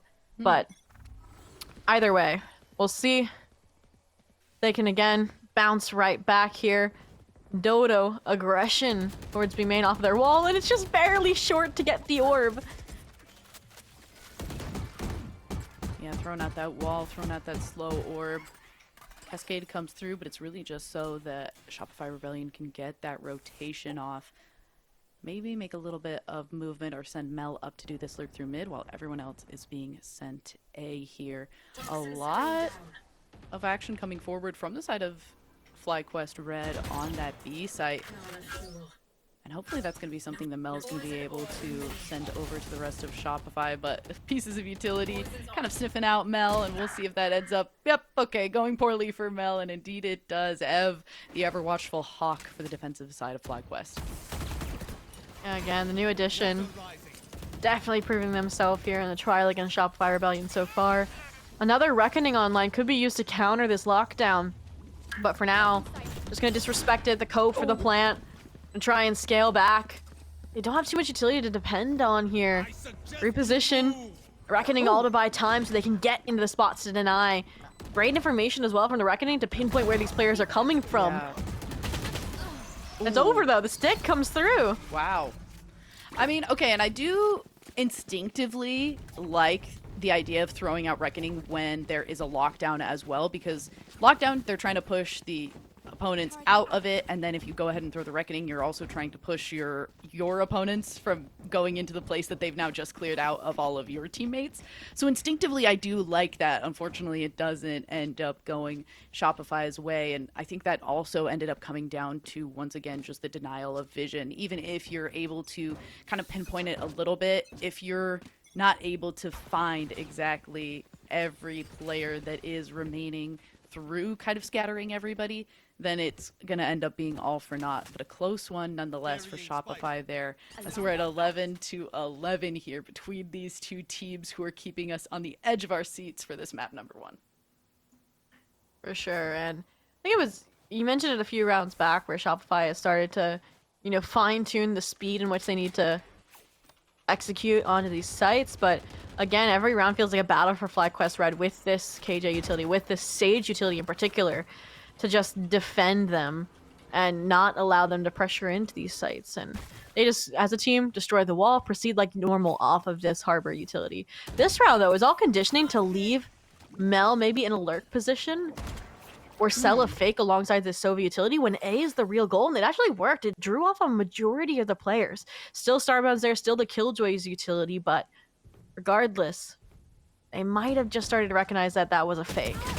Ooh, the peek around and Starbound. Feels like Starbound almost always comes out on top. Thankfully, this time around, not going to be a double kill. Fluorescent is able to solidify that one. Alexis also taking out that other FlyQuest player on this A site. Thrash comes through, is going to be able to detain one, but there's a lot of ground to cover for the 3 FlyQuest players who are trying to also get this defuse to come through. Hunter's Fury, the moment that that defuse gets pinged, Mel finds one. The back and forths come through, but the jump and the triple kill from Fluorescent sent Shopify Rebellion on to match point. That accuracy from Floor is just insane here. Feels like they're just waking back up after the break that they took. I mean, Dota on the stage, though, 25-17, about to drop a 30 bomb if we go to overtime. I really want to see overtime, but Dota reduced to a sheriff. You know, Yeah. light shields. Okay, they're okay. passing the bucky. They're passing the rifle. They're like, all right, you're the hard hitter this game. You know, I'm not hitting as hard as I was in the previous series, says Sonder, getting a bucky. And it's going to be if, you know, the players that are hitting their shots can carry this team into OT. I was gonna say, I feel like the hero rifle situation usually has to go Gecko. So often what you're doing is paying attention to where you're throwing utility so that you can go ahead and recover it, and so you're kind of out in the open a lot more. The Sage, you're kind of doing a wall, maybe doing a slow orb, but your ability to quickly kind of go for a shift from, okay, my utility is down and now I don't have to worry about it, so I can have a gun out, is a lot more more readily available. So I feel like from just an agent perspective, it makes weirdly and more sense for it to be on the Sage as opposed to the Gecko. Shopify Rebellion, though, dodging a bullet over towards B main, getting flashbacks to the Thrifty from earlier in this half. Dodges Bucky and the 3-player stack towards B main, but this alarm bot triggered. You expect the mass exodus of players, but it feels like it's going to be too late no matter how you spin it. High Tide's up, KJ utility's been already whittled away, and now the Cove is up as well. The only thing you can do to buy time is, rip the Hunter's Fury. And now this might be the in that they need, but still you see all these players scrambling across the site as Spike finally gets tapped. Yeah, Spike does go down. Unfortunately, that wall from Harbor did dissipate, but there are so many players from FlyQuest who are still just so far away. The Shopify Rebellion are able to get this Viper's Pit down. The Spike, unfortunately not covered by it, but actually maybe that's more of a detriment than anything. They have the stage wall. I was wondering if this was here because they can just counter wall and stick, hopefully. All right, certainly going to be the effort made here. Sarah's going to take out Ev with that shock dart. But Sonder making some things work with this. Bucky picking up 2. We said that Sonder wasn't hitting as hard, but that's about to change. 3 kills with that Bucky. Sonder holding FlyQuest in this game and bringing it to OT. The definition of impact frags, folks. That's all I can say. You can be the bottom of the map, and you can be the bottom of the map, bottom of the board, and you can still you can make be it the happen. hero. Like you know, like I don't know why I'm thinking of like baseball movies where like you're the last one up to bat and you've never hit like a home run in your life, and all of a sudden you hit one. Like that's what just happened to get them into overtime. As long as they win the map, of course. But I agree. I think the Bucky, like, it didn't get its opportunity in Garage, but when you're already forced into close proximity via Viper's Pit, might as well have a shotgun, and it works out for them. Carries them now into overtime where we've seen it before. The lean into the defensive operator, glass cannon this time from Fluorescent. A heavier stack, I feel like, on A than they had beforehand. I feel like they only kind of were trusting Noya more to pivot around, you know, sneak in and out with kills like we saw last half. But for now, let's see what they got cooking against FlyQuest. I think this is the first time we saw them really heavy towards mid.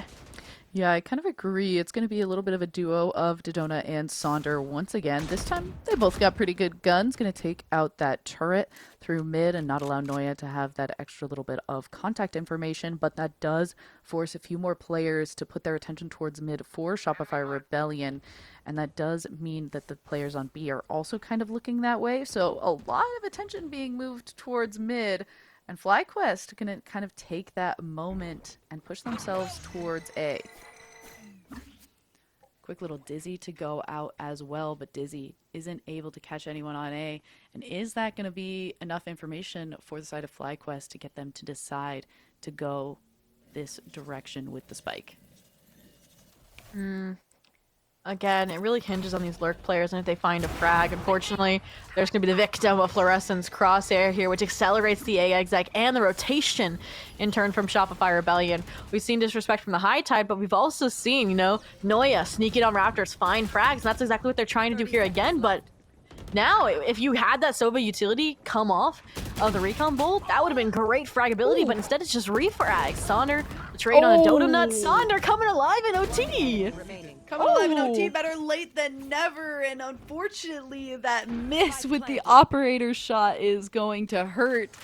Certainly, though, a player that I would expect to be able to make this happen is Mel, but Lace coming around, prepared for that flank. Quickly shuts hope of the 1v3 Mel clip from happening. All right, Sonder, I'm glad you're getting your kills and your time in the limelight because I know you're an insane player, and it seems like it's Sondering time in overtime. But I really want to see Dodona get this 30 bomb. They deserve it. They have 13 assists, all right, as well.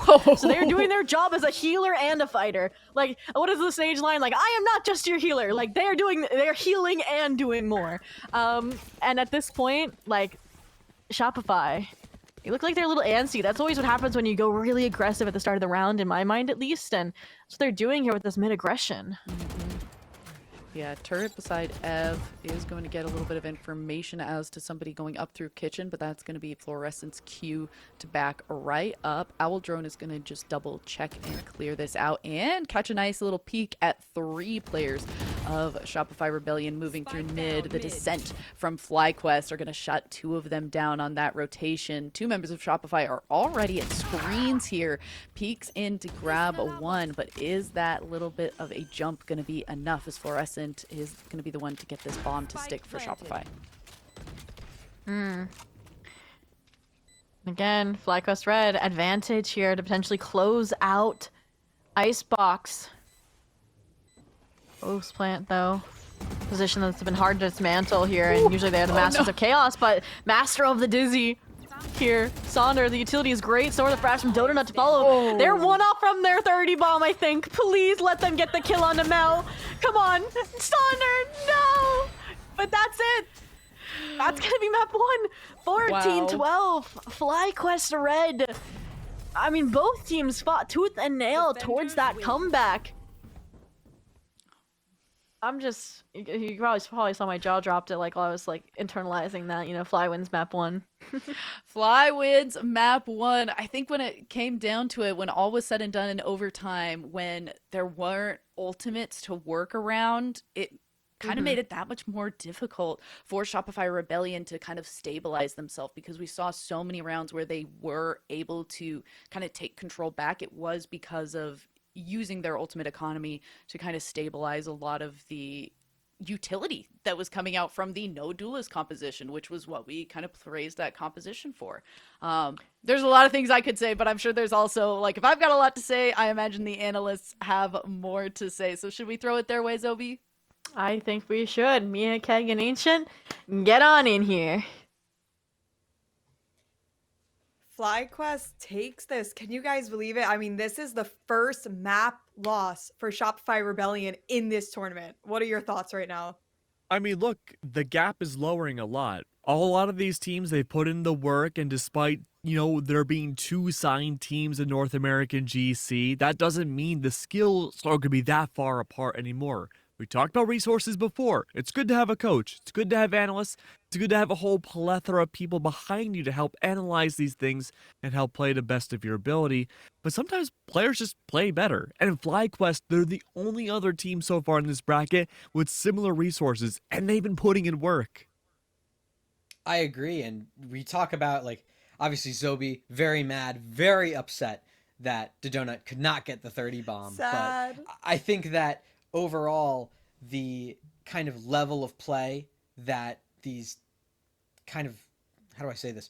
The level of play that all of the players across the board, both teams, have been putting on display in map 1, that's the reason we went to OT in the first place. And the fact that we were able to see FlyQuest barely eke out over that win, right? We talked about the fact that the last time these two teams played up against each other was in main event 2, and Icebox did end up going the way of FlyQuest. So the fact that they're able to get it again here, despite the severe improvement that we've seen in Shopify's own Icebox, I think that means a lot in terms of the level of competition we're seeing. And also, it might mean a little bit into kind of talking about what map 2 could look like in this series. Look, I'm going to give some insider info. I've been talking to some people, not the players of FlyQuest, but some people on the inside, and they're saying, look, if it wasn't for FlyQuest maybe being a little ill in the last GC, I think they could have beaten Shopify. Whoa. And if they can continue to play like this, I think this could finally be the chance for Shopify to be dethroned.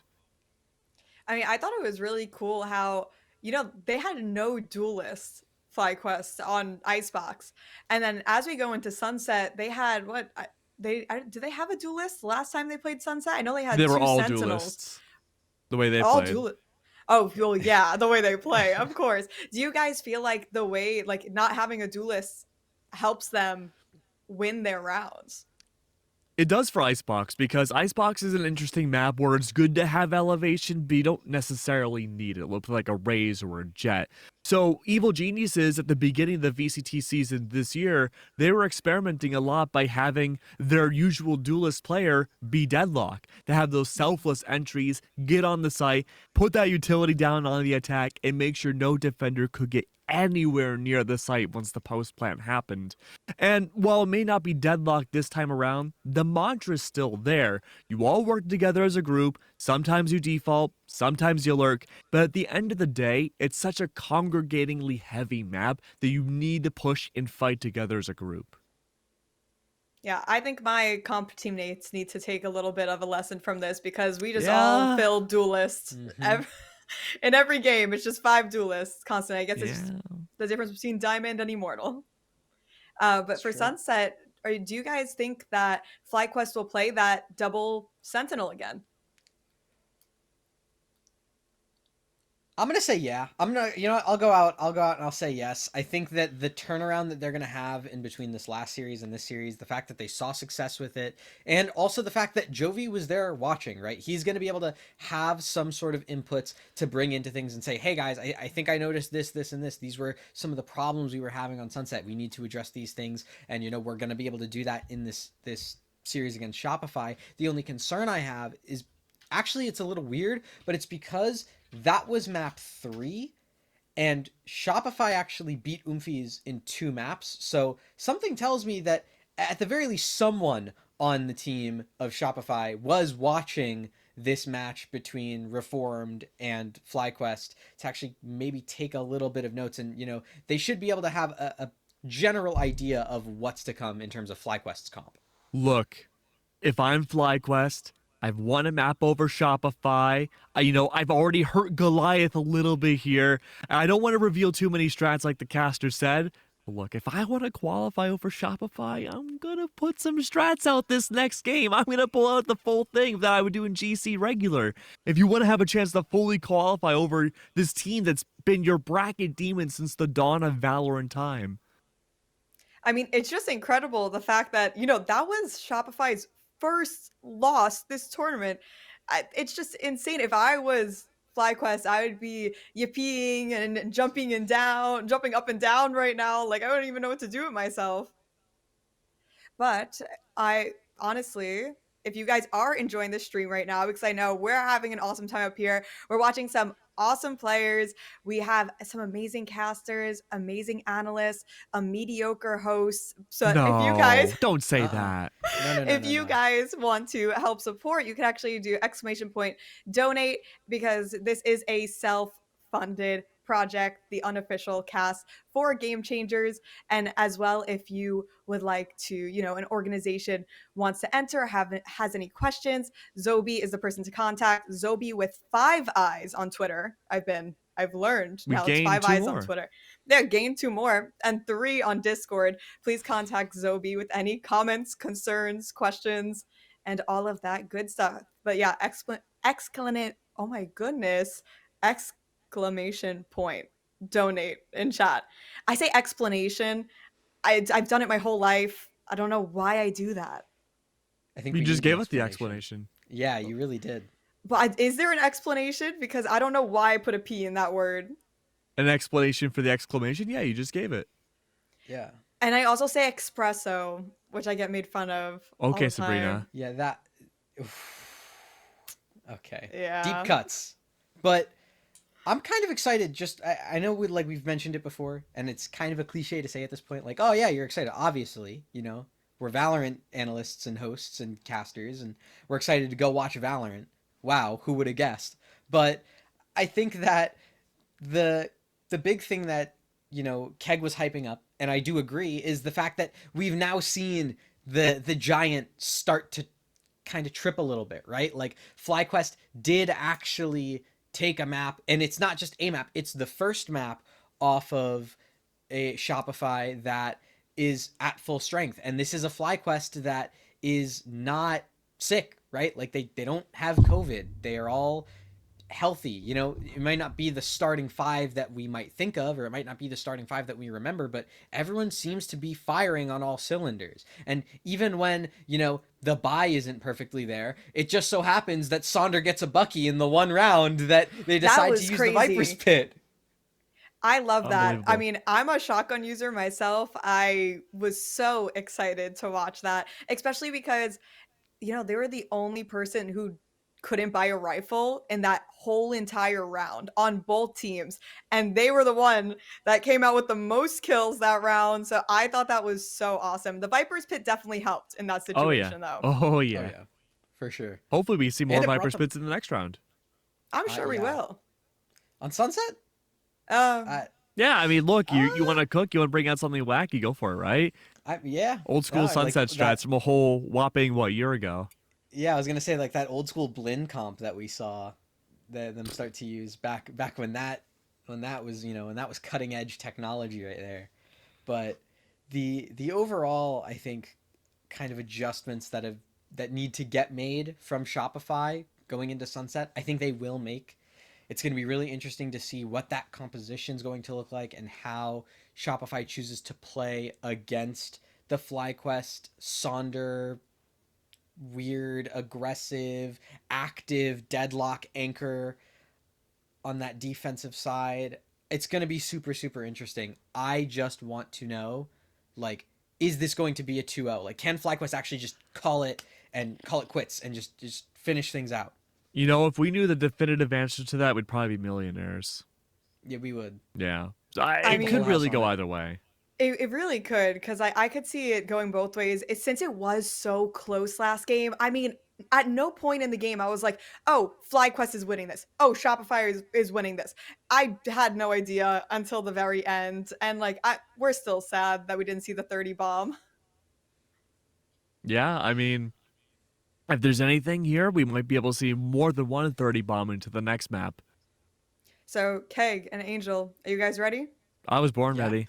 All right, Zobi and Becky, let's see some sunset.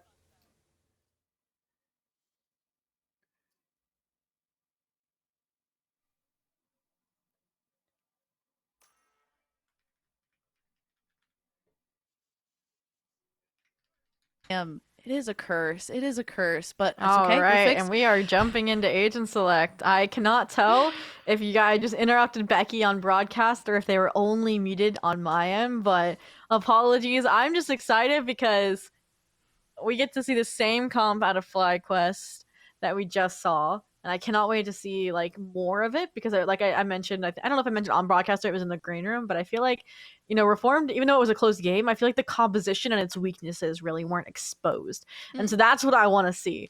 All right, what weaknesses do you think there are then? That's what I'm trying to figure out myself because they played it so well on the defense. Essentially, they use the sonic sensors as gaps where players would typically play just because you don't want them slipping in, through market, for example. And then they could split the trap wires between site and top mid. And then on the attack, that's where I really thought the weaknesses would be because you're lacking, the initiation utility, say, of a breach. But then Sonder had their annihilation every few rounds. And so it was insane. So I guess the difficulty or the shortcoming is if Sonder's not fragging, perhaps. Yeah. Which if we look at map 1, they were heating up towards the end of it, so I'm hopeful. And again, like I said, that's what I need Shopify to teach me the shortcomings of their comp. And I mean, if anybody is going to do it, I would expect it to be Shopify, especially since we are looking at them going into this map, and this is one that Shopify have previously done really well on, even though this wasn't their map pick for this event, which then maybe makes me feel like this is actually a time where we're going to see FlyQuest really just maybe 2-0. It feels kind of crazy to say. But feels crazy, but it's possible. You're at the desk. Yeah. Exactly. So I am also excited to see this double Sentinel comp that they previously played. This is also a place where Shopify probably had the extra time to watch FlyQuest's match and see this comp already. So I am interested to see if that is something that they're maybe going to be anticipating, that they're going to be watching, maybe slow walking a lot more than we have ever seen before, especially going into the face of this deadlock. But quick start, at least for that camera. And trapping fluorescent. Cage like a box, what is it? Box like a baby fish, cage cage? like a bird. And at this point, they break through, they break into back sight. In the meantime, they caught out the lurk player of Noya. So at this point, navigating the retake very, very well here. Yeah, Fluorescent is far back too, anticipating somebody to be coming from their own spawn, but it doesn't look like that is going to be the case. All the members of FlyQuest are on the same side, preparing to kind of trade off and go for this defuse, while Dodota and Sonder get all up close. And Sonder, you said, was heating up at the end of that last map and certainly seems to be ready to go on this one. Getting FlyQuest their first little pistol round here. And now gonna see what the buys are gonna be. Starting off with those full shields though, not playing around with anything here to start it off. I mean, you can't. How many thrifties do we have over on Icebox? Oh, but we had at least 5. yeah, and I love Sonder there because not only at the macro level, they shut down floor, which is difficult. It felt like a fly swatter, the wall in front of them as they satcheled into it. But then they get the 3K, and that's gonna be great for their confidence. I mean, we'll see as they advance here, but they want nothing to do with the B side after that, and understandable if you're Shopify. But they're gonna run into a stack and even a trap play off the Paranoia and maybe a Prowler, so I'm scared as well for them here. That would be kind of a nice combo, and so it does start the peek out with that Stinger post Paranoia and the nade to come through as well. A lot forced back from Shopify Rebellion and a lot of hurt as well. That Cypher looking a little bit worse for wear, a little bit of damage put onto Fluorescent, and not a lot of utility for that Shopify Rebellion side, at least for some of those players. Mel, potentially going to be the one to go ahead and lurk, make sure that nobody is coming on the lurk from FlyQuest here, but I feel like both of these Sentinels for FlyQuest are really just, nope, we're just going to wait. We're going to be patient. We're going to hang out as far back as possible. Well, we've got this one site locked down, and we're ready to make the move if we like absolutely desperately need to, but we're waiting to hear that bomb go down. The double trip here on the net as well. They're like, you are not getting through top mid. Like, the only gap I see anywhere on the map right now defensively before those traps were broken was through market, because I think they already had tried it. But now, headed back to A, this is where the stack is, this is where the guns are, and you're already HP is low on 2 of your players. Like, someone's got to step up to bat, and we'll see if they hit the home run. But for now, it looks like foul after foul, and 3 strikes, 3 players. You're about to be out, Mel. Last one to follow. FlyQuest Red keep it clean on their second round. I was gonna say, Mel's in the situation where Mel's like, I got my one with the classic, you know, doing my job. Able to take a gun out of at least one of the player of FlyQuest's hands. And this time around, full buys coming in for Shopify, and only one player not able to buy those full shields too. So really pretty good economy for their side here, and it looks like they are just going to continue to try and put a lot of their efforts towards this A site as a result of that double sentinel extreme lockdown that is happening on that B site. I admit, when we first talked about the double sentinel for the FlyQuest Red, when I was watching the game before this, I was like, oh, it seems like a bit of a crutch if you're starting off on defense. And then I was like, oh, they started off on attack. Oh, so this is actually just their strat. And this time around, they are starting on defense, but hey, I mean, they've already gotten it to work once, so now I'm just like, okay, maybe I was a little aggressive to call it that, but I mean, especially if you're starting off on defense and you have such a strong lockdown like this, it feels like it's just like they're really trying to close the door here. Yeah, I feel like it's definitely not like a meta comp in any means. Like, that could work for multiple teams. It just works for this team in particular. Like I said, with players that can carry their own, and just, you know, be propelled off their gun skills alone, like Sonder, like Ev, it works out really well. Ooh, Sarah's going to be able to take down Donut there. With the push onto site, Mel's going to see if this high ground is enough to catch anyone, but unfortunately, with the amount of smokes that are in place, it's not going to be the case. The bomb does successfully go down, and numbers are in Shopify's favor here. But guns may not be enough here. The turn and burn from Shopify here. Just holding those angles, prepared for the descent that is not going to go FlyQuest's way. All 5 remain for Shopify Rebellion, and that means all of those lovely Vandals stay in their hands as well. Well, Noya has a Phantom, but you get what I mean. Yes, the rifles continue onwards. This is interesting, though. Sonder not able to buy after that bonus here.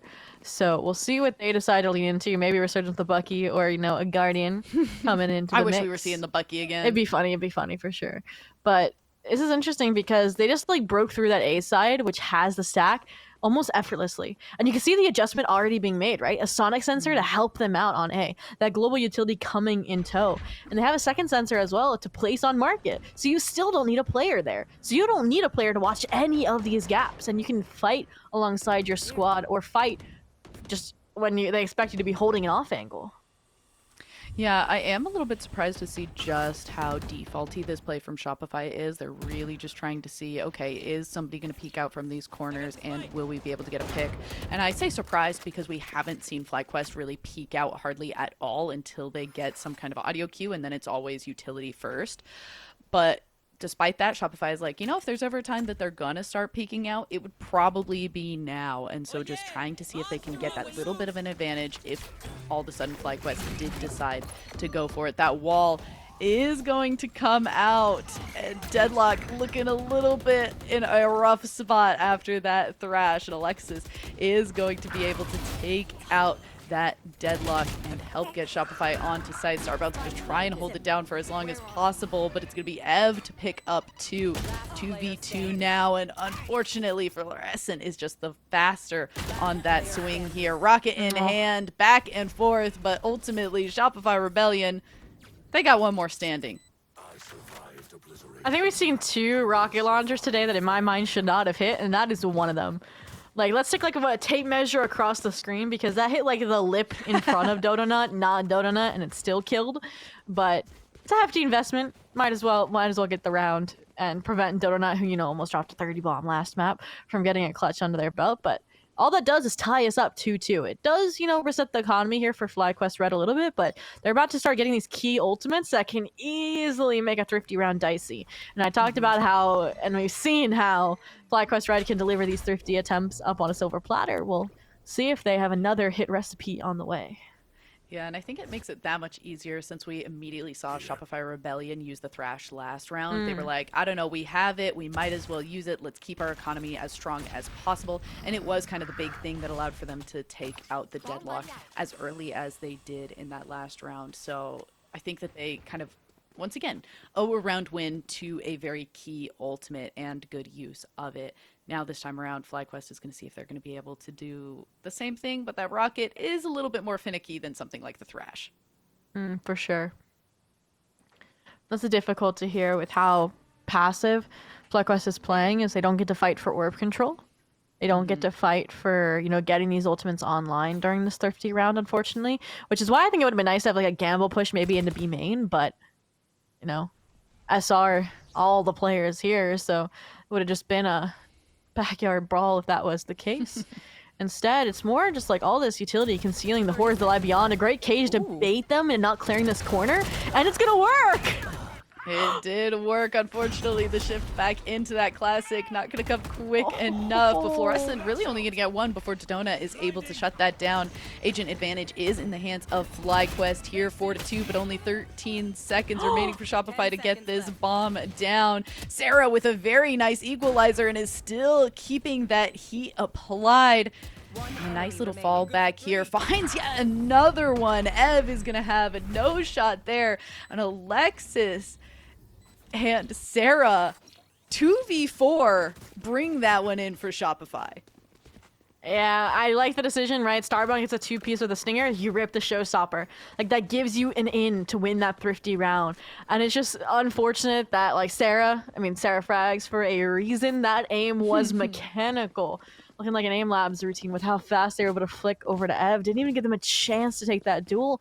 And I also love that they didn't overheat, right? They knew that they had kind of Ev on the ropes, but instead were more worried about the player they could locate stopping the plant. So they play the win con instead of the hero's journey, and they fall back and win the round. An important one at that, because that's the lead, the denial of a thrifty. And now we'll see what the next round entails, because it's going to repeat the cycle or break them out of it. Yeah, Fluorescent actually was able to clear out one of those little trips there on that entry onto market as well. We do see Sonder is watching that angle, but unfortunately isn't going to be able to make it work. Nice little step back there from Fluorescent. Is still to play up and aggressive, but Sonder's going to be the one to win that trade. A lot of utility coming out, and Sonder maybe not expecting for that wall to not have ended up picture perfect, and Sarah is able to capitalize there, making it at least a 1-for-1 trade, but with a lot of utility passed back and forth. Now even forced to dip into the ult reserve with that Thrash. And I never realized how much information Deadlock utility truly garnishes. That net, right? They hear that somebody's been locked down, and that's why they take the swing. Granted, it wasn't Floor that was tied down that they got the frag onto. It still gives them that confidence to know somebody can't take the fight in full swing. 30 seconds left. Yeah, Noya also now in a kind of unpredictable place. I think maybe is going a little bit too far forward here, but is still going to be able to try and make something happen, play with the rest of the team there as Mel finds one, but unfortunately isn't going to be able to capitalize on the next one. Not prepared for those shots to be coming their way. Dodona now 1v3, and the cross is insane. Is this nade going to be able to break it up well enough to find one? Certainly to find one, but unfortunately that's not going to be all three, and Shopify string themselves another one together with their win streak. Yeah, again, feeling like they've broken that cycle, but I think this is similar to what we saw over on Icebox, where Shopify was the first one to break out, but then FlyQuest Red gets a rogue thrifty, and they got right back into things. So another opportunity to knock it out of the park here. A bunch of deagles, a stinger. We saw what the stinger did last round on last thrifty on Starbound, and they basically just substitute the showstopper for the annihilation, and now you similarly have that kind of cash and win factor. The most that you're the least that you can get away gambling. Yeah, it's kind of interesting. You mentioned a lot of like playing around ult orbs as well, and how much kind of advantage Shopify has, especially when you're kind of playing that double sentinel comp. And with the double sentinels, you're really trying to let your utility kind of be the first point of contact and not go for those peaks. And so it really does kind of give a lot of that advantage over to Shopify. And now with FlyQuest on a save, they're having to be so much further back. They're also having to give up those in this round as well, potentially. Mm-hmm.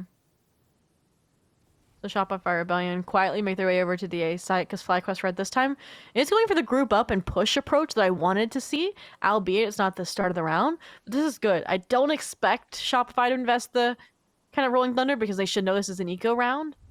But if they did, then they wouldn't be on site. Spycam, though, clears out most of the common angles here. Still, thoroughness of utility. Do they expect 5 players behind them is the question of the hour. I wonder. I think you might hear that stampede of feet after that tripwire gets broken, and I think they Jig might know. be up. Yeah. Ooh, very nice paranoia. Gonna make sure that at least one goes down. Scatter the rest. Dodona is gonna be the next to fall. Lace will be able to get one, as well as Noya, but at least those are trades back and forth. Numbers not looking too bad, but that bomb is ticking for the side of FlyQuest. And I don't know what their utility is looking like right now in Neural Theft and From the Shadows. Maybe not exactly the ultimates you'd want to be able to win a 1v3 and get your defuse off. Woo! Oh. Ooh, those are the shots that you're expecting to see from Fluorescent.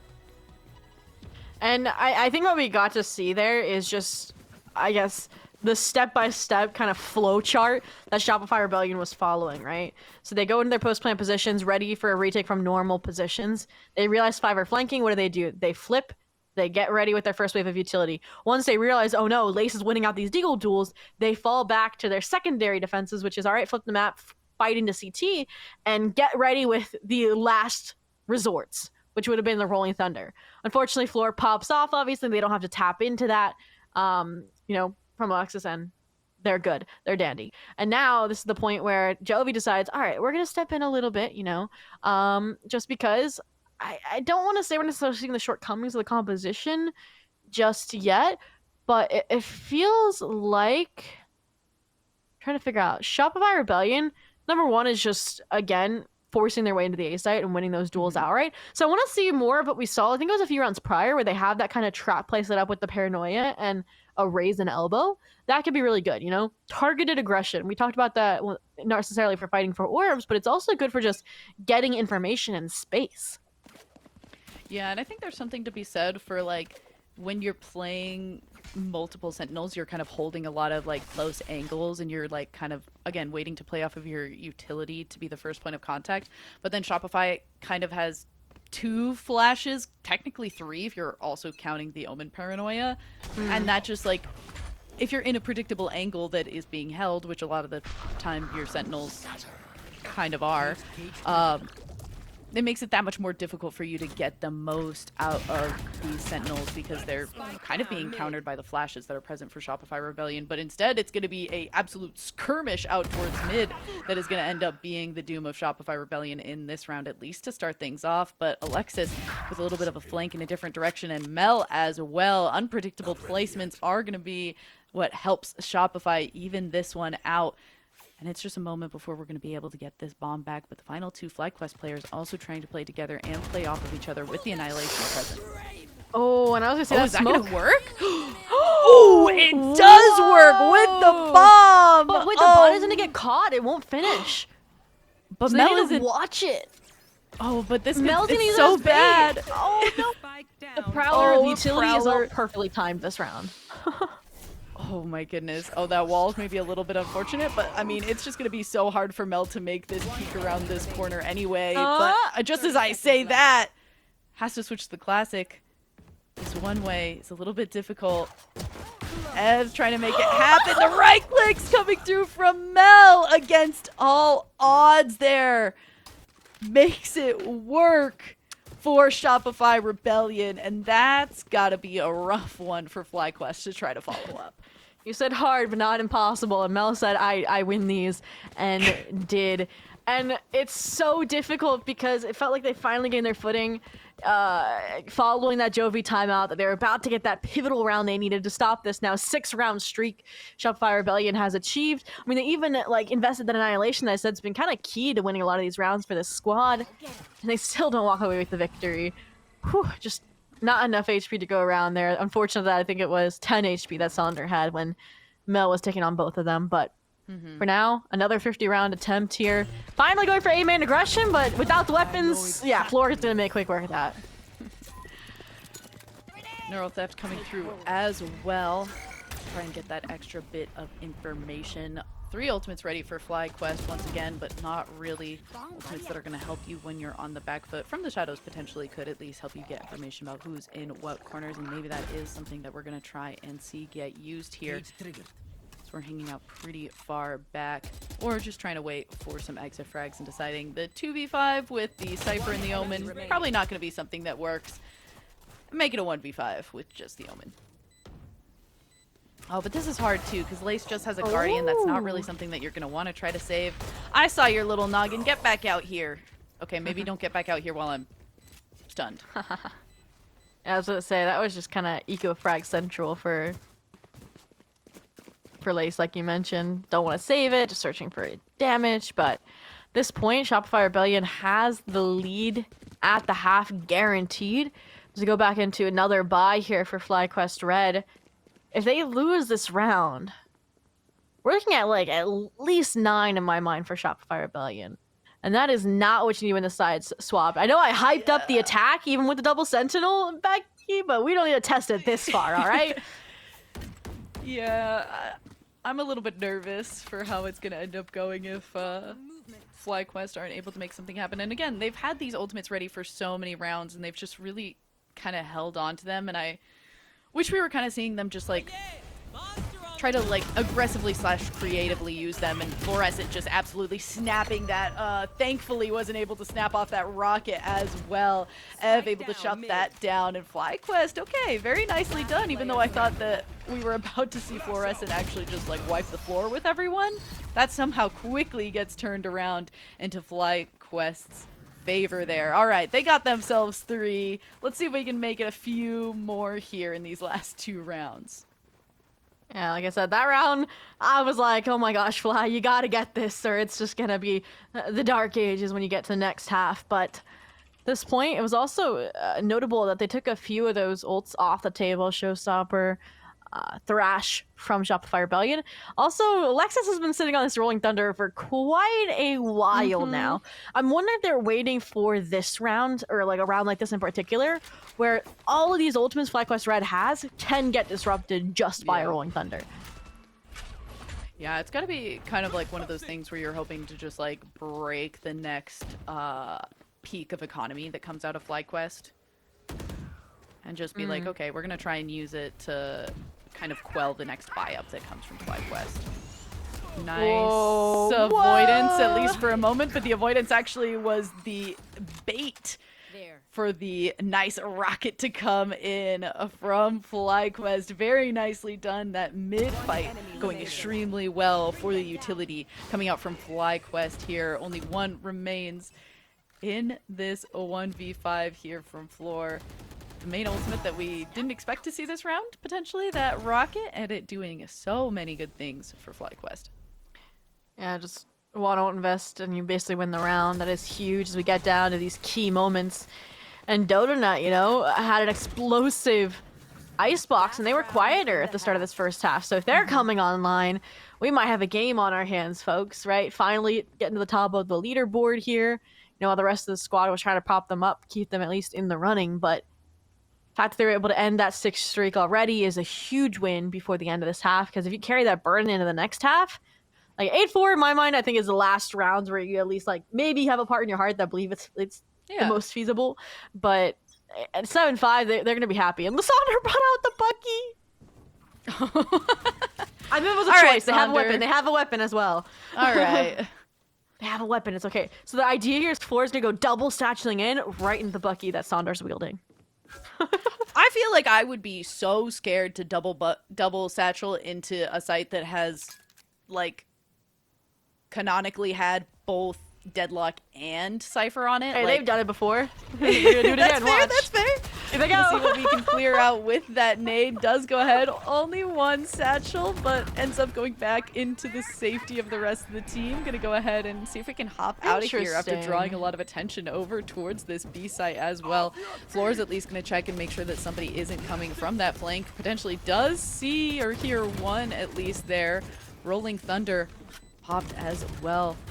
But so far, still just not Ooh. quite able to make it onto site. Trying to see if we can get this defuse to come through. It's an absolute bloodbath on the kill feed. Neural Theft to come through and try and illuminate those final 2 players. The defuse has gotten to half. Lace is holding it down. It's going to be Starbound to find that final pick. And against the odds, FlyQuest string together 3 at the end there to make this round not look quite as catastrophic as it was looking. Yeah, no, 2-6 to 7-5, insane margins, and it's great for all the FlyQuest supporters out there who are, you know, on the edge of their seat, munching on the popcorn. But I think for me, that just proves in my mind, I'm a hater of let's 5 players go back B main. We had the post plant utility, we had the post plant ults. Let's lean into that. Like, you need a plan B, whether that's a late or early round lurk player, like Noya's typically been through market. But I think the issue was, I think there was a flank player if you saw there. I saw the blue X on the screen, and so they prevented them from maybe getting that normal momentum that they do need to reposition into market, even though they died about enough time that they instead had to repivot because they were already sticking it. Alright, start of this round. Haunt to come through. Fluorescent's gonna answer back with a nade, try to get as much damage across as possible. Aggressive peeks, finds 2 with the ghost. Nade number 2 coming through, and Lace having to move out of the way of that. Thankfully, that dark cover gonna keep Lace a little bit safe. The lurk Cover going on out. the other side up through mid. Gonna take a little while to be helpful there, and Shopify Rebellion are just making a nest on top of this bomb and saying, we're not likely to let you collect. Yeah, I mean, it's just puppy guarding at this point. Fight in through the one way, just accept your fate. At this point, a flawless pistol round. It's not what you wanted to flip the script after you fought to get to that 7-5 half, but it's not FlyQuest is impossible to just come trying out to of. make us like continuously be on the edge of our seat, trying to get us a little bit of a thigh workout, make sure that we're really just clenching, hoping. I mean, every single time I'm like, oh, it's slipping, it's falling out of our hands. Shopify Rebellion are just showing their prowess. FlyQuest is like, no, hold on. We've got it. We heard you talking smack. We're here to fix it up. At this point, I mean, FlyQuest Red is even though they're assigned org, they are the underdog of assigned orgs, right? And like, whether it's a lower bracket run in main event, whether it's, you know, now trying to get their first victory on to Shopify. You want them to win, but then they make moves like this where just Shopify's ready, prepared, they have a counter. And like, even the fault lane there was just to ensure nobody else could swing and refrag them.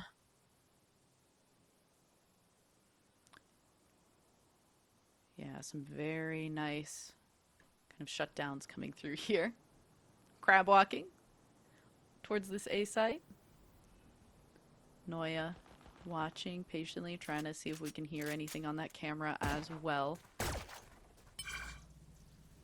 Sonder can be the one to pick up this ultimate orb, get a little bit closer to that annihilation. Pieces of utility ready, but it looks like FlyQuest are just gonna go ahead and be content to kind of walk around an ult orb farm here, which, I mean, I think once you're down a few, I kind of like the idea of, because it is pretty attacker sided for these ult orbs on this map. Completely agree. And you'll finally go for your Hail Mary towards B, but the rotation, if they know, they have the stack, they have the crossfire. It's just, see what you can do in stick, even if it is W King like Sonder just has, like every player has, with right clicks ablazing. It doesn't matter. The only difficulty there in my mind is that that was a flawless. And we've seen the strategy, right? It's usually, you know, everybody keeps their weapon, one player maybe picks up a pistol so that they can get a Vandal regardless, and this point, it's even worse than that, right? 3 Bulldogs, 2 Spectres. FlyQuest has to be careful and keep this round clean if they want a chance at closing this 4-round gap.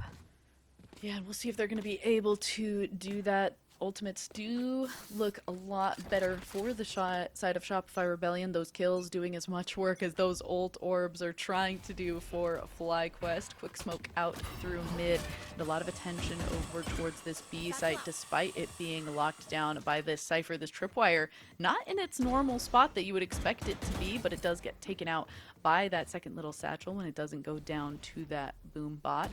And with the pop of that Cyber Cage, it's going to be enough Whoa. for FlyQuest to make a little bit of a turn and burn. And Starbound sitting, waiting, wishing, and finds a 3K for that lurk coming down through mid. So I had to keep it clean, and Starbound's just recognizing there might be an out-of-the-box eco strategy from Shopify. So they handle that. Now they have information on Mel. So you couldn't get your fourth. I love FlyQuest kind of going back and forth depending on where the picks or like pieces Yeah, of utility are don't picking take up on chances. Shopify Rebellion players being, and they're like, oh, but the Cypher died? Okay, let's go ahead, move on to this B site. We know we can get onto it real easy now. And I don't know, you weren't. I don't think you were. I don't know if you were in chat at the time, but for Sunset for this map, I think you said you were. The one round where Dodonut tried to get across that opening, and like it was either a DC or a failed satchel, and they failed that rotation after getting the Cypher pick. It was wild, almost as Yep. wild as that trade. But at this point, I wished we didn't lose that last player. Like I really wish it was 4 players at a minimum with their weapons carried over, because like I said, we know that even if Shopify stumbles around, they're gonna fight back just as hard. It's like doesn't kill you, makes you stronger type energy. And at this point, again, they lose this round. Some of these players aren't gonna be able to buy, which is my concern for FlyQuest. Obviously, the same is true for Shopify, but FlyQuest is the one that's in the I need to make up rounds, not just meet them head to head. Yeah, and it looks like we do see a light shield on one of those FlyQuest members. We'll see if that's going to end up being something really difficult for them to recover from. Nade and a bunch of utility to come out and try and clear as much as possible. It's going to be that Tripwire to stumble the donut there. 2-2 though to start things off. We're going to see if we're going to be able to get this bomb planted. Quick retreat back into garage from those attacking side players. And it's going to be a stun to come through, but not going to be able to land up onto anybody. And this little wall from the Deadlock is going to cause a little bit of a slowdown here for the defensive Shopify Rebellion side. The slow down Cover going out. is perfect, because I said I don't like 3 players in B main, that still holds, but they've already bought a lot of time. Then you can rip the Annihilation on tap, which is exactly what they're going to do, but they're just going to sacrifice it so Sarah can stick it all the way without concern. And still Yeah, the manages to wingman. pick up all 3 players. I mean, that hurts. I'm not gonna lie, I didn't hear the little wingman diffuse sounds, so I was really confused when I saw Sarah getting frags and Sarah saying Sarah is diffusing, and I was like, oh yeah, they're on Gecko. I mean, you cannot annihilate a wingman with the with the deadlock ult. It's the perfect counter. You would think that you there's the would, weakness for because the comp. like there's an entire cinematic where like That's Deadlock true. basically threatens Gecko with the annihilation. No, it's so you'd so think that you funny. could, but you can't. Nope. We need an animation of that wingman wrapped in the little coils. But that 3K from Sarah is perfect. Double digits locked in. Thrash online. Like I said, the economy, not great for Fly. So this feels like we're winding down Sunset almost. Really does, and Shopify's got to be feeling good about this as well, considering that they weren't able to bring home that first map. But trading map picks, also not too bad in their minds, I'm sure. Thrash gonna come out as well. See if it can blaze a trail for Shopify Rebellion. Spike planted. Instead of able to be pick anyone off, instead Thrash comes back to Gecko and is going to be able to be a nice little pickup and be able to go again here in just a moment. But speaking of which, maybe we won't need to see Thrash 2.0. Thrash 2.0 is going to come out anyway, but it is going to also be 2 picks from Noya finished off from Fluorescent. Dizzy's going to give away Lace's position, and it's another flawless round from Shopify Rebellion, who seem to have Sunset, at least Sunset defense on lockdown. It's flawless round after flawless round. complete pace change from the Thrifties we were seeing left, right, and center over on Icebox. At this point, again, FlyQuest Red is just scraping the bottom of the barrel. What weapons can we buy this round, next round, the round after that? They just don't want to give up, and at this point, Shopify Rebellion is just knocking on that finish line for at least Sunset. And that's where my concern here lies again. These have all been, like, map 1, you know, double-digit affair. Map 2, if FlyQuest starts staging a deeper comeback, double digits. And if it comes down to who has more energy in the tank, it should be Shopify Rebellion, theoretically, on map 3. It should be. We'll see if that ends up being the case. Fluorescent lying in wait. Panther ready to pounce with that rocket in the back pocket. FlyQuest, though, trying to see if they can clear out as many pieces of utility as possible before they try and make anything happen. See if they can make at least some players rotate over onto this site while they try and find some picks across the map as well. Clearing out that market door to make sure that if they want to go that direction, it's nice and open for them while things are a little bit quiet. Kind of feeling like this cat here. Taking a little cap.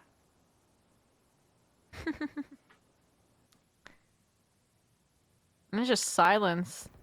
Oh, rare silence. Yep. Okay, I was going to say, we're about to see a little bit of a collision there. Mel takes out Starbound. Unfortunately, it does not give away the information that FlyQuest was maybe hoping that that would convey, and instead Shopify Rebellion continued to make the quick rotation over to this B site, but Dodona is going to try and haul this around for FlyQuest. Lace finishing off those final 2 players, and despite how that started, it ends up going right FlyQuest's way. Is that an Effie's timeout? Yep. I will say, I don't know why, like, 7-Eleven feels so close, but so far from a comeback. Like, I feel like it's like, you've come this far, it just feels like you have to get just a little bit further. And it's like, consistently I see overtime achieved when it's the 7-Eleven scoreline. Like, not a team winning out or losing out. Like, it's like that last, I guess, breach point where you're either gonna get there or you fall short at like a 13-11 kind of. I want to say, I think it's a mental game. I think you lose your first round in a while, you call the timeout, and you're presumably talking about something, but it also is like a momentum shift, being like, we're gonna call this timeout, we're gonna see if we can, like, you're trying to like retake possession of the game with this, and it's also a little bit of like the momentum shift mentally for FlyQuest when they're like, yeah, we just won a round, we want to be able to string these together, but then a timeout gets called, you kind of lose that momentum mentally. And so part of me is like, it's got to be a bit of a mental game too, you know? No, especially when, like, you see the 6 rounds like Shopify had in the first half, and then that momentum was broken by the side swap. It is a true phenomenon, especially in esports, and we'll see if it affects them here, and if Shopify can leverage, you know, their buy, their ults, like the showstopper dynamically, I would say, to get this round, but that's Donut and an entry towards B. It's friendly fire, team fire, but it might have just saved them from floor on the off angle. I was gonna say, I like the combo trying to get somebody who's hanging out a little bit too far there, but it is a little unfortunate when it slows you down as well. Shopify Rebellion are going to be the first to lose a player. This is going to force the rotation from FlyQuest going over towards that A site. They're hoping that this site is now only held by 2 players, and with that, able to get at least a 1-for-1 trade, but keep their numbers advantage here as much as possible. Already onto this site and coming in with a Fury here. Yeah, I feel like it's just information, and then Floor, if they have it, can rip the showstopper at this point. But a 2v4, they at least want one more kill before that, I'm sure. So hand in hand, they would have. Fortunately, the trades come through. Little panic spray, but it gets the job done. They'll be like, hey, my shield. But regardless, that round 1, the momentum halt timeout failed from Shopify Rebellion. And FlyQuest Red again. Good job, FlyQuest. In my mind, like, this isn't like, oh, FlyQuest Red, like, it's going to be 13-11. This is like, oh, we're going to OT and who knows what's going to happen. Oh, all right. I'm eager to see Yeah. it. And like I think they're pretty poised to do it. Like this is a safe round from Shopify. FlyQuest already have 3 ultimates in their pocket. They probably don't even really need to use them unless things really start to go south this round. They can continue to hold them into the next one and kind of like do what Shopify was doing to them on the map before, where Shopify was like, our ult economy is just better and we're going to spend like 1 ultimate to every 2 of yours. And now FlyQuest is kind of poised in a position to be able to do that to Shopify. Yeah. My only concern is like they're trying to keep. I was gonna say you don't want to lose all the ultimates in the same round because you do have to go all the way to map in series point or overtime, I should say. So when it's this close and Shopify can fight back without using ults, sort of things are gonna get a little bit dicey if you're forced to invest at Nightfall as well. Mel with a deep flank here. Oh, but unfortunately, the Sheriff not able to do the damage to Ev to make that stick. Shopify 3 to 5. That bomb is something that they have to defuse. Sarah's able to get 1. Alexis finds 2.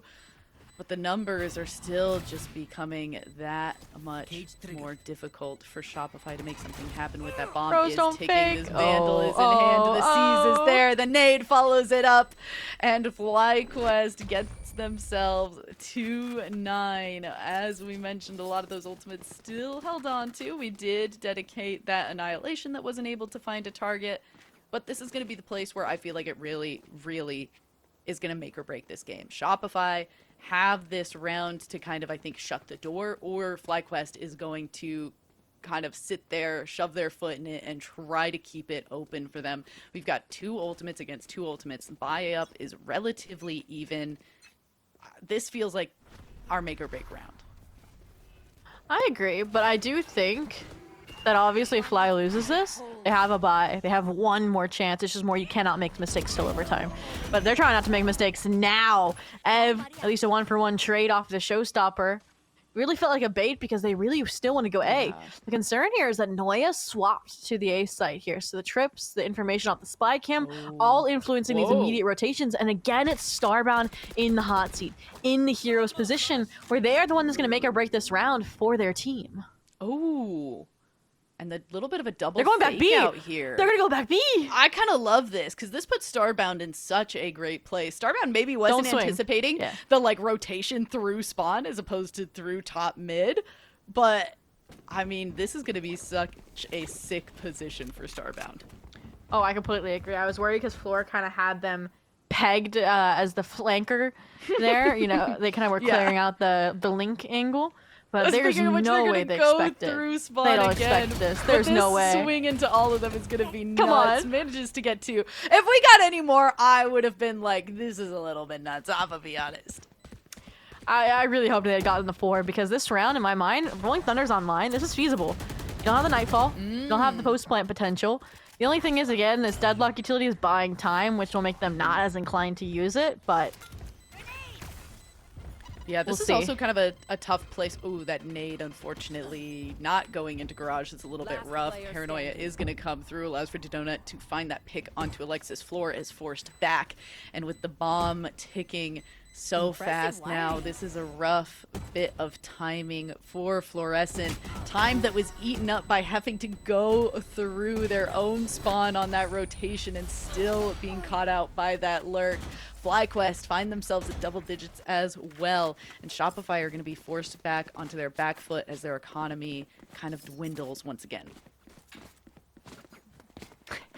And at this point, you said it, that was the make or break round. Do you stand by it? It's FlyQuest I going do. to I think 13-11? Well, Do you think they're gonna? I think Yeah, that go it's for it. OT now for sure. You think it's OT? Okay. I was thinking it was OT kind of like once 7-11 You got reached thought in it my was mind. OT way earlier. No, into I this did. game I than me. did. Just because I know FlyQuest. Like, that's what happened on Vine. Like, that's consistently what happens with this team, whether they're the ones leading or trailing. They're just an OT team. That stresses me out a little bit, but I mean, I guess it also makes for good games, so. All right. FlyQuest kind of standing on the precipice, trying to get themselves much closer to this OT. They have the buy up this round. They've got those 3 ultimates. That Rolling Thunder is an extremely potent one to work with for Shopify Rebellion, though. A great piece of retaking capability. And I think FlyQuest kind of have an understanding of that as well. They're going to take that aggressive push from Mel and mosey on over to this A site. Once again, Starbound has gotten this lurk, has gotten a pretty advanced placement onto this side of the map before anyone has made this rotation from Shopify Rebellion, gets the Neural Theft out, and is able to find the placement of those Shopify Rebellion players on this rotation. Unfortunately, that is going to make it a little more difficult to figure out where those players are holding, but we'll see if that is going to be all they wrote going into this round. Shopify down a player, but we'll see if the retake can come through nonetheless. Yeah, I just want to see no hesitation. I honestly want to see their proactive Nightfall before they got the opportunity to rip the Rolling Thunder, but for now, doing a good job layering the utility to delay the retake attempt here. The Raze utility, the smokes, all in tow. And just like that, they collapse inward onto the flooding Shopify Rebellion members. 11-11 Make-A-Wish, because FlyQuest Red might have just seen a shooting star. They come back, the lead in their sights, and they want to claim that 2-0 victory over Shopify Rebellion. They're certainly trying, and they've got the Annihilation and that Nightfall to help make it happen. I feel like Shopify Rebellion has been holding on to this Rolling Thunder and really not trying to just, like, use it way early. And I think it is going to kind of be a counter to, ideally, the Nightfall, I would imagine, but it's got to also just be a little stressful to be deciding how and when you're holding it, especially now that you've watched FlyQuest get a few rounds back, kind of catch up, not have as much cushion as you did before. So I'd be stressing a little bit, but a collection of an Ult Orb gets Gecko to the Thrash as well. So Shopify Rebellion slowly kind of inching their way into a position where they could have a good spot. Unfortunately, the Starbound lurk is a thorn in Shopify Rebellion's side. Well, thorns can prick and make you bleed, and that's exactly what FlyQuest Red is about to do. A 5v2, 4 ultimates on the table. Like, it's not a matter of if they're going to win this round in my mind. It's more next round. They're going to have everything to throw at avoiding overtime and closing things out early. Noya! And Oh, yeah, that's so sad. Okay, in League of Legends, there's a character called Veigar who literally has a cage. Every time somebody gets trapped in the deadlock thing, I'm like, baby cage. baby cage. A flawless way to send yourself. Oh, I feel like Oh that my does gosh. not bode well for Shopify. They didn't use any of their ults. They don't have a buy up into this one. This patience that we were seeing from Shopify is maybe going to be the thing that dooms them in this match. Yeah, I think at this point, it's just like all the stars aligning, right? Nobody maybe is sick. You have a new player. You have now 4 ultimates going into the decider round. Like, the only thing that could maybe cause chaos is, why are we in attack pause? What happened? Lace went too hard, guys. They're gone. Okay, they're back. We're Come good. back, Lace. We don't actually know the reason, but I'm sure we'll get back into the action here soon. And you mentioned, though, like, is this what they were saving the Rolling Thunder for, as kind of that get out of jail free card or get yourself to OT? I think it's kind of hard. I think that a part of what I thought Alexis was holding this Rolling Thunder for was for FlyQuest to actually be the ones to pop it first. And I think FlyQuest have accurately read that that's something that Alexis was holding it for, and instead has just said, all right, I'm just never going to use it then. If you're waiting to use it as a counter to one of our ultimates, then we're just not going to use it, and you're going to potentially lose this game with it still as an ability that you could use. Like, and as a result of that, they've now just been able to rack up more and more ultimates, and they're kind of winning in the ult economy game again. We'll get to see. Oh, we talked about being on the edge of our seat. This is like a cinematic masterpiece here. Conclusion, neck and neck, and of course it has to be fireworks and all. Showstopper Nightfall all ripped, a 1-for-1 trade from Mel. Annihilation to try and veil it back, but they realize with the Terror Tendrils that they are far. And the frag still go in their favor. If anybody's Wow. gonna bail them out, of course it's Fluorescent. A 2K, Rolling Thunder. It's not over yet though. A 2v3, but now a 1v3 Starbound. Anybody could do it, it would be you, but there's a double swing. The wall doesn't block visibility or bullets, and we are going to overtime. I think FlyQuest tried to rip off the Band-Aid, and I think they just made their wound worse. Like, they were like, this is it, we've got the ultimates, let's just go, let's just be crazy. And I think it didn't work out for them. I think if they'd have played, like, with the same level of kind of slow precision that they were playing with earlier, they would have been able to just win then and there. I don't think they needed to go into this OT. Yeah, I think if they took their time and just played it like they've been playing, it would have been a lot different. But again, adrenaline, pressure, all mounting. You feel like you're I get it, like yeah. like you're 5 kills away. You're less than a minute and a half away from the goal you've been setting for the entire Game Changers season, beating Shopify Rebellion. And now you reset it. You're both on level playing field after all that hard-fought ground gained, and it's hard. Level playing field, but also somehow kind of like, it's weird. The level playing field, like in quotes, is sometimes like so backbreaking to teams because it also is like removing a lot of the, again, we keep saying ult economy. Like that is just so much less of a thing when you go into OT that it sometimes really favors certain teams and certain team comps, or certain team comps where getting 2 picks is enough for you to activate your ultimate. And those 2 opening frags there are huge, and now they don't want to take any chances that they don't need to because Sarah, Flory, they can make moves like this. Thunder's been delivering, but Sarah with that 3K.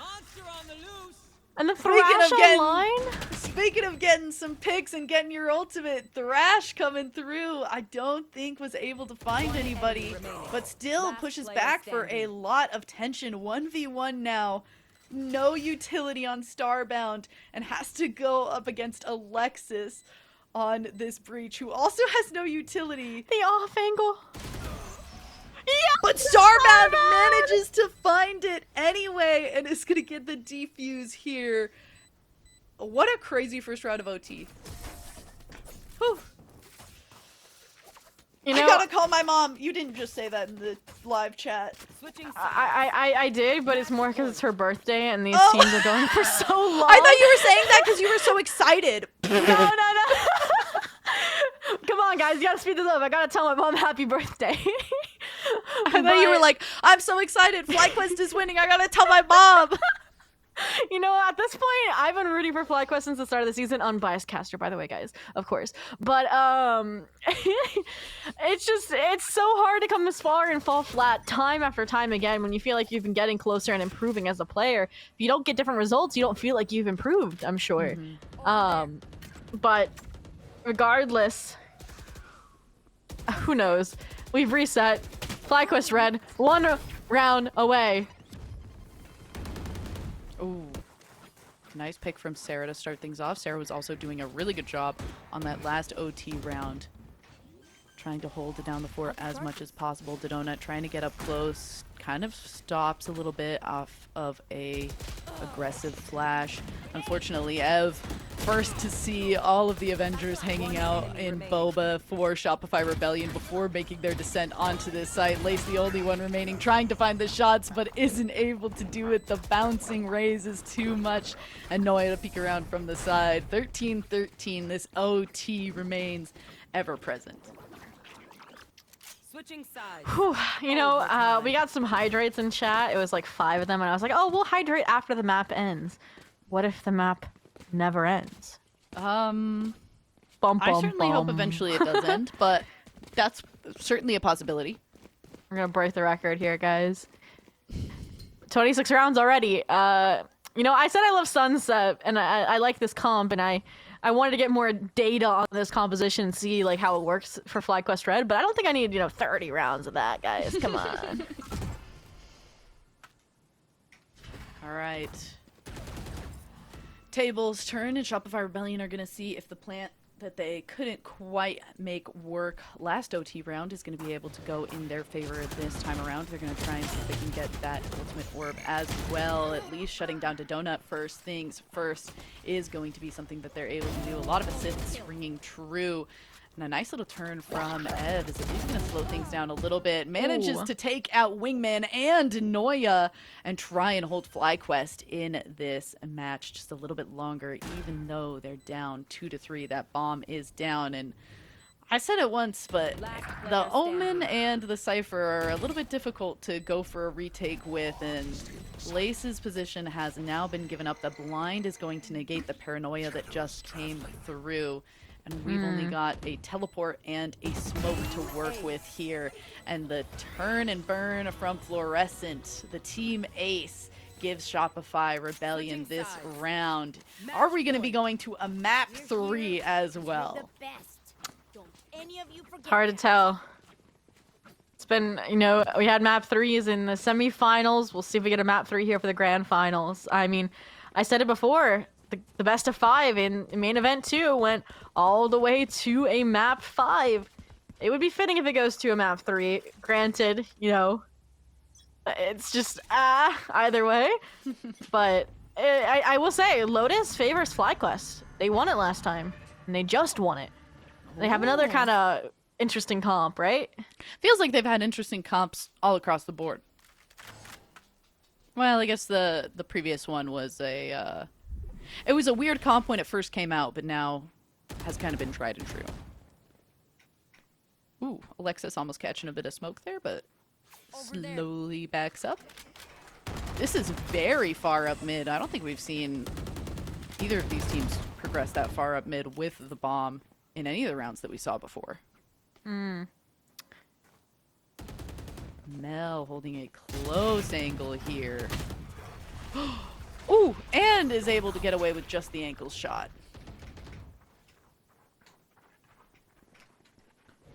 At this point, First Blood flavoring Shopify Rebellion. Information that this is an ace split on their side as well. Sarah, I thought went for the over people. They're just confident to take this duel, and as a result, Lexus can't bail them out, can't trade them out. Just go to their death. Now information really favoring FlyQuest Red alongside the numbers advantage. That is an annihilation online in overtime. Their ticket in to the A side. They spotted out Alexis, but it doesn't land. The shots instead. Sonder and Flo. What just happened? Oh, Not like this. 30 HP, 14 seconds, right into Noya's POV. HP on Shopify Rebellion's side, and those final 2 rounds of OT going their way. Shopify Rebellion are not going down without a fight and are going to be taking us into game number 3. Like I said, it would be, you know, almost too scripted if FlyQuest Red were finally to 2-0 Shopify Rebellion. I think that if it is going to finally be a triumph of them, it'll be, you know, in a map 3. It has to be like all the stops pulled out kind of thing. It'll either be like in a map 3, it'll be grand finals on main event 3, or it'll be at champs on the world stage. Like, it can't just be, you know, 2-0, like, wait, it's over already kind of thing. So I'm excited that we're going to a map 3. It's just more like I said in my mind, the map pick favors FlyQuest ever so slightly, but the mental and the energy levels favor Shopify since they got to take that really long break that we had map 3 happen against Reform GC. So I'm a little worried, but also we've been casting for a really long time, Becky. You've already. been casting for a really long time. Don't worry about it. But we did get 5 hydrates redeemed. Okay. You know, I don't like turning off my commands. And, you know, we have 5 people on camera, right? We have us 2 casters and we have 3 people on the analyst desk. So we're going to bottom up first, Becky. All right, this is water, guys. I use a straw, so No, that's great. Just chug it. I don't know. And then we'll send it back to the desk. So cheers, and analyst desk, get in here with your water. Cheers. Cheers. Cheers. I don't have water. I made my own chai tea. I don't think I have anything left. Can you hear it? Ooh, it's that bottom sound. It's kind of all the gross water is there. I love gross water. That's empty. That's empty. Interesting. You know what else Stay was interesting hydrated. was, oh my goodness, that game was insane. I mean, I thought FlyQuest was coming back there for a second. Yeah, yeah, it would have been cool if they did. It would have been the first time FlyQuest has ever beaten Shopify. They are now on their 7th series ever facing this team. And this is the closest they've been. Well, the last Grand Finals was the closest statistically, but I think we could say this is truly the closest. Oh yeah, I mean, first off, we had the first 2 maps both go into overtime. We've already hit Yeah. the 50 round quota of like any good Valorant series should be at least 50 rounds long. Yeah, we've already hit that, and we still have a map to go. I'm exhausted. You know, that's if I'm playing, I don't even know how I'm still awake right now. I I'm don't know how probably they're doing it. chugging Red Bull or something, because there's no way. But you have to give credit where credit is due, specifically on the side of Shopify, to both Floor and Sarah. They both had phenomenal games. They both went above and beyond. They had more often positive moments than negative moments where I felt like they were really showing some impact for the side of Shopify. Obviously, you had, those clutches from Mel, like the 1v2 with the classic where they like swaps Mel's their classic and B main. doesn't work like my classic. Yeah. It doesn't work like anyone's classic. She has the best classic in the world, but there were also some moments from FlyQuest too, right? Because it wasn't just a one-sided game. And if I remember correctly, Keg, you have probably someone in specific that you want to highlight. Yeah, let's look at round 21. When we go over to the Valo plant, there's not going to be a whole lot to show on the screen, but honestly, there doesn't need to be a lot to show on the screen. The meat of it is entirely that Cypher up the top, that's Starbound. The entire round was based off of timing. Timing is something that nothing is done in my ranked games, but if you do have a coordinated stack on both teams, you can have a very nice pendulum effect with either your team or the enemy team. Now, something I feel like a lot of us viewers and casters forget at times is that we can see everything on the board, but the players cannot. So there's a lot of ingenuity that comes by calling for certain timings before you rotate over as an entire team. Starbound had to take this risk. No initiative utility, all audio cues, and a really good sense of timing to make their way all the way up through mid, all the way past the defender spawn, and wait out for the audio cues of the entirety of Shopify to rotate over back into their own defender spawn. There's a lot of things this round that just had to go right for FlyQuest, and they played their timing for the squad with the spike at the bottom of A main to rotate all the way through their own attacker spawn once again back to B site to an empty B and get that spike down. This was entirely a great IGL call and a great co-calling depending from whoever on FlyQuest to make sure Starbound really found maximum potential into this round. Honestly, I don't think the game would have gone how far it did go if it wasn't for this round and for Starbound, because they were out. I think what was the score? 9, was it 9-11? Something like that. And this was like a crucial round for FlyQuest to even try to attempt to make that comeback. So, I mean, in the end, Shopify Rebellion did come out on top, but this round really propelled FlyQuest forward. This was the round-changing round that everyone was hoping to see with this matchup.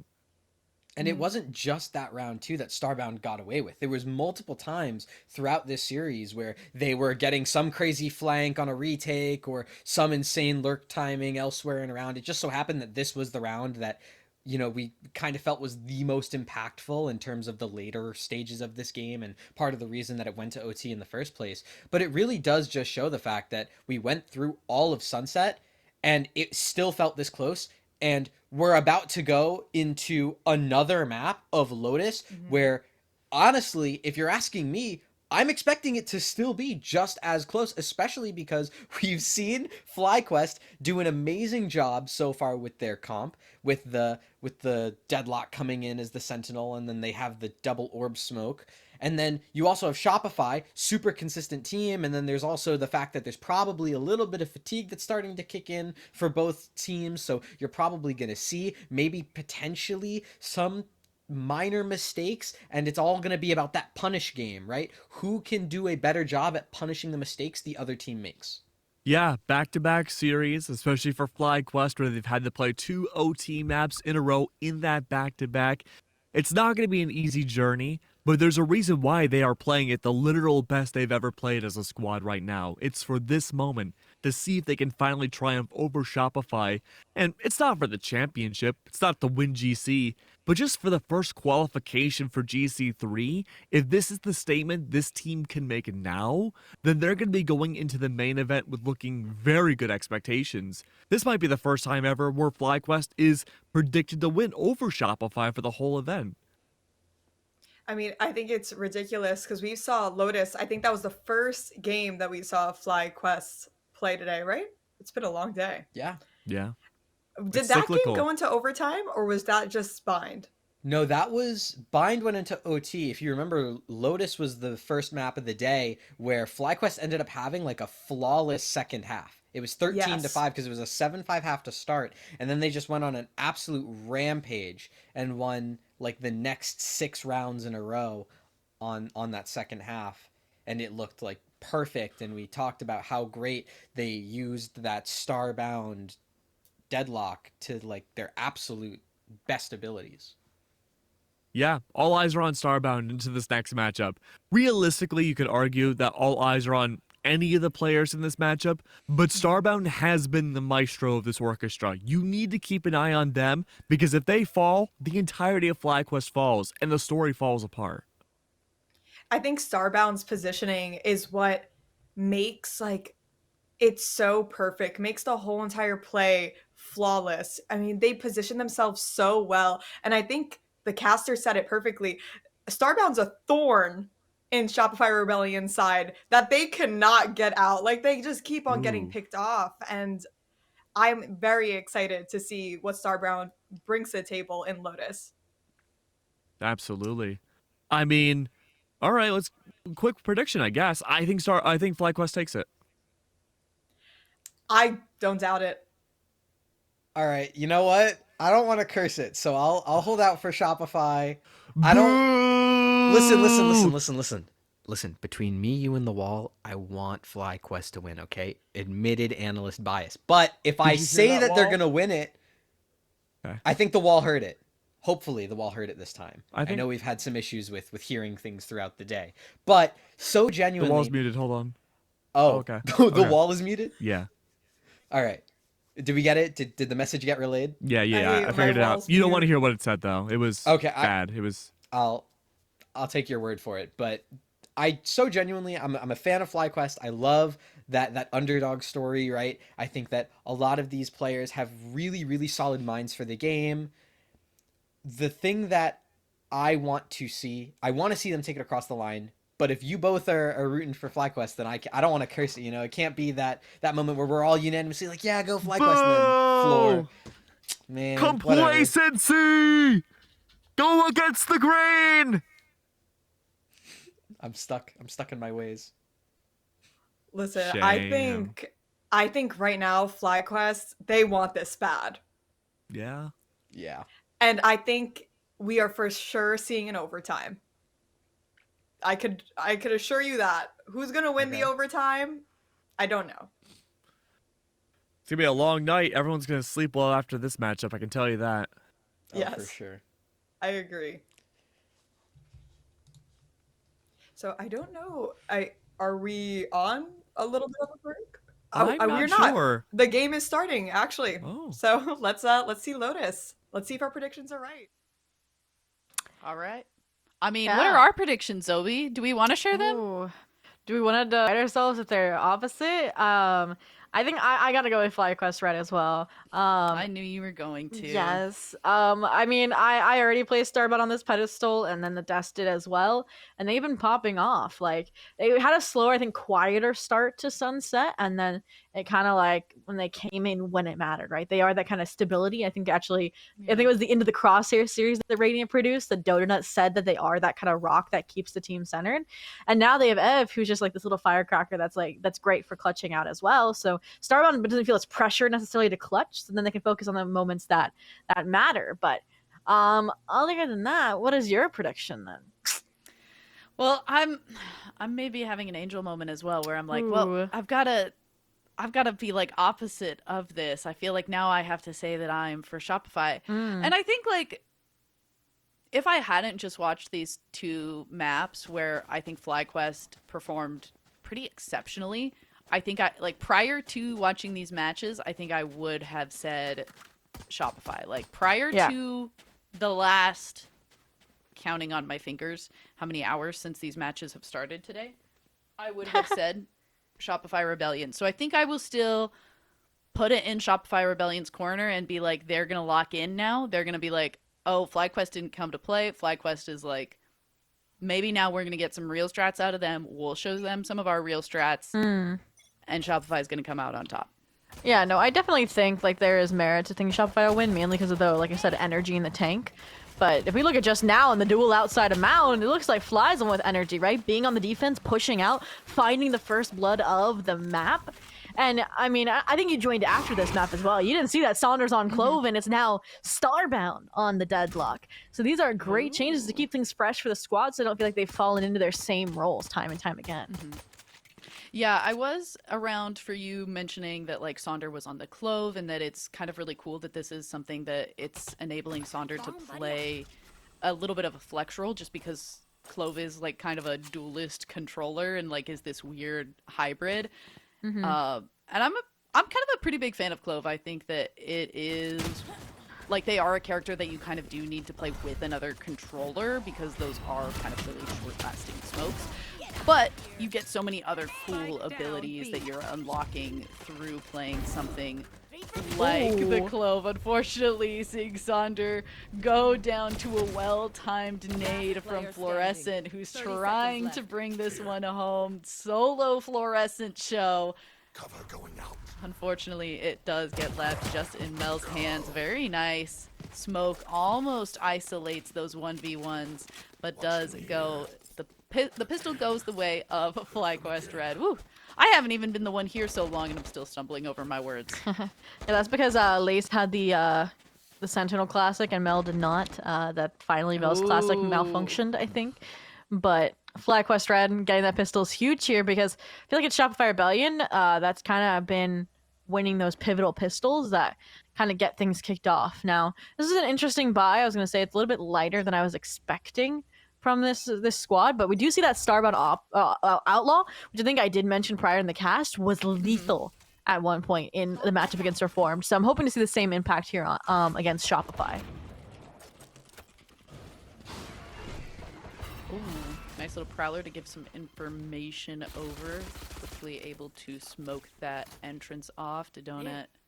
Little run and gun Spectre action, but it looks like waiting for a lot of these pieces of utility to come up and be ready for the pop onto site from Shopify Rebellion, but it's also the pop of all of those players as FlyQuest quickly shut it all down, get themselves that second round, and we're off to a blazing start for this game number 3. I said I wanted them to keep it clean on these eco rounds, and they did just that. Only one player falls, so they're going to pick up that Deagle, and we've seen I think they've been one of the more lethal Deaglers in the series, in the broadcast overall today. Some insane 2 and 3 pieces that have turned the tides of rounds around. And I think this is a buy, like I said, that I think could cause damage. The only silver lining is Mel's dealing with the light shield this round, so Outlaw, not as much impact, but this aggression could have impact. Oh my goodness. Lace getting really up close. Gets a double pick with that Bulldog. Make it 3. That paranoia into teleport was absolutely chef's kiss beautiful. The thing that you dream about doing on Omen. And it's doing so much work for this eco round here. Bonus round, excuse me. And it's flawless. As somebody who loves to play Omen, that was just, yeah, chef's kiss beautiful. Very nicely done. Yeah, I was like worried for a second, because I'm like, I am getting flashbacks to that Sunset round where like they were on the verge of closing it out 13-11 and they just throw everything in and hope it sticks. And that's gonna be my concern as we get deeper and deeper into this map as well. But right now, this looks like a team that, as the desk put, I think Keg said it, this team is hungry to win. And that is what is fueling them, right? They have like detached from their normal fuel tank, like into an infinite energy source that's just propelling them despite what past series have done. And I mean, with an Outlaw shot like that, like Starbound is no exception to that energy rule. Yeah, very nice timing, good patience, goes ahead, makes the shot, and gets rewarded for it, able to quickly move back as well, and continue to let those sound sensors play for this Not again. defensive side. They know. Oh, okay, misses the 2 shots this time around, but that's okay. Saunders going to be the one to follow up with a pick. Full squad for FlyQuest and Shopify Rebellion down to just 3, trying to play around this door as much as possible, keep these sound cues unpredictable as their numbers dwindle. Again, that net confirmed 3 players. Even as Smoke faded, they saw 2. And I love this. Even with the cage out, that sensor is perfectly timed with the shot to double satchel deny. An entry from Floor and a shorty. Ooh, the shorty! What, are you out of bullets, Alexis? Oh no, What was Alexis. that? Wait, I mean, Alexis might have also just been like, this might be just like not one that I can take down. I don't know. But it is going to be a timeout from Effies. Okay, I wonder why. See, I wonder why. Also, this is kind of the timeout that I like a lot more. We're not wasting any time. They likely have knowledge of how FlyQuest played their earlier match on this map.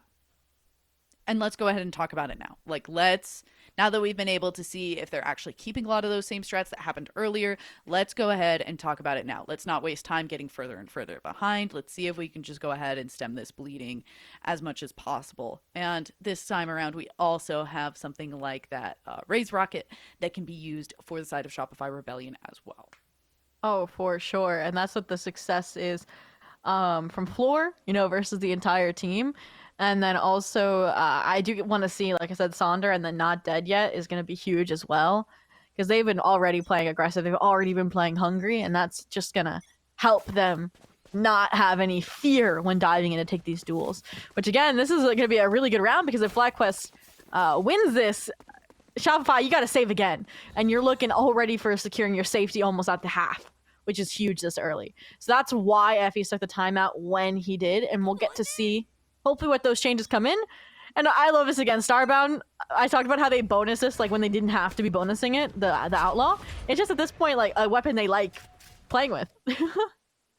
I mean, I'm kind of here for it. And if you have success with it, like success and confidence with it, I think are like the 2 big things. And an angle that lends itself very well to a weapon like that, which they've certainly shown that they're able to play around those angles on that C site very well.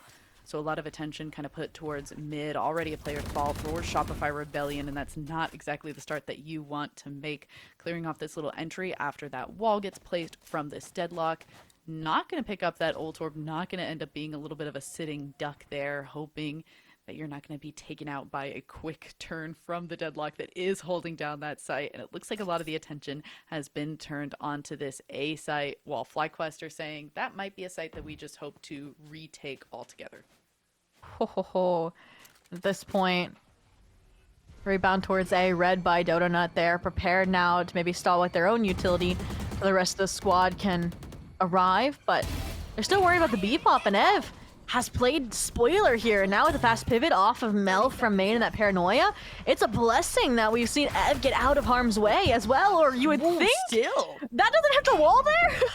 It's just curving around the edges. that's what I'm wondering. Listen, the deadlock ult and the raise ult, I don't really understand how they work. I don't think most people understand how they work. What I do understand is that Sonder went nuts. 4 kills. While we're still kind of reeling over 1 raise rocket, but we can be reeling over a 4K from Sonder here on the Clove as well. Yeah. At this point, like, it just all sails in the wind, flying for FlyQuest Red at this point. 5-0, another save, like I said, for Shopify Rebellion. So, in my mind, unless this is a thrifty, which, I mean, throw back to Icebox isn't impossible for Shopify Rebellion, like, FlyQuest is already at 6. And, I mean, they're safe for the half. Like, obviously, they're going to be fighting for more, but I feel like that just emboldens them. And when they're already confident, when they have, the underdog mentality, we've been fighting for this for, the entire year, like, Yeah. they can see the the end of the tunnel.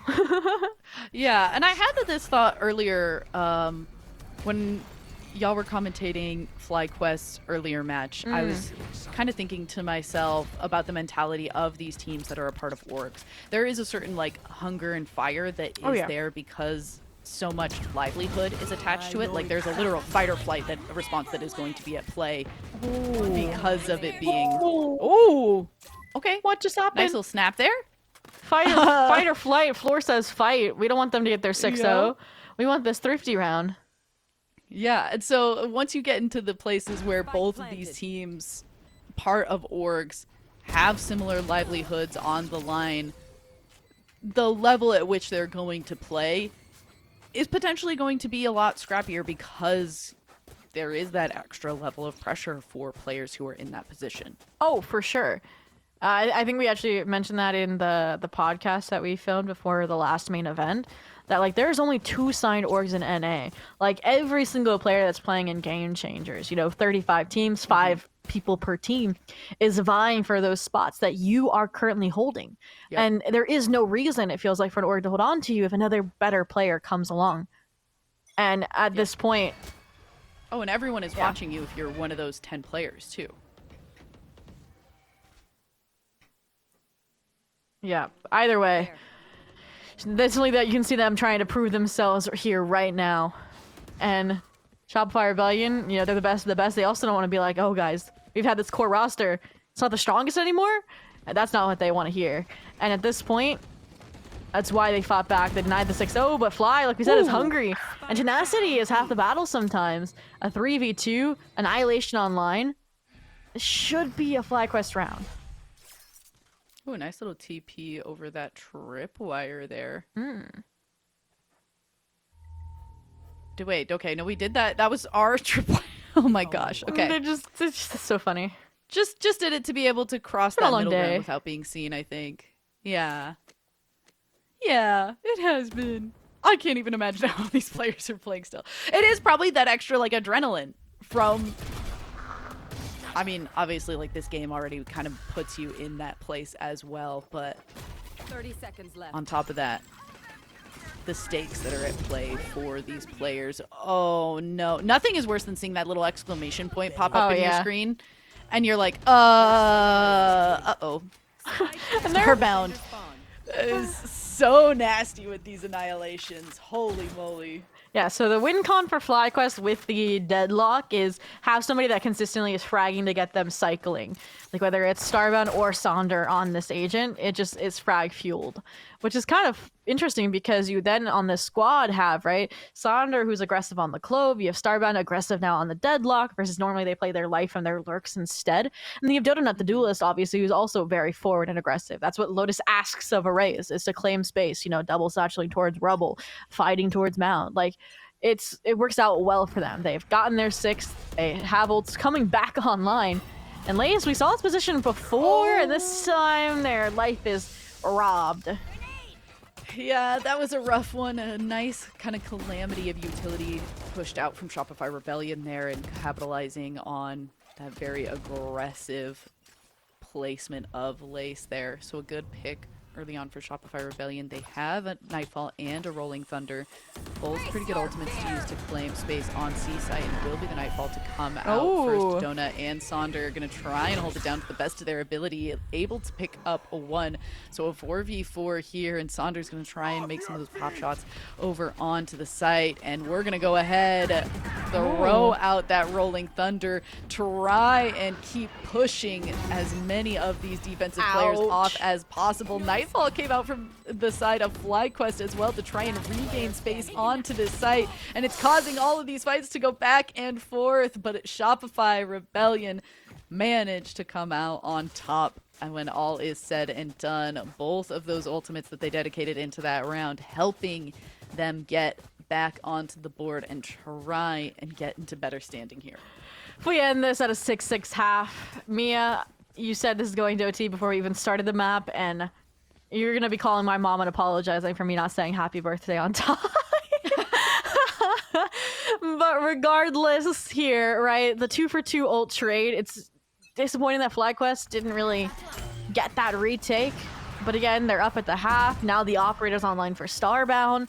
It's all still, it's like they've pushed their glasses. It's all in my calculations, and we'll get to see Starbound now holding down the A site, which this is a big issue against Reformed. Is this operator, these sonic sensors, and this wall all just buy time for this rotation from the Clove and the Raze, who create this stronghold on the B site. So again, similar to how they played the Deadlock on Sunset, they use it to free up players to fluidly rotate across the map, and that's what just has given them that slight edge no matter what map they play the Deadlock on.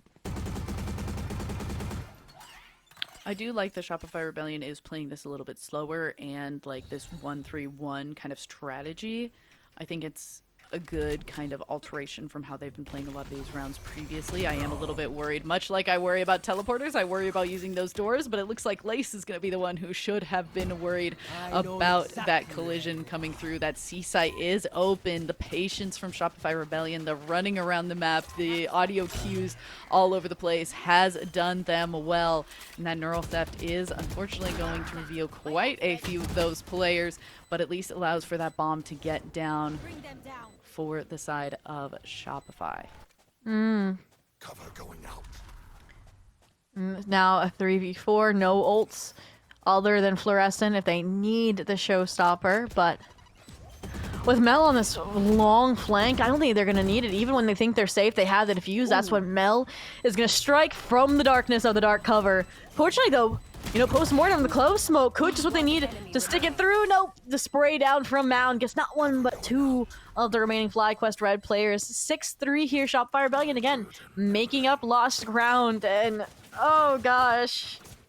6-6, it can't be, right? There's no way. I mean, there's certainly a way. I mean, we've seen FlyQuest come back from things that were very much in Shopify's hands, and I think Shopify are a type of team that have just that same level of capability to make something like that happen. We see Fluorescent has that showstopper ready. This could be one of those ways. You said the name of the game for Raze on this map is make that space, and here is a great way to make a lot of space, especially on one of these sites where we're used to seeing more than one defensive player hold. Gonna say they disrespected Floor before with this Deadlock utility, and I'd say that's a form of disrespect if Starbound lives to tell the tale. And they even find Sarah. So 1-for-1 trade is the least you could ask for. They bought time as well for their team to rotate over. Other than that, though, this is where the difficulty begins. I feel like FlyQuest Red doesn't have as much retake utility like a Breach brings. So the Paranoia, all just to kind of stall out this retake effort. Yeah, we got to see from the shadows there to gather a little bit of information about which players are back site and which players are towards Waterfall as well.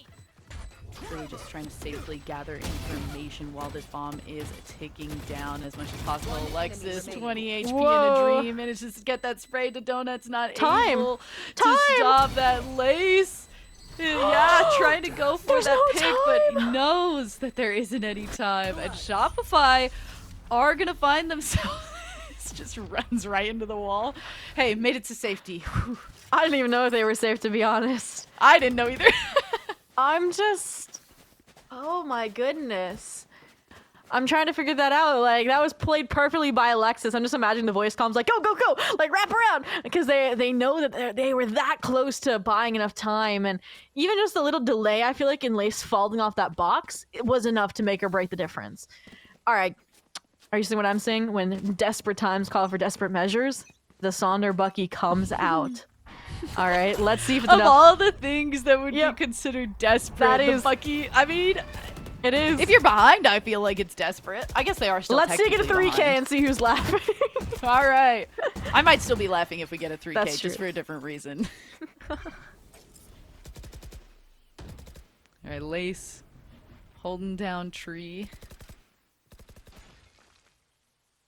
A little bit of a buddy squad over there. A lot of attention from the defensive side over towards this A site, really relying on the ton of Deadlock utility that is set up on C to be what keeps them from it. It does kind of suck for a lot of the Deadlock utility to get popped if like nobody's there to capitalize on this stuff. You got to be okay with just the information quite a bit of the time as well. Starbound is going to make a rotation back over in that direction, and we're going to see if we can reallocate some of these defensive members now that some of that sound has been cut. And Starbound may be in for a rude awakening. Yeah, at this point they're just walking by the sensors, destroyed, null and void. The fluorescent taking their anger out here as well on the site. Exec while spraying through the dark cover to make sure there's no tradability. At this point, FlyQuest Red already knew they were on an eco round. Planted. They're just gonna try and apply pressure, maybe get this Rolling Thunder out as well if they can. But even that would be a huge victory. And I mean, with no one posted up with the Outlaw, probably no shields, it's just easy pickings. Yeah, very nice shots coming through. 3 players remaining for FlyQuest. And a lot of players from Shopify Rebellion between them and defusing this bomb. Paranoia comes through some dark covers as well. Just trying to continue to block off FlyQuest members. Everyone from Shopify Rebellion still remaining. Sonder the only one left. And it's just... we're just not going to worry about it. They're just gonna die to Spike, not give any other ult orbs. But we'll have to wait and see. I feel like... I don't even know if Mia cursed it or I cursed the 6-6 into existence, but I will say this is gonna be also a spicy round, right? The Rolling Thunder's online. We got both of the bigger ults for FlyQuest Red with the Showstopper and the Annihilation, so... I don't want to say a 7-5 is a big deal here, but for me, I don't know why it feels like a big deal. I mean, it is kind of a big deal. The thing that I'm starting to think about is like what differences we're going to start to see once Shopify Rebellion move on to the defensive side. They have the Cypher, but a lot of their other... it feels like a lot of the other characters that they have on their side aren't going to be as good at playing a defensive game. They don't have that like little bit of double controller that Clove is bringing to the table. And so while we do see, as I mentioned, the Clove, Sonder is DC'd. Hopefully will return to us in just a moment here. We won't keep y'all waiting too long. I think it will be a lot more difficult for Shopify Rebellion to play as strong of a defensive game as FlyQuest has been.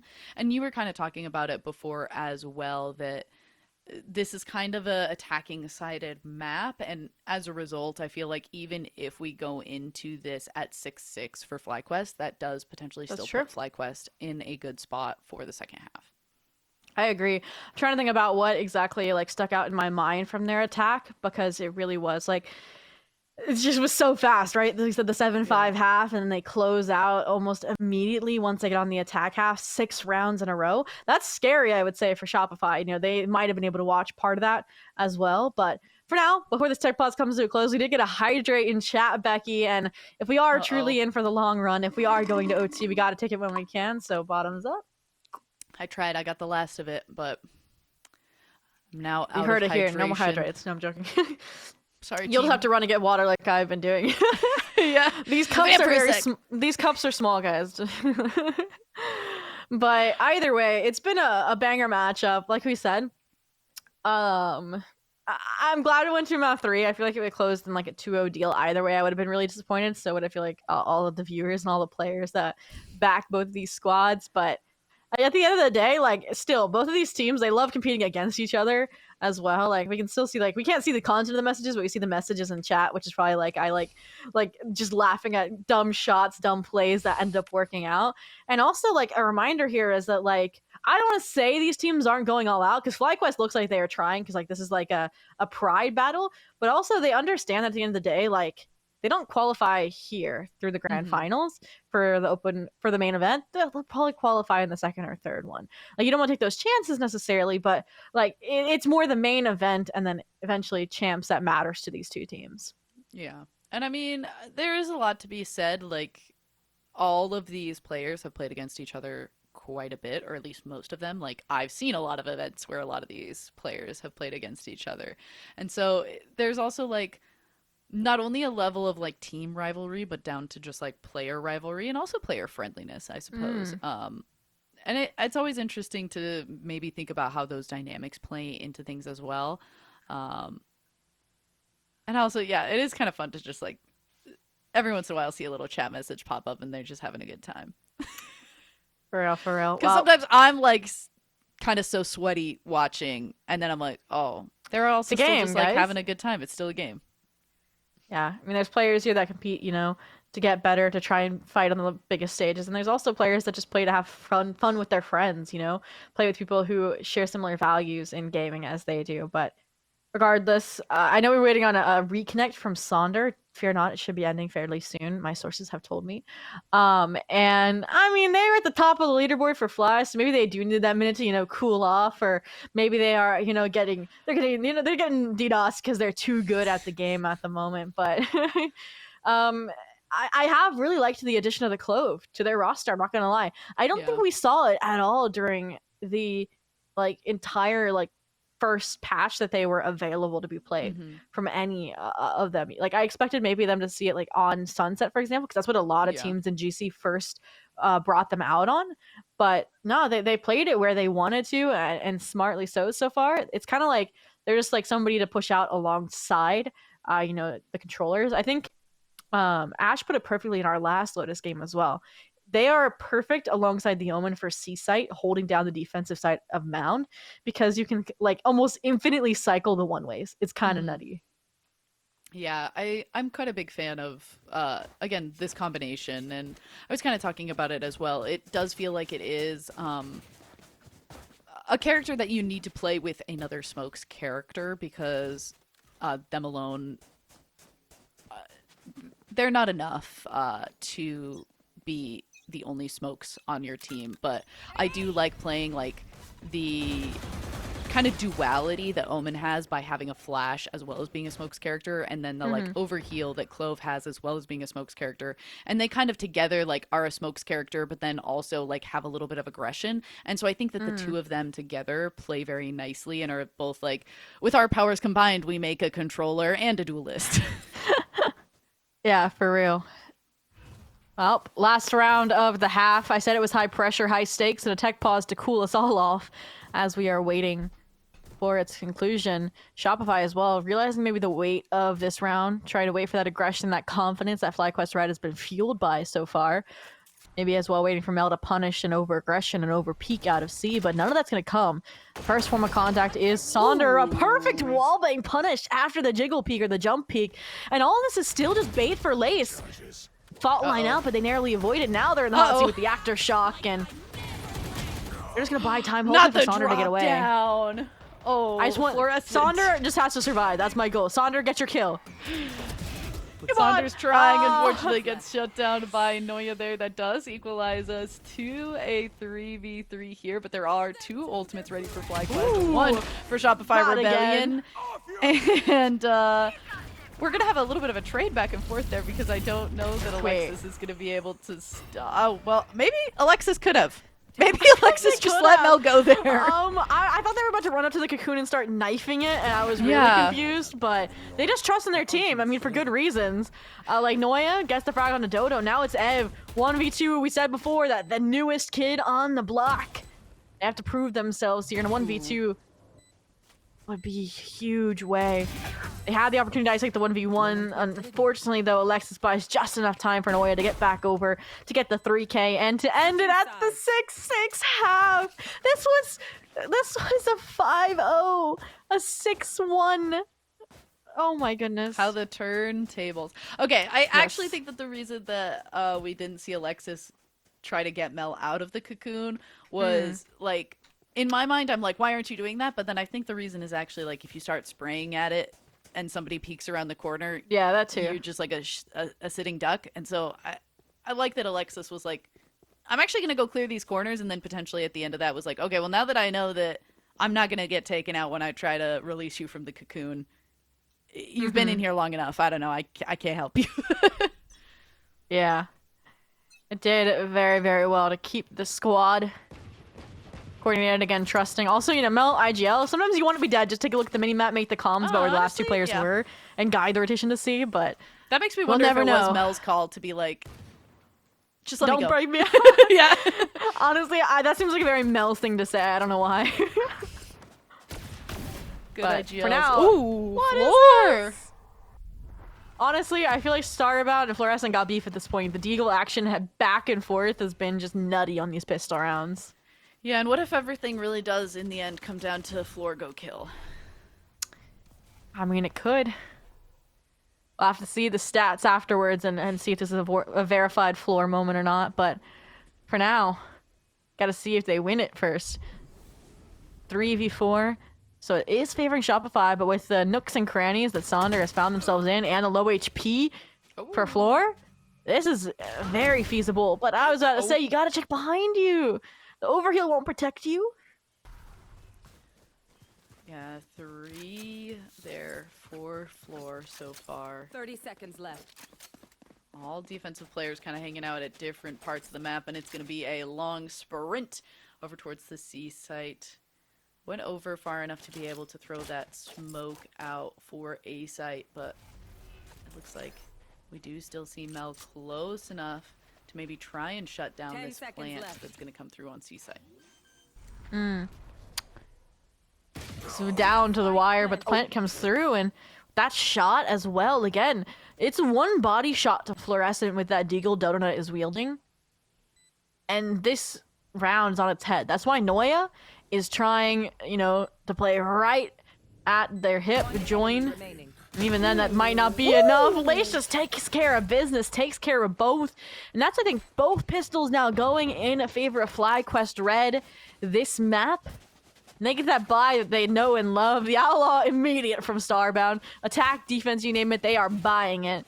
And at this point, I'm wondering if Shopify Rebellion's gonna understand, alright guys, if we hear the Outlaw, we cannot get light shields next round. Alright, well, FlyQuest continue to dominate on pistol, as you mentioned. We might be seeing 2 Outlaws for the side of FlyQuest. I like this too, yeah. And I mean, why one not? at It's one least body shot and you're gone.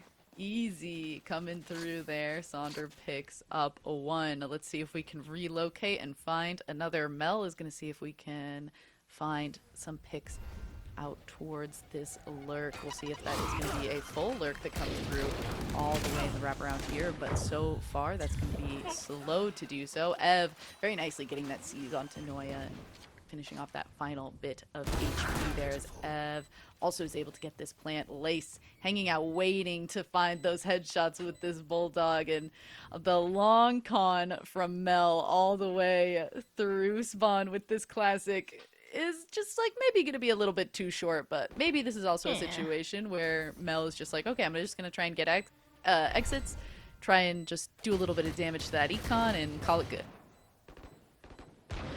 I think that's smart because we saw how close to a flawless it was last half and how that set them up for success. And like, I think it was round 4, they had literally almost max creds immediately. And that's something that Mel maybe wants to put a stop to, but FlyQuest Red aware of that possibility, edging as close as possible, and it's gonna be flawlessly done. Of course, the classic, and you can see they know this is the rivalry of the century right now. And 8-6 here, FlyQuest Red continuing to rack up these rounds. Now, I mentioned this. It was on their attack that they got 6 rounds in a row after the 7-5 half to completely shut out Reformed on that first map. Do we think they do it to Shopify? I don't think they're going to quite do it to Shopify. Okay. I would be very surprised to see it. I'm not saying it's not possible, but I do think it's much less likely. Oh, yes. I would agree with that sentiment as well. But for now, have to wait and see. Alrighty, Fluorescent up close and personal.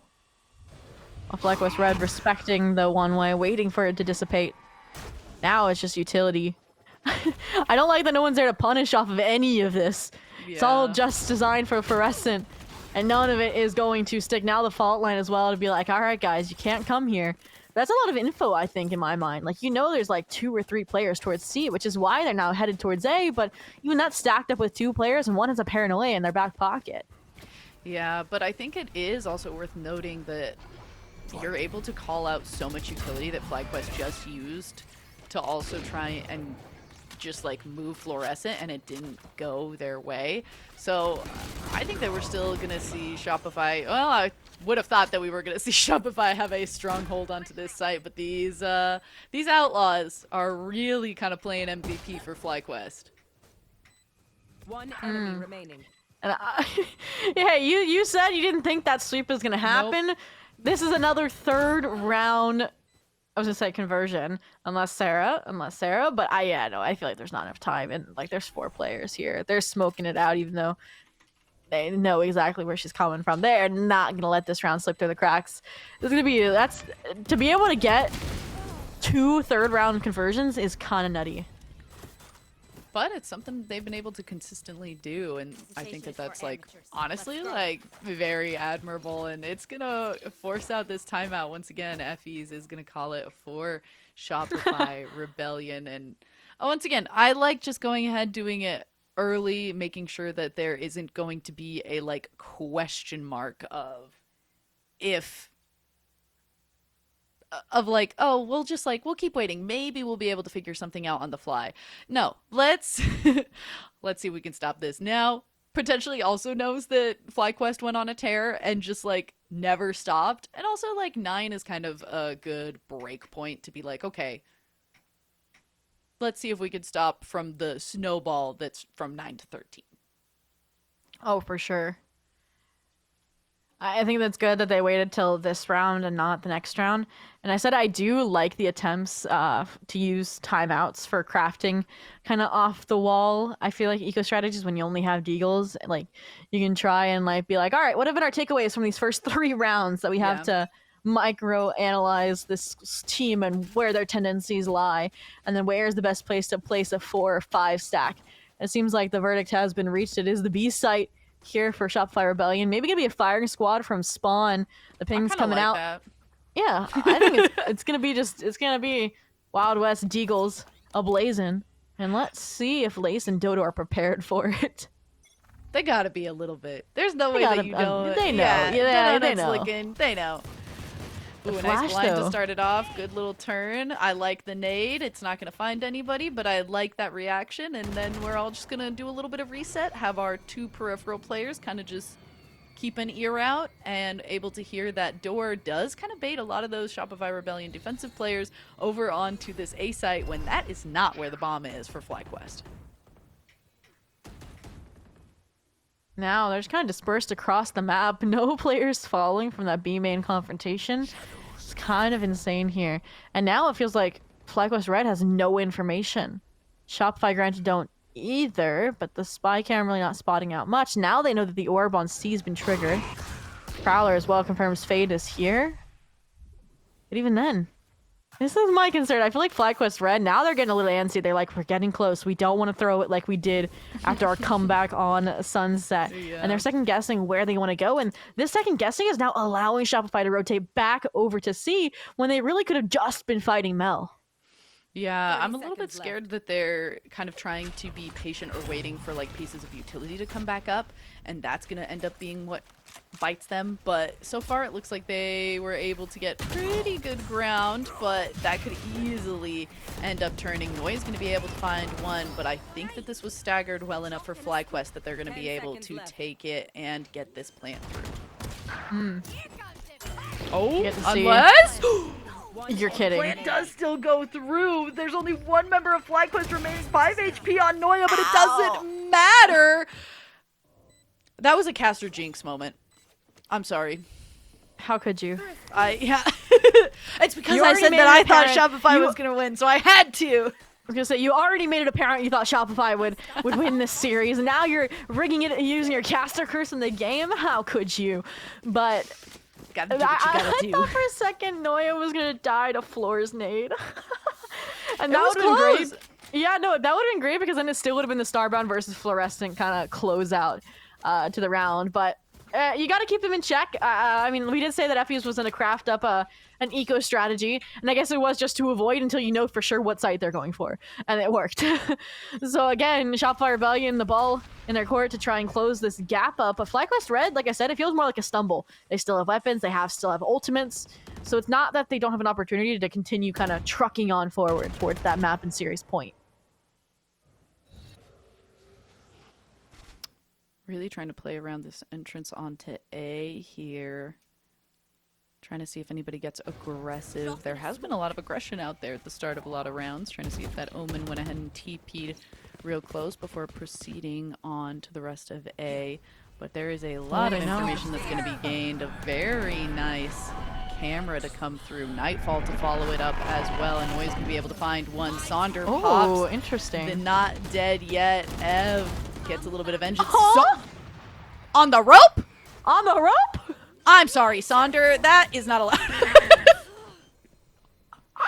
The fact the Annihilation misses there is wild. So it makes it a 2v3 here. Nice wall just to delay one of the entry point avenues. But Ev still is alone on site because Starbound has the operator posted up in the situation. And now 1v3 with an op. You're confined to tree. There's no way. They should just be able to stick this. Instead, they take the fight head on. And now there's 1 round separating these two. Oh. Yeah, nothing's worse than having an operator and you see a prowler coming at you and you're like, oh no, I have to. Yeah, that was real. I gotta shoot the prowler, and then there's 3 people on the enemy team. What am I to do? I'm gonna be honest.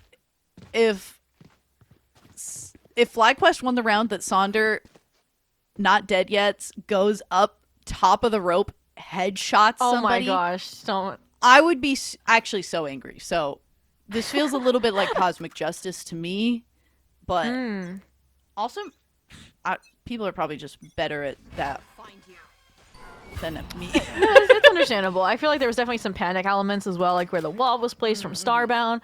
So if we're talking about who played a clean round, it was Shopify by far. Very scrappy from FlyQuest, but that's what they're being fueled by right now. Adrenaline, desire to win.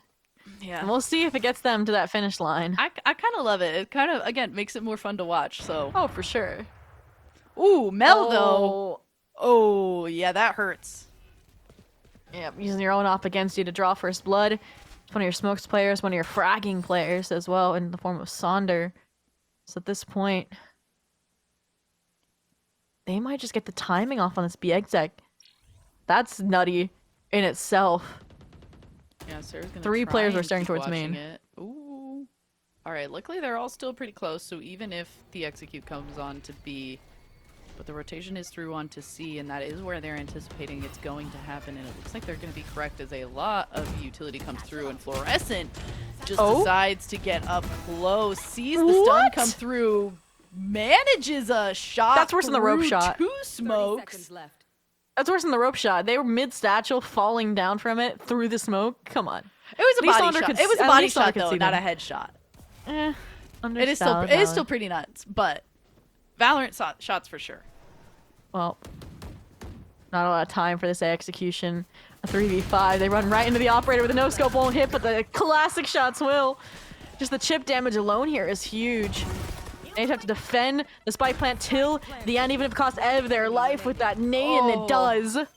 Oh, It does. unfortunate. It just We're allows Sarah tied. to do the nice cleanup. Shopify are just, I mean, speaking of being scrappy, Shopify are not ready to let that just go without Whatever saying. happens, talk in. Don't panic. Trembling. fast away.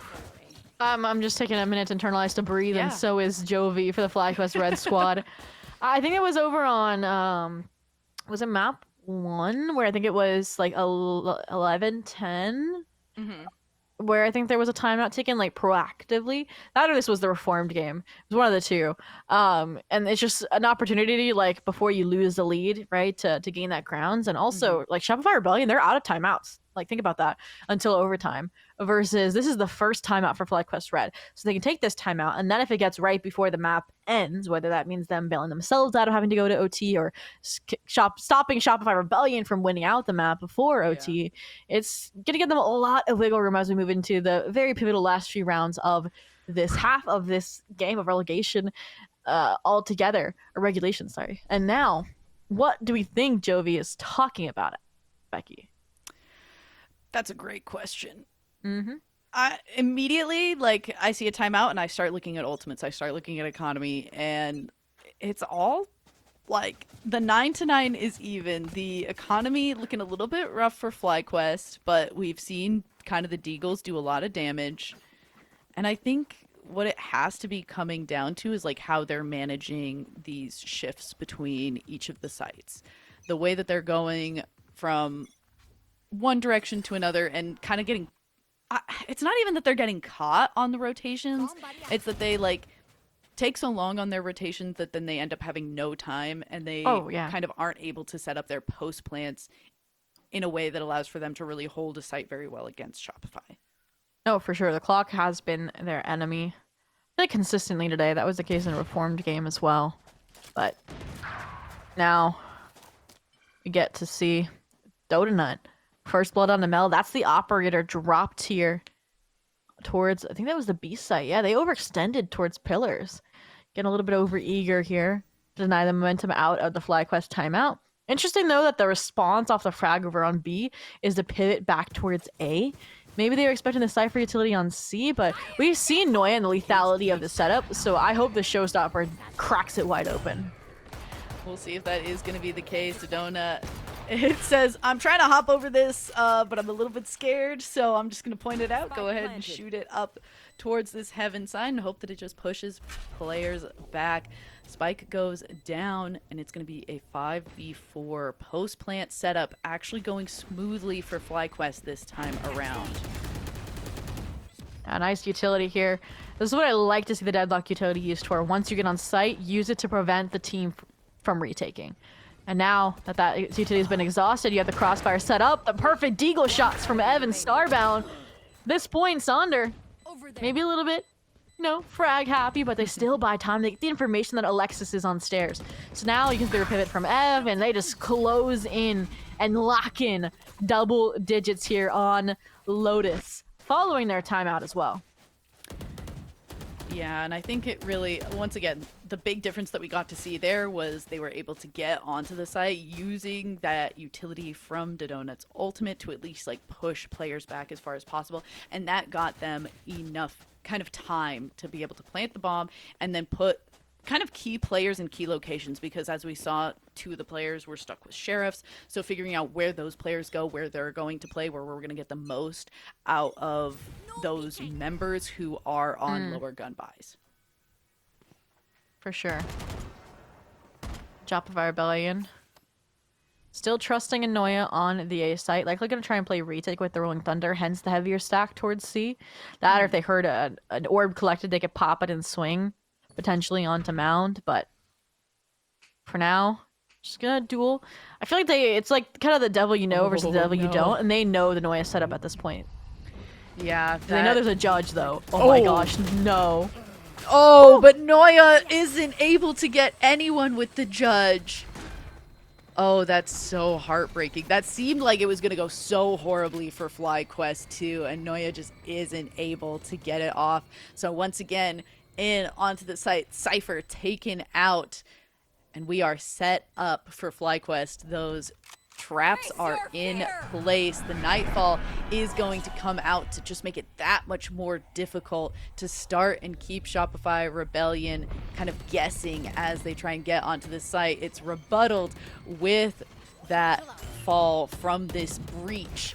But is it going to be enough? They're finding those headshots at least until Lace and Sonder have something to say about it. And Alexis is going to try and hold it down. Is in a really good place. Oh my Only gosh. halves it though, and then gets off, but still is able to pick off to the point. Goes to FlyQuest, but it's a complete sweep across the board.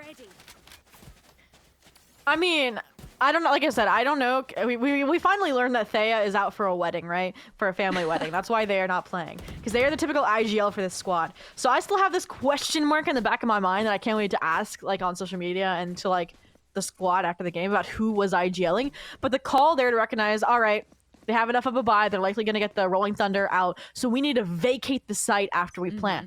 That's exactly what they did. Now, I liked the counter from Mel trying to crunch out a breakable, but it wasn't enough. Sonder just W keys at them, wins out the duel, and keeps that post plant alive despite the concusses that come through.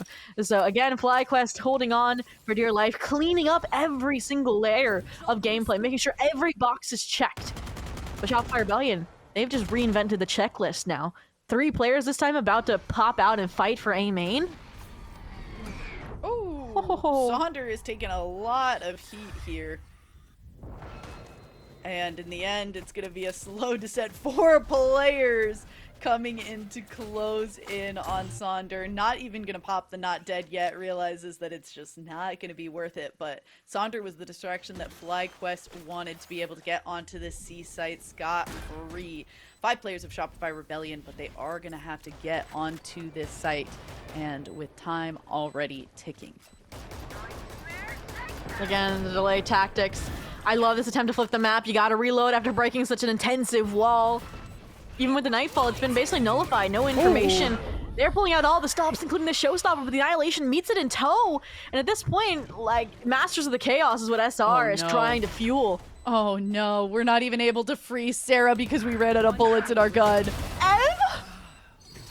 What a round for FlyQuest to win. I mean, we knew that the bye was rough for Shopify Rebellion on that round, but through all of the ultimates, things just kept going slightly wrong for Shopify in all of these little places. And what a round to lose, putting FlyQuest onto match point. We held on to the not dead yet. We have this from the shadows. And what is Shopify is like able to buy up, but they're 2 light shields and just a from the shadows. Nobody else is even close for Shopify to have an ultimate to try and help keep them in this game. Go get him. This point, it feels like the beginning of the end, making very little mistakes, recovering from chaotic rounds like that. I don't even know where Ev came from, but they swept those last 2 players of Shopify right under the rug. It's just every player firing for the side of FlyQuest Red here. And I mean, even Dodonut, right, who dropped 30 map 1, is at the top of the leaderboards. That shows how well-rounded this squad is. When somebody's having a rough map, someone else is there to step up and carry on the FlyQuest legacy. In this round, no exception. Overwhelming Fluorescent, forcing them off the B main angle, and all of that's just a ruse. They're actually trying to cash in on the lurk up from Sonder over towards A. I mean, it makes sense. When you have something like the Not Dead Yet, I like the decision to go ahead and have this be your lurk. This is potentially going to be really scary. The Paranoia following up, taking out some of those tripwires. And it's the same play that they just made the round before. The Sonder kind of puppet master trying to make sure that all of the attention is over towards this A site. This time though, it seems that Shopify were a little bit smarter to it. They didn't rotate off of this C site so quick, but is it going to be enough? We'll have to see. Spike plant secured, like you mentioned. Shopify at least ready at the site to retake, but they've dipped into all those retake ultimates and none have walked away with rounds. What's different this round? Maybe it's Mel, maybe it's the information from the shadows. And at this point, Dodonut doing a great job again. No utility, but putting themselves on the line just to search for these frags, and a great sonic sensor as well. But it doesn't matter, the frag's still being found. It's all down to Starbound, pinged out by the neural theft, and Shopify Rebellion will squeak through again. The retake at this point, and double digits breached. 12-10. Wow. Okay, now the question is, have FlyQuest won enough rounds in a row that they can keep buying into this one? And it looks like the answer is yes. It's a little bit rough for Dodonut, but it looks like we can still maybe make something happen. The place where this hurts for FlyQuest, I feel, is that we went ahead and we kind of tried the same strat twice in a row. Like, I think in their mind, they were like, oh, well, it worked so well last time. Like, let's just try and do it again. And I like it's one of those places where, like, again, from our omnipotent view of the game, like, we know that some things just like got a little unlucky / didn't go exactly as planned for Shopify Rebellion in the round where they won with that strat. And so FlyQuest now, I'm interested to see what they try to make happen. Is Dodonut just goes flying right into the enemies. The bomb is not being planted. Gets called off, allows for Sonder to push up a little bit further and take out Mel, so it's at least an even 4-4 here. And Sarah's going to see if we can peek out with this Odin and find some vengeance elsewhere. At this point, the Odin seems like the perfect counter to the deadlock, right? The wall no longer a threat, no longer a stall factor, but you know who could be a stall factor? Sonder! They get another nasty headshot onto Fluorescent, and now with them disengaging, getting the overheal, now they're just a consistent threat. Like, even without taking a fight, even without getting a third kill on the round, They are on par for an ace to close out this series, but Starbound is gonna take that glory in poetic style. 13-10, 2-1. FlyQuest Red are your Open Qualifier 1 victors, and they punch their ticket directly to main event number 3. I do want to say it's just a little poetic that finally the patient round. They were finding success being patient. Every time they got a little excited or maybe a little hasty, it started going bad for them. I love that they were like, okay, let's just breathe. We got this. And they did it. I'm not gonna be able to breathe here in a second. Like, I literally, after every single match that like they lose a Shopify, I'm like messaging Starbound. I'm like, hey, you go get them next time, right? I've been waiting for the day that I saw the promise of this squad. I knew they could beat them at some point, and now they have. Now, my question is gonna be, is it gonna be this close when we get to main event? That's my hope, because no matter how we spin it, like, yes, they got to watch the stream, of the Reformed GC game, but that is not nearly enough time for FEs to counter-strat these brand new comps that FlyQuest Red has brought out. So now they're going to be able to do their homework, comb through these, see what went wrong, and it's only going to get better from here, this head-to-head, this rivalry in North American Game Changers. Absolutely, and I'm excited to see it keep evolving. I mean, that's kind of the beauty of having Game Changers at all, is getting to see a lot of different talent really flourish in a way that we've never been able to see before. Well, we got to break down the action for you. Mia, we were not granted the overtime that you thought we were going to get.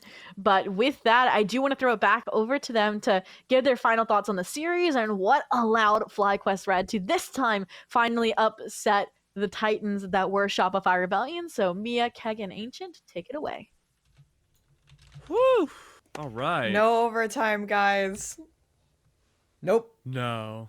But, that's okay. I mean, we had a lot of history made here anyways. I do have a few interesting stats that I think y'all might be interested in. So, FlyQuest, their first time ever beating Shopify in GC. It took them 7 series of doing it since the inception of FlyQuest in this squad. But do you want to hear a wilder stat? Sure.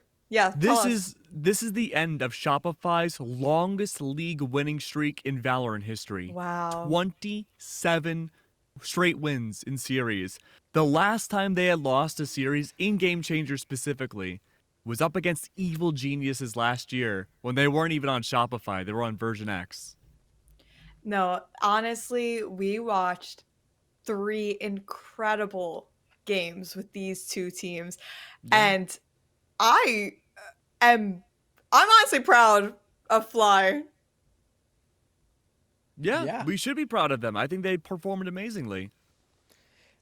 And I think the other thing as well, just to kind of talk about this win and what this means for the whole of GC, is more along the lines of like the last time that Shopify, known at the time as version 1 or version X, lost was up against Evil Geniuses, which actually did include some of the same players, right? Starbound was notably on that EG squad. And, it kind of raised a question for North American GC of like, oh, well, now that Shopify can actually be beaten, is this going to start a new age of GC where we're going to see all these different teams start to level up and get to that level of Shopify? Well, we couldn't really see that last year because immediately after that loss went GC Champs and Shopify just came back and decided to win the whole event.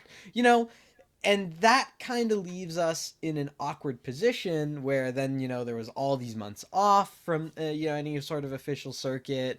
And now we're coming back into this, the GC circuit scene in North America. And now players are shaking off that rust. Obviously, FlyQuest is still doing good. Shopify literally just won, so they're doing amazing. And, you have those third place teams like Misu's Cuties, aka Decimate, aka Pop Pals. You had YFPX, aka Floppers. Like all these other teams that were like sort of getting there. Well, now we just had FlyQuest take that win in the middle of open qualifiers. So we're going to see more action in North America, coming up soon in these next qualifiers. But also, just to kind of harken back earlier in the day, we also had Reformed take FlyQuest to a map 3 in the very same day.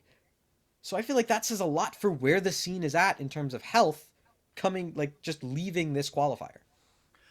Yeah, I mean, I think Definitely this next Game Changers will be a very big tell to see how far the gap has narrowed when it comes to talent within Game Changers. But all throughout this year, it's been narrowing so much more that hopefully even beyond this Game Changers, beyond Champs, if we go into the off season and we get more events like Neon Dreams or Cozy Clash, we get to see a lot of ferocious competition that's been desperately needed in Game Changers North America.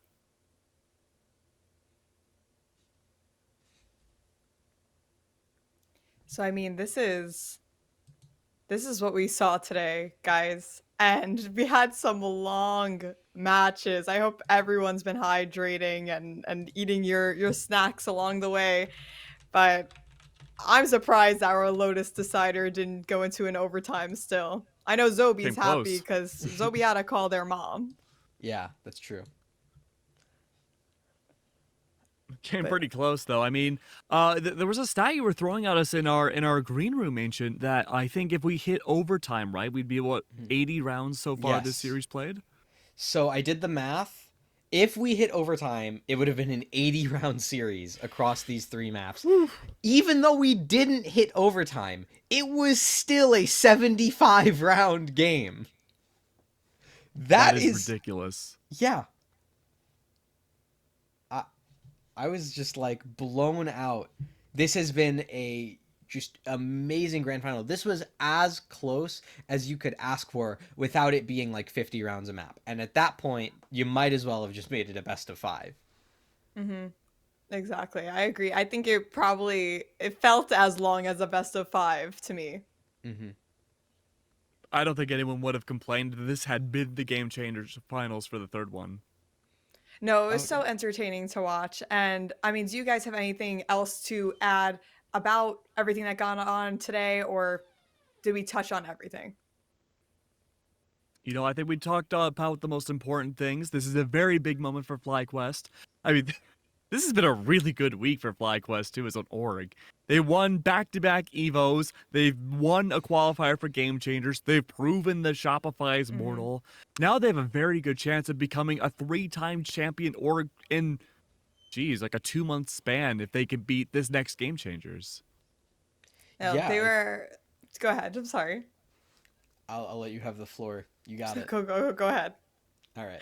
I was going to say that FlyQuest has had a very successful week, and I think that this has once again officially proven that just even more legitimacy to this squad. Like, it's given this squad even more legitimacy to say, like, oh, it's not just they are the number 2 to Shopify's number 1. Like, they can actually compete. They can hold a candle. They proved that the outcome actually, there's a good argument to be made that if all of these players didn't have COVID at the end of main event 2, that they could have actually beat Shopify and they could have taken it across the line. And I want to remind everyone, they did this without their IGL. Thea's Yeah. out at a wedding, and they just beat Shopify. I know. And hopefully they know at that wedding what went down today, because this was like historical. But Yeah, they they got did married to the incredible. win. Yeah, exactly. But they did incredible. One more time, I do want to thank one of our sponsors, Emsra. And Emsra actually started an IRL meetup for marginalized identities and allies, which you could do !Tech Night to learn any and all information. If this is something you want to get involved in, any techies in Southern California, this is a great thing to do if you want to touch some grass. But I think right now, that's it. We're going to go on a little bit of a break, and we might be back with an interview, is what I hear. So I think that's all.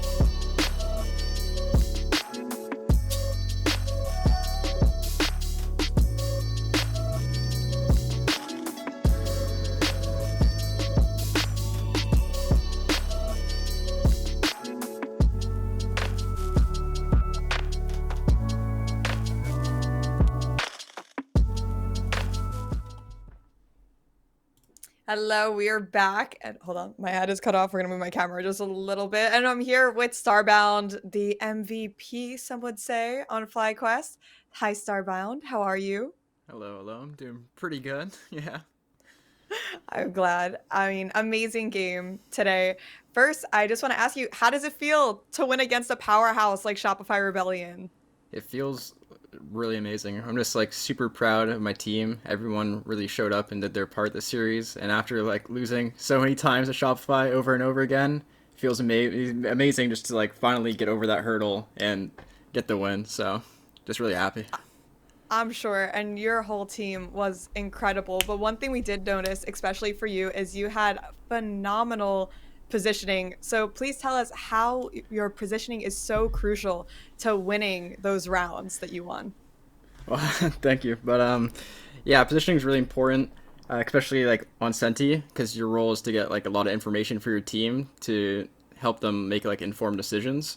So just being in the right places at the right time for my teammates to make the right plays, and for me sometimes to get a couple kills when I can, it can make or break rounds. So yeah, we saw some awesome rounds, especially on Sunset. I mean, that play of you going into spawn is replaying in my head. It's gonna be in my dreams tonight.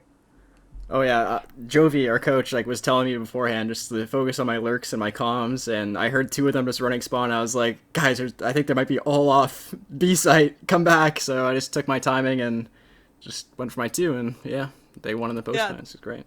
That was an awesome call. And so where do you see the future of FlyQuest going from here?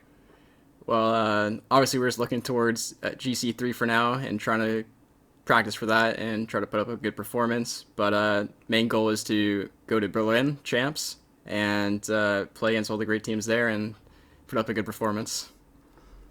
Well, super cool. GG's. And it was amazing to watch you play, and congratulations on your win. Thank you so much, Starbound. Thank you so much. I appreciate it. And we're going to head back over to the analysts. Hello, Keg. Hello, Angel. Are you guys ready for this? What has it been? 7 hours? Has it? Yeah.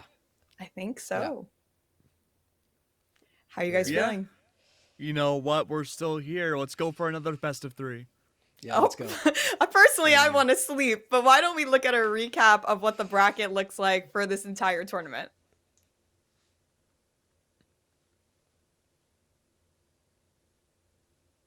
There it is. Look at how beautiful this looks. I mean, it's crazy to see that the first map that Shopify Rebellion lost was in the grand finals. Yeah. And it was to a team that arguably had just like constant, like actually pretty difficult opponents. Mesos Millionaires was a main event team, Reform GC, top 3 team in NAGC, and then they had to play against Shopify in the grand finals. Like, this to me is not like a fluke run. Like, this was very much like FlyQuest like just had to hit the ground running throughout this entire tournament. Props too to the practice and labbing that FlyQuest have been bringing out since the last GC. They put up a good fight last time too, but a clear market improvement since then as well. That at this point, this is one of the few GCs where we have seen no flawless runs whatsoever from any team. That is a huge change from the past. Yeah, I mean, it has been awesome. And even though I've only been here for today's games hosting, it has been an amazing night. And honestly, I wish I was here for more of it. Thank you guys for being aside me. You guys are amazing analysts. Yeah. Well, you're an amazing host. I was going to say, thank you so much. Better as a host. I appreciate it, which I do think we are coming to a close here. But for one last time, I'm going to just say, if you would like to support this stream and this broadcast, this is all a self-funded, unofficial cast. You could do !donate in the chat, and a GoFundMe page should pop up. And if you do want to get involved and you're an organization, you can contact Zobi with any questions on Twitter and Discord, as well as a big thank you to our sponsor. You could do ! What was it? Tech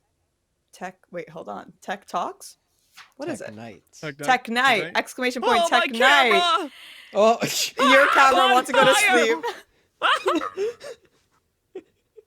Well, as Keg is dealing with this situation, I think Keg's camera wants to go to sleep. he wants out. He wants out.